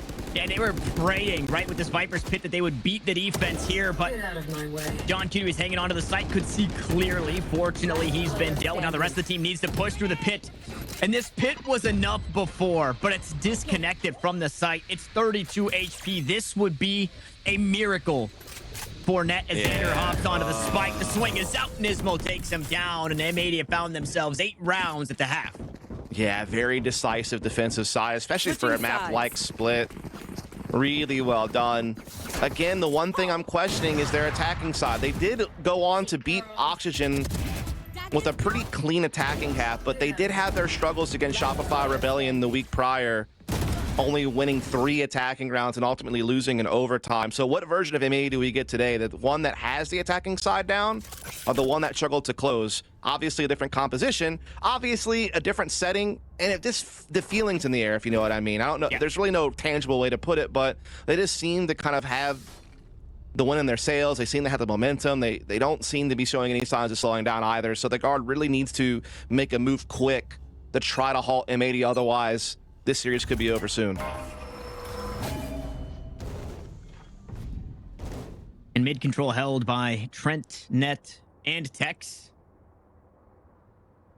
With M80 a heavy lean out towards A main early in this one. Indeed. M80 trying to kind of sneak their way up A ramps under the cover of the Viper utility. They're also pressuring mid with Nismo and the Boombot, so definitely trying to, you know, keep the defense interested at middle as they sneak into A Heaven and set up their real attack. Jonah still has not spotted anything yet on the cross, so he's not really sure what he's up against. There is the quick rotation potential, though, because of how much the guard is stacking towards Mailroom and Vent. They can very quickly pivot to A. But again, look at all the space M80 are getting just walking forward and not making any noise.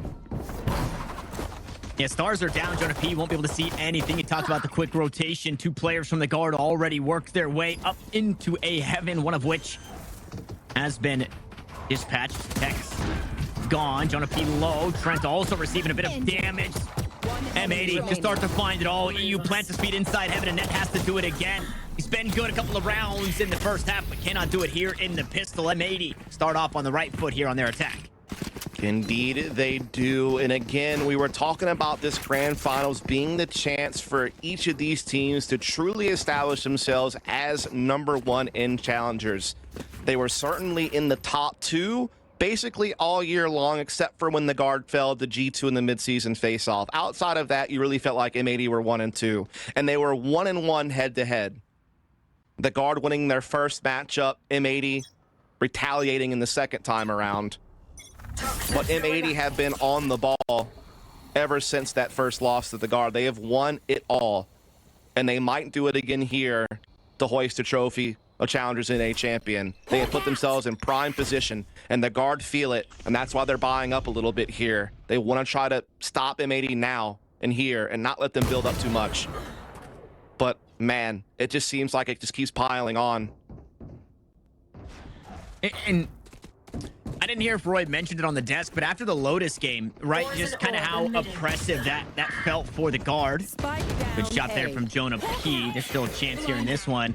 But M80 were just very aware, and they were seemingly aware at the start of this round. Now they're starting to let it slip away. EU with the Guardian, John Cutie with just a ghost, and the minor investment into this anti-eco round for the guard is starting to pay off. A leg shot will be enough to find Valen calling from the sidelines. Dash forward, shorty in hand. EU almost brings it back into this one. And with that, the kill from Trent leaves it up to John Cutie, who's healthy with the Bulldog, but no spike. 30 seconds left. No. And Trent's also very healthy. Sure, he's only got the stinger, but that's plenty. John Cutie will be able to grab the spike and run through Vince, but Trent has the read. He's already rotating this direction. He's might potentially cut him off right here into Ramp. He's got the dude's knife out because of the clock. And that's just a beautiful read from Trent. Yeah. Understanding the clock, understanding the rotation he needs to make, putting the stinger right where it can be the most impactful in close range at mailroom, and the guard. Hold on. Yeah, very heads up. You saw 20 seconds on the clock, and Trent just starts beelining over towards this B side, understanding that this play could be very possible. So he takes a gamble, it pays off. They gambled on the round as a whole in purchasing up into that, and it pays off. Walla brings in a hero rifle to this round. Meanwhile, the buy for the guard is a pretty good one. Indeed it is. No, and there goes the hero. There goes the hero rifle. Time to hunt. Got a game in our hands again all of a sudden. Again, the feeling in the air seemed like M80 domination was perhaps on the way, and perhaps we were starting to walk towards the finish line, but now the guard have dug deep. They kind of forced buy up a little bit in the previous round. They convert. And now they're reaping the benefits of the superior economy into this one. Looking to close that gap on the scoreboard. One enemy remaining. Charges left. Spike that slips a bit, a little pressure onto Jonah P and Tex. Fortunately, the rest of the team has showed up to close this one out. So they lose the pistol. They pick up their force in that second round. The guard put another on the board. So it's 2 in a row. A pretty potent buy as well. And an operator that makes its way into the fold here for Tex. We'll see if he can start to get his ball rolling a little bit lower in way of kills. But now, I mean, this is with the operator in his hand on the defensive side. This could be everything for the guard. Yeah, this could be what Tex needs to kind of reignite himself. I mean, he's had a slow start to this map. He's not looking like the player that we know that he's capable of being. He's been, again, a top 5 player in Challengers all year long in almost every metric. He just hasn't quite gotten going yet here on Split, but that op, his ability to be dynamic with it, could be the ticket to getting his team back into this map. They're already closed the distance a decent bit these last couple of rounds. Poison's on. Just 3 separating these top 2 squads. Mid pressure coming through. Net trying to hold it off, but is forced backwards. So was Valen. And they give it up completely. Net just links up with Trent out towards A. 3 defenders there. Meanwhile, Tex playing around the world. Was holding this angle pretty passively from B site. Now doing it aggressively as he's postured all the way up inside B main. Yeah, and he's looking to maybe go for more. It's all going to come down to chiming as John Key's trying to maybe crossing into Ramen, or maybe even trying to set up the B split, but a Tex hold on the B main for much longer. This could really pose a problem. Now Valen is pushed off by the ult, but he drops down and finds a frag. Nisma the trade, and Tex is caught and pinched. Yeah, I mean, and a couple of shots that ring, but they don't find anything. Valen just run down on the side. Eventually, John Cutie makes good on his positioning. As Trent looks to stall. Paint shells out. Shots don't land, but that's enough. EU was not healthy enough to stay around for the first pop of the paint shells. And now running out of time once more. Here. Oh, we need that. Yeah, things go sideways. John Cutie with an operator in hand. Making this one look maybe a bit more doable. The spike planted in a safe position. It's not quite planted for this operator. Xander, is he ready for this angle? He takes down Trent. Now Jonah, 30 HP. Man, that is just not enough to do a whole lot.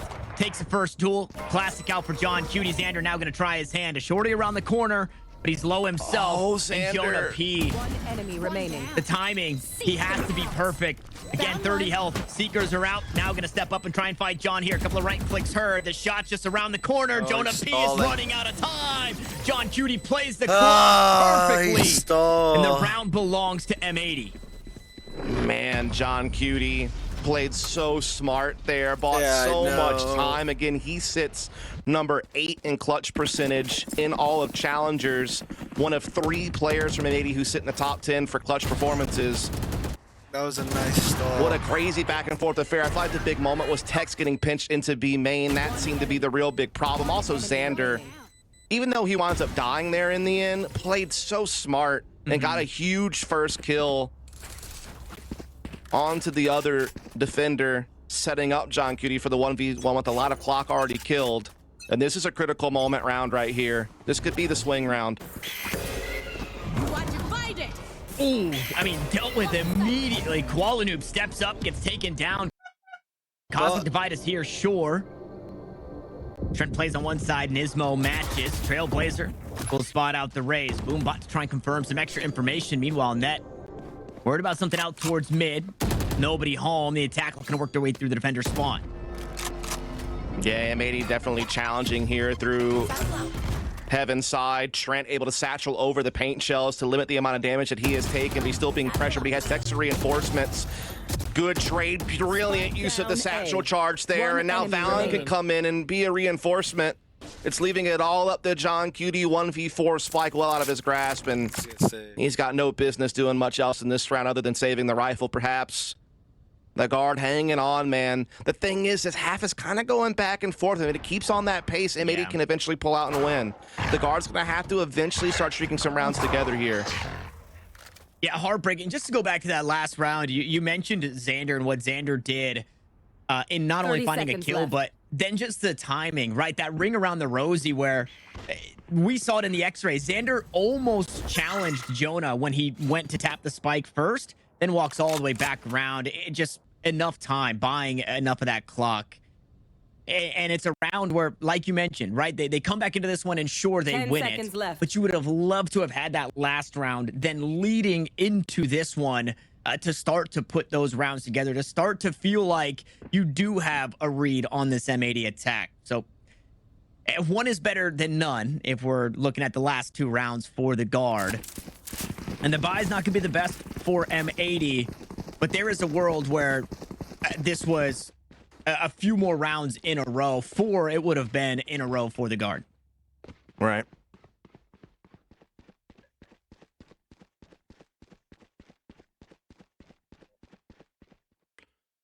Man, oh man. Definitely the opportunity for the guard to close the gap even further into this one. Not much to work with here on the M80 side. It's just that hero rifle on Koala Noob and some upgraded pistols. They also do have Viper Spit. If they could somehow make the hero rifle work, get an entry, get into sight, that could be a ticket to steal the round away if they can get the spike down and deploy that Viper Spit. Tex, though, yeah, I mean, it's going to take a miracle shot first to trigger that. Tex back here with blades. Mansion catches the hero rifle again, goes up top, but he's dealt with. Classics in numbers there. Accuracy by volume. Meanwhile, the rest of the defense, I say the rest, but it's just Trent. Comes to collect. Will grab 2 kills for himself. Still sitting on a showstopper. Won't need it just yet. It's John Cutie and EU head the opposite direction. And at this point, they can only pray for a spike plant. Yeah, that's about it. Again, it was a round they didn't really have too much invested into. Just that one hero rifle that had been saved prior. They're going to walk their way towards A. Jonah P here, undetected. As soon as Valen spots them, he can come in and flank. Left. One enemy remaining. And that's Cosmic Divide available. We'll see if maybe they try and give this one over to Net. Nope, Trent will take it.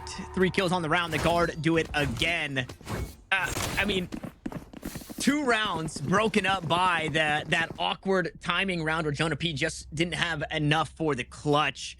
Could have been 5 in a row, but the guard are still here. And they have seemingly figured out this M80 attack. They've done, at the very least, a good job in the last couple of rounds in silencing Koala, whether it be a full buy round or in that last one, a hero round. They've made sure that Koala is not running away with it. Right. M80 though back onto a full buy. Showstopper available as well as the Viper's Pit. They're looking to quickly try to get a little bit of control here over towards B main. There are a couple of Astra Stars blocking them. There's also a big defensive mid push, which can set up a quick flank or a very quick rotation. And oh, Net gets into Ramen. Is M80 going to be ready for this? No, knives are out. The guard is able to clamp down. Showstopper misses. And the guard are dominating. But Xander and John Cutie, they do fight back a little bit, but without the spike in their possession. And no spike so far away as well.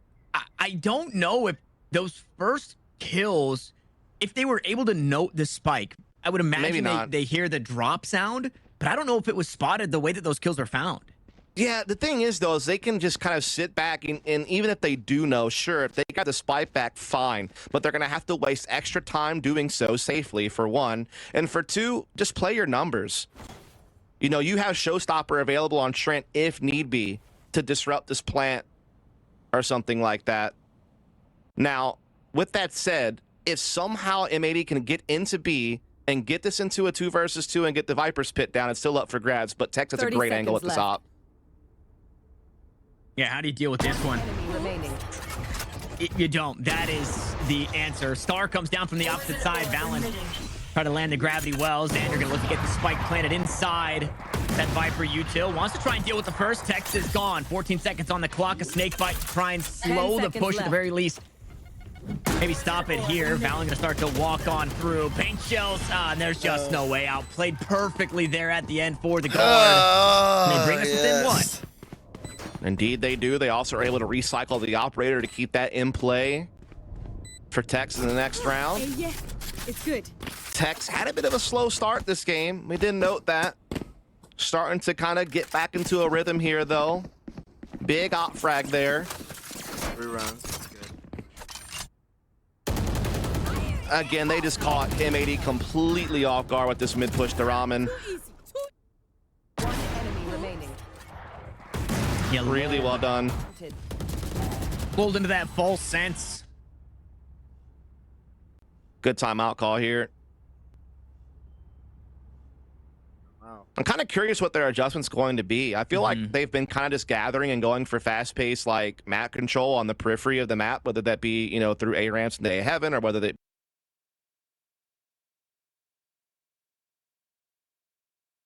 What happened? and try to play out a post plant. But the guard have done such a great job kind of taking the space that M80 leave behind when they're gathered up, whether that be like that round they pushed through middle and got Ramen, or just in general being able to control the middle of the map to have quick rotations.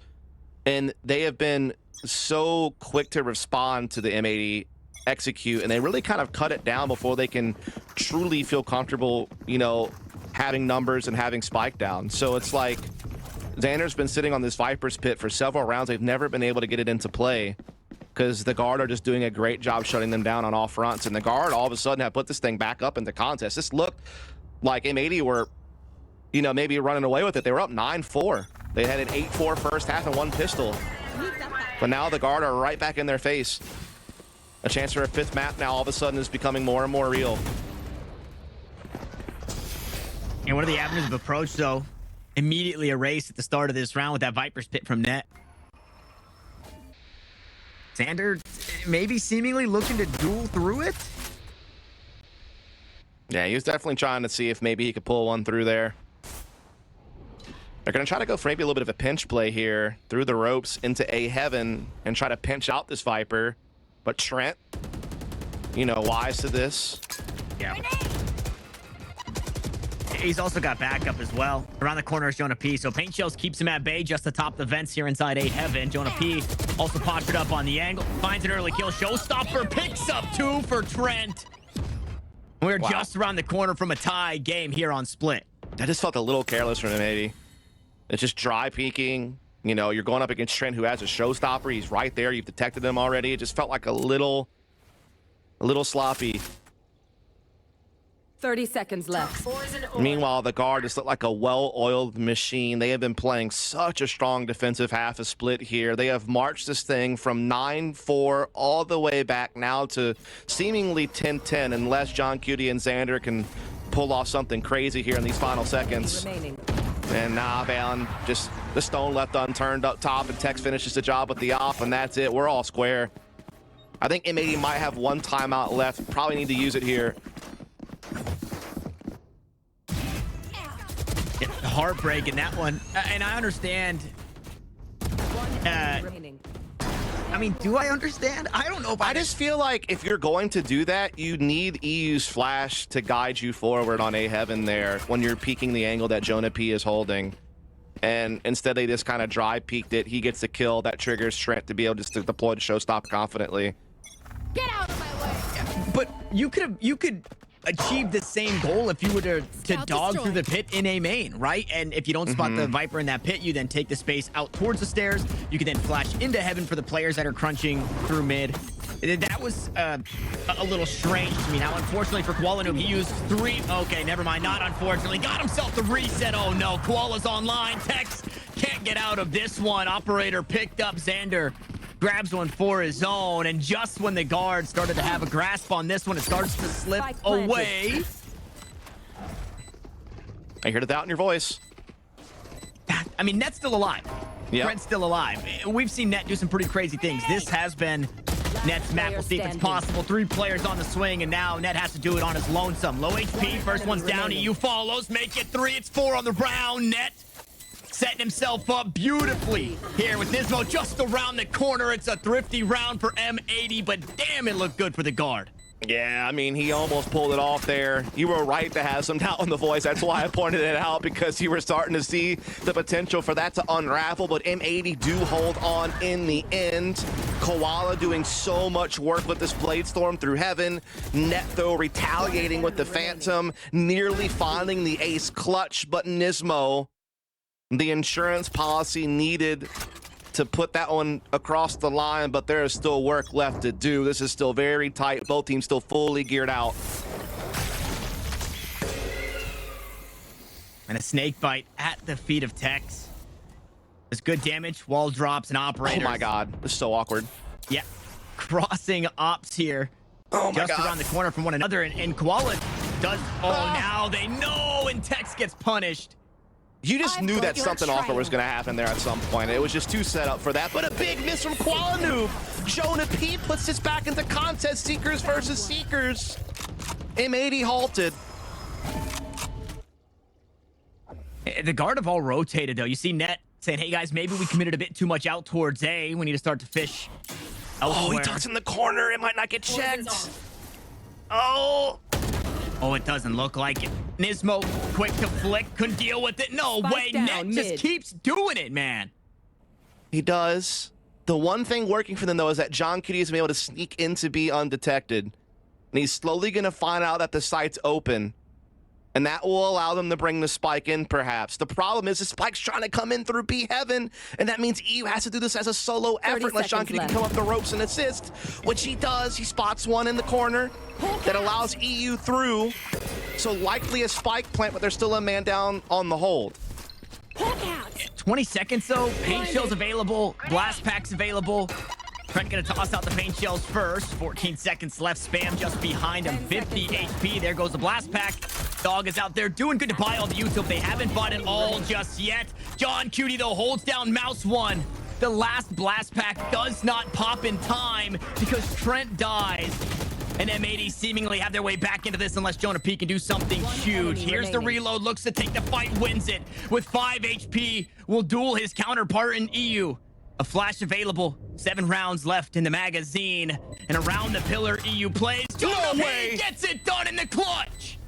No way Jonah P does that with 5 health. Man, oh man, John Cutie did such a good job from up top, stopping the triple push from the low side, from disrupting the spike plant. Puts it into a 2 versus 1. They have him in a crossfire stuck on the double stack. They do so much damage, it seems impossible. After John Cutie does this maneuver, that the guard would win the round, but somehow Jonah P comes up huge. And you can see the guard, air back in their lungs, life back on their side as it's all square 11 apiece and it's still anyone's game. But honestly, the guard feel like they're in control. And well, it looks like it. I mean, that's a taste of their own medicine. From Lotus to Split, now Nismo wants to get aggressive, and both duelists, have been deleted. We'll have to try again into the next one, M80, and have to hope for overtime here. Oh boy. Trent gets put in an awkward spot, not punished for it. Meanwhile, Jonah bites off more than he can chew in that duel against Xander. Tex hasn't been dug out just yet. Still the anchor here on the safe side. Dashes away to safety. Looks to take a duel with 2. Trent still here as well. Blast pack away, and numbers in favor of the guard, but the site's been given over. Yeah, but they're stuck in the site. They're stuck, trapped in the corner. Viper's pit, sure, but they can get boxed in right now by the defending push. And it's, what? Did they spotted a barrel? Not like this, shorty in hand. That's not going to be enough. No way. The guard with full control let the round slip away. Oh my, I don't know if it slipped away as much as they just got a little bit unlucky. I thought that retake was really good. They knew both players were trapped in the corner. And maybe realizing that they know, might as well deploy the Viper's pit, right? Provide us a little bit of cover if we're going to get stuck back here in the corner. So, I mean, yeah, they had a 5-on-3. Like you said, they stuffed both duelists. Tex did fine. Did they see him there? I don't think so. I think they just gut checked it with spam. I think they knew that they were boxed in, back up against the wall, and man down, trapped in the corner. And well, when you trap a beast in the corner, they're going to come out clawing. And I think that they just happened to get some good spam through the corner there. I don't know that they had the intel. I think maybe it was a little bit of a guesswork. To be fair, it was kind of karma coming back at him after the guard found that opening kill to the toxic screen. So I don't know, man. This game is wild. At this point, I mean, I was kind of feeling like the guard were in control despite the close score. But after that, oh, it's tough because now it's overtime at best for the guard to keep their life alive. It seems like they had their wits about them, though. During that timeout, I could see that they were definitely communicating really well. They didn't look dejected. They have the op still with Tex, who's been heating up. There is still certainly a hope to push this map forward an extra stretch, but that's a heavy loss to 5v3. That's got to sting.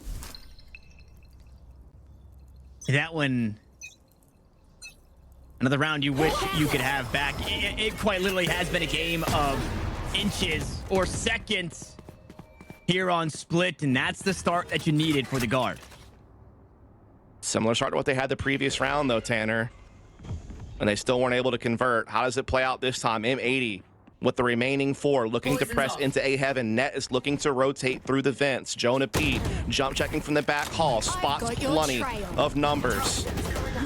Seekers will keep Net at bay, though, inside the vent. Yeah, really good Seekers there. Cosmic Divide here from the attack. Cuts off the angles from screen, angles from heaven as well. It allows for the plant. John Cutie on the lurk. Pushes through the wall, finds kill on the net. Numbers even. Flash on the opposite side. Xander now takes his position out of the sky. Is ripped. It's Tex. Jonah P hangs on for a moment. He's in a tough spot as well. The cross is there. Dealt with, and now Trent has to hang on.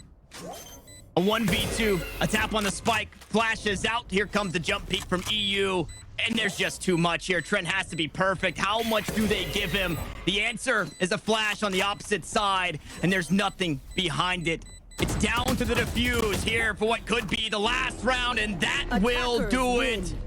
M80 on Lotus. They pulled the pin on Haven. They let it cook, and here on Split, the bomb squad explode, and M80 are your champions. Indeed, you are right, Tanner. The score is settled. These two teams entered the grand finals, the clear top 2 teams. in North American Challengers. The two teams already on their way to Ascension, but they had a beef to squash. Not personally, but competitively, right? It was 1-1 in the head-to-head. But now M80 has silenced all doubt. They are now clearly the best. They own the head-to-head over the guard 2-1. They won the mid-season face-off. They won this event now as well, and they look just so damn dangerous. There was a couple of shaky moments here and there at the end of the split, but all in all, when you take the story of this team as a whole for 2023 and what they've accomplished over the last 6 months and in the fashion in which they have done it, they are just such a striking squad, man. Just incredibly talented. Yeah, and we kind of talked about it earlier, right? Even throughout kind of the Valorant verse, looking at Ascension, M80 are seeming to be one of the favorites. They proved to be obviously the favorite here in North America today. A heartbreaking loss for the guard, you know, erasing that Lotus. We got some very close maps that could have gone either way. Maps where rounds are seconds apart from, you know, swinging one way or the other. And fortunately, a lot of that went in favor of M80 today. Fortunately for M80 and their fans and the Quala fam, that is. Not fortunately for me and Dust aren't handing each other money under the table or anything like that. But yeah, just a big showing today for M80. They cement themselves with 4 first place. If you could give them a chance at another weight class, they'd maybe take the title there at the same exact time. But they could only do so much. So many first places. Dust, that does it for us today. There's a lot to talk about. I know our analyst desk wants to do it, but I'm going to give you a second, maybe give you the floor as we kind of close out the year and give you your final thoughts. Man, it's been a fantastic 4 months of challengers, right? You know, each split, the midseason face-off, and now all the way here to today, we've seen, you know, the top 2 teams from day one stay in that position all the way through. We've seen some great challengers work their way up in the form of Oxygen and Moist Moguls to really prove themselves as some solid squads as well, just coming up barely short of also joining Ascension. We've had a lot of cool stories kind of play out throughout the year, and it's just been awesome to be a part of this broadcast team alongside yourself and everyone else to bring you these stories. But it's really the players and teams to be celebrated, and it's been a hell of a season, but it's done. We got what we needed. The end result is here. M80 are champs. M80 and the guard will move on to Ascension against the 2 teams from Brazil, the 2 teams from Latin America, and they'll fight for that 1 spot for VCT next year. Yep, we'll see who gets to do it. Dust, our one last ride for challengers comes to an end. We're going to throw things over to our analyst desk to break it down and close out the show.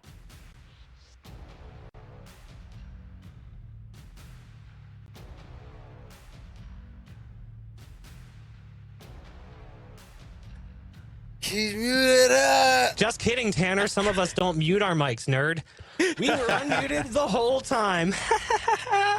Congratulations obviously goes over to M80 as they close out the series. But man, that one was so incredibly close yet again. It feels like this team was right on the edge of cracking a victory on multiple maps, looking specifically at the guard. But M80 just has exactly what they need, Roy, to get over the finish line.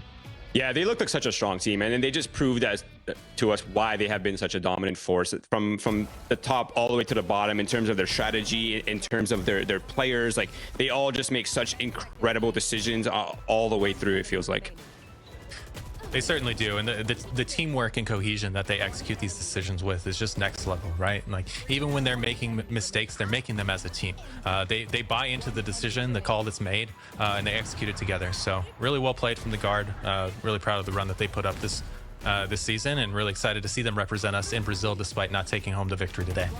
And that's the thing, right? Both of these teams will be going to Brazil. They are representing the North American region at Ascension. And even though this is a close game between these 2 teams that goes the way of M80, a few situations go a different direction. And this is a win for the guard. I mean, you look at the last few maps and just the score lines they had. This could have been a completely different situation. You know, out with the exception of Lotus, it's 13-11, 13-11, 13-11. It's not like it was a blowout in any of those maps.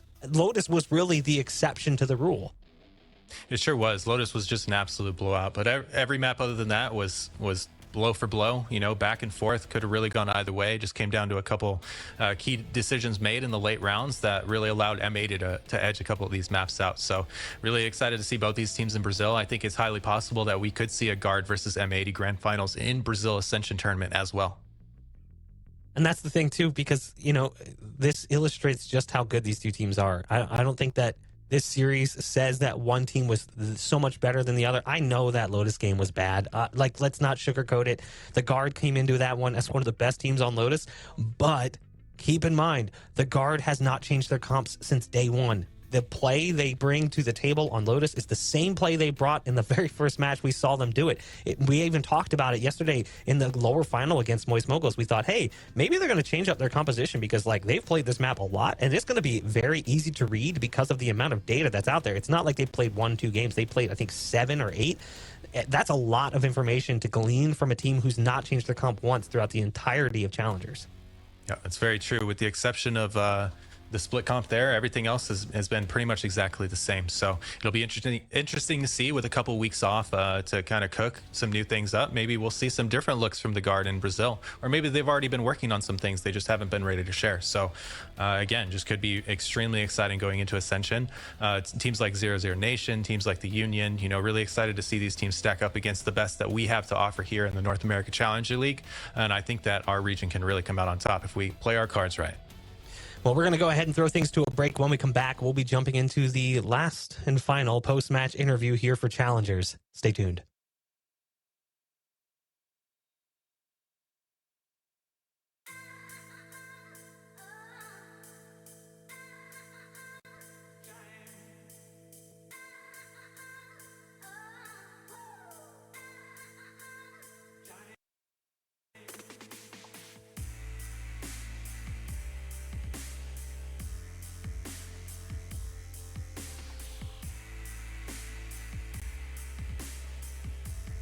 Sweetie, keep it someplace safe.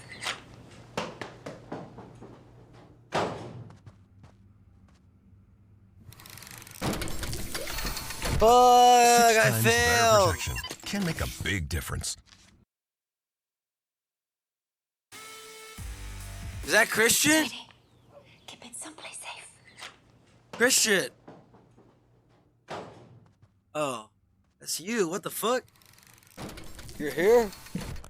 6 times better protection can make a big difference. What the fuck? When did you get here? Castrol GTX Full Synthetic provides 6 When times did you better get wear here? protection on critical engine parts to help Since extend when? the life of your engine. Castrol GTX Full Synthetic. Better oil. You're outside? Maximum protection. Oh, you weren't. You went to work.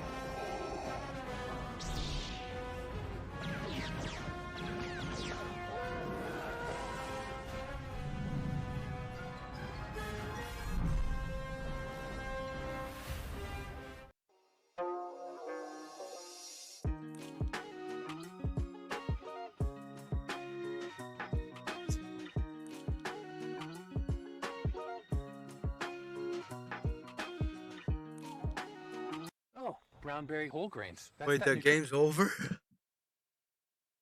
The game's over? No, 3-1. No. Dude, how long was I asleep for?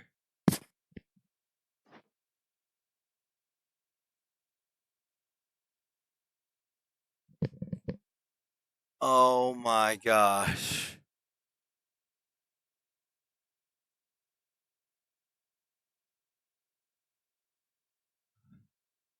Three one. Fuck. 3-11. 13-11. 13-11. Are you kidding me?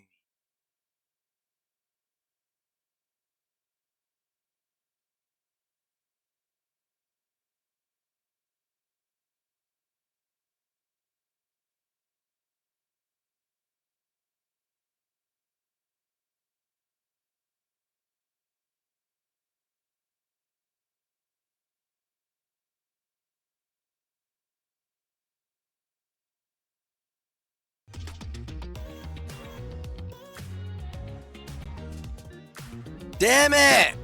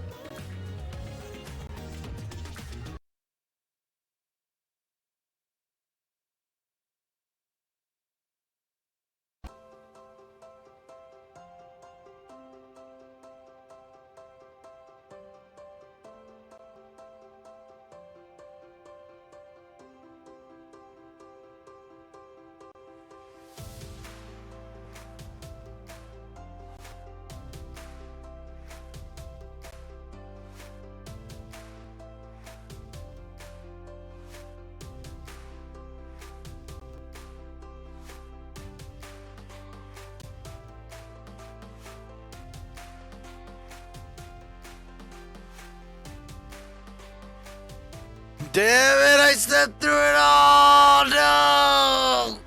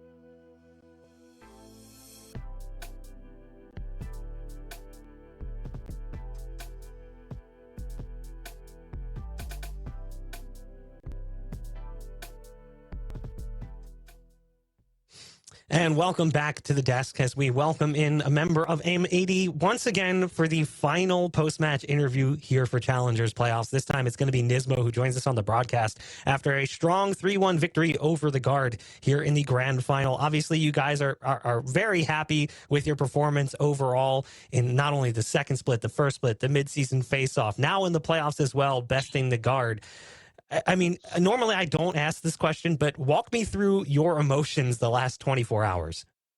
I mean, to be honest with you, Bach, we're not surprised. We knew we could win this whole thing. So emotionally, we're all really happy with everything that we've been doing. We work hard. So again, we're just really happy that that was the result. But at the end of the day, the job's not done. We still have Brazil. We're happy with the results to be the NA Tier 2 champions, but we still have Brazil to win, and that's what matters the most. I mean, we've asked some of the other teams this too. We asked the Guard this yesterday. What does the regiment training-wise look like for Brazil? Obviously, you know, you've got a little bit of time before you have to really worry about that. But what are you guys going to do in the next couple of days, the next couple of weeks to prepare for Brazil? I mean, we're obviously going to take a couple of days, just like a little time off for everyone, just so everyone can relax. It's been a really long boot camp. Again, just hard work, a lot of practice. So we're definitely all going to relax a bit and then just get back to work. Like I told you, job's not done, so we just keep doing what we were doing. We're just going to take a little couple of days off for everyone to relax a bit, which just to make sure no one overburns or something. But again, we're just going to get back to work and it's not over. I think nothing exemplifies the job's not done mentality more than the Lotus match here against the Guard. Lotus was a game that they were really good on, and clearly you guys had done your homework because there's a lot of data to study on that team. How much prep did you do specifically for Lotus, given the fact that you crushed them on a map they've been so good on? We didn't have that much prep, to be honest with you. Yesterday we finished practice pretty much. We just went out and did a couple personal stuff. We did had a couple of VODs to watch from them, but we just played our game, man. We didn't really focus on any anti-strats or any big strategy stuff. We just kept playing our game. We were hitting our shots, and they were pretty easy to read, so it was just easy for us. You guys, you know, you had a good celebration meal, I'm sure, yesterday, given that you made it in and you knew you were going to Ascension. What's the celebration meal going to look like today now that you know it's all over and you can take a big breath and just sigh of relief? Today the celebration is gonna be just relaxed. You know, we're just gonna go eat some tacos together, and I feel like that's like the team bonding that we have. We went for steaks a couple days ago, but now we're gonna go for tacos. You know, just to like, yeah, just make it easy. People have flights tonight. People gotta start prepping their luggages, so we're gonna take it easy for today for sure. But tacos still Dude, a stays taco one is of the just best meals.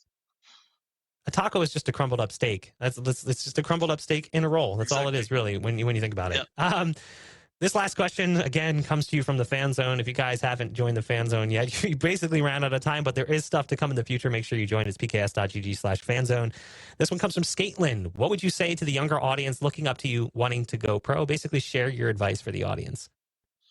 I mean, obviously, you have to grind, man. It's a game where you have to play a lot. If you don't have the experience, then you have to gain that experience, and that's by playing a lot. You're gonna have to start by playing the lower leagues, obviously, and then just make it up and up and up. And you have to play a lot of ranked, you know, learn from professional players. Obviously, try to get connections with professional players. I think that's like the big thing for me. But at the end of the day, it's about just like grinding, man. It's about watching VODs, working on your aim, and just having a good reputation with everyone. It's good for you for sure. Yeah, that last part, definitely something that maybe a lot of players overlook. Your reputation among other players is incredibly important because one day they're going to be your colleagues and your peers. You can't have everybody hating you. I'll give you one last opportunity here to just talk to the fans and thank everyone that watching at home. Yeah, thank you very much, guys. Honestly, to all the fans, we've got a lot of support from everyone, and honestly, it means a lot to every single one of my teammates. I'm just so happy that we won, man, and the hard work paid off. And thank you again from everyone. We appreciate all the fans from M80, and that's coming from all the boys, man. I'm talking for them, so much love to everyone, boys and girls. And thank you to you guys as well for always being wonderful on the desk during the interviews. Wish you the best of luck in Brazil. Thank you very much, Buck. Have yourself a good day. As we wave goodbye to M80 for what could be the last time here in Challengers, as it seems likely this team could be heading to Ascension with that gold first place trophy in mind, we welcome back the analysts to break down the action one final time. We'll take a look at the bracket as we see M80's glorious run through the playoffs. It does really feel like this was their destiny. From day one, the only team that was in the same conversation as M80 was the Guard, but M80 was always considered maybe just a step above. A step above, and I think they knew that themselves. You heard it there from Nismo. They said they knew they could win this. They knew they could take it all the way, and they're not surprised at the outcome. So obviously a lot of confidence coming from these guys, straight from the beginning of the season all the way to the end. Hopefully they can carry that into the Ascension League as well. I think everyone's wishing them the best of luck. We obviously want to see the Guard succeed as well. We want to see the North American teams do what traditionally North American teams struggle to do at international LAN events, which is find a win. I feel like I've been cursed with watching so many North American disappointments over the years, with some rare exceptions, obviously. But here in Valorant, you know, the scripts have been written, and it seems like North America's coming out on top, and I have faith in either team. To be honestly, I have faith that this could be our grand final again. We could be seeing M80 and the Guard fighting for a spot in VCT. And when it comes down to it, honestly, that's a heartbreaker. That's going to be one where it's like, man, I want to root for both these teams. I wish they could both get the spots, but only one is up for grabs. But guys, that is it for us on the desk. Months of work now complete. As we wave goodbye to you one last time, we throw things to our post-series highlights. Want to thank the production behind the scenes for making this all possible, our observers, our replay people, our admins, the League Ops team, the people who organize the event, our other casters and talent who are not on the broadcast with us right now. Thank you guys so much for all the hard work you put in this season. And we will see you in just a few short weeks at Ascension. Laters. One enemy remaining. See everyone. Working. I failed, I know, but we'll run it on to the next.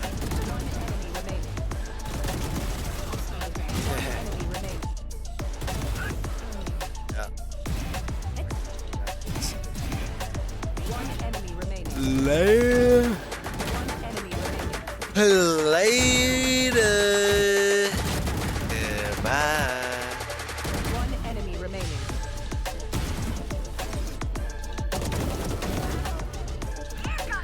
Party. Yeah. Bye.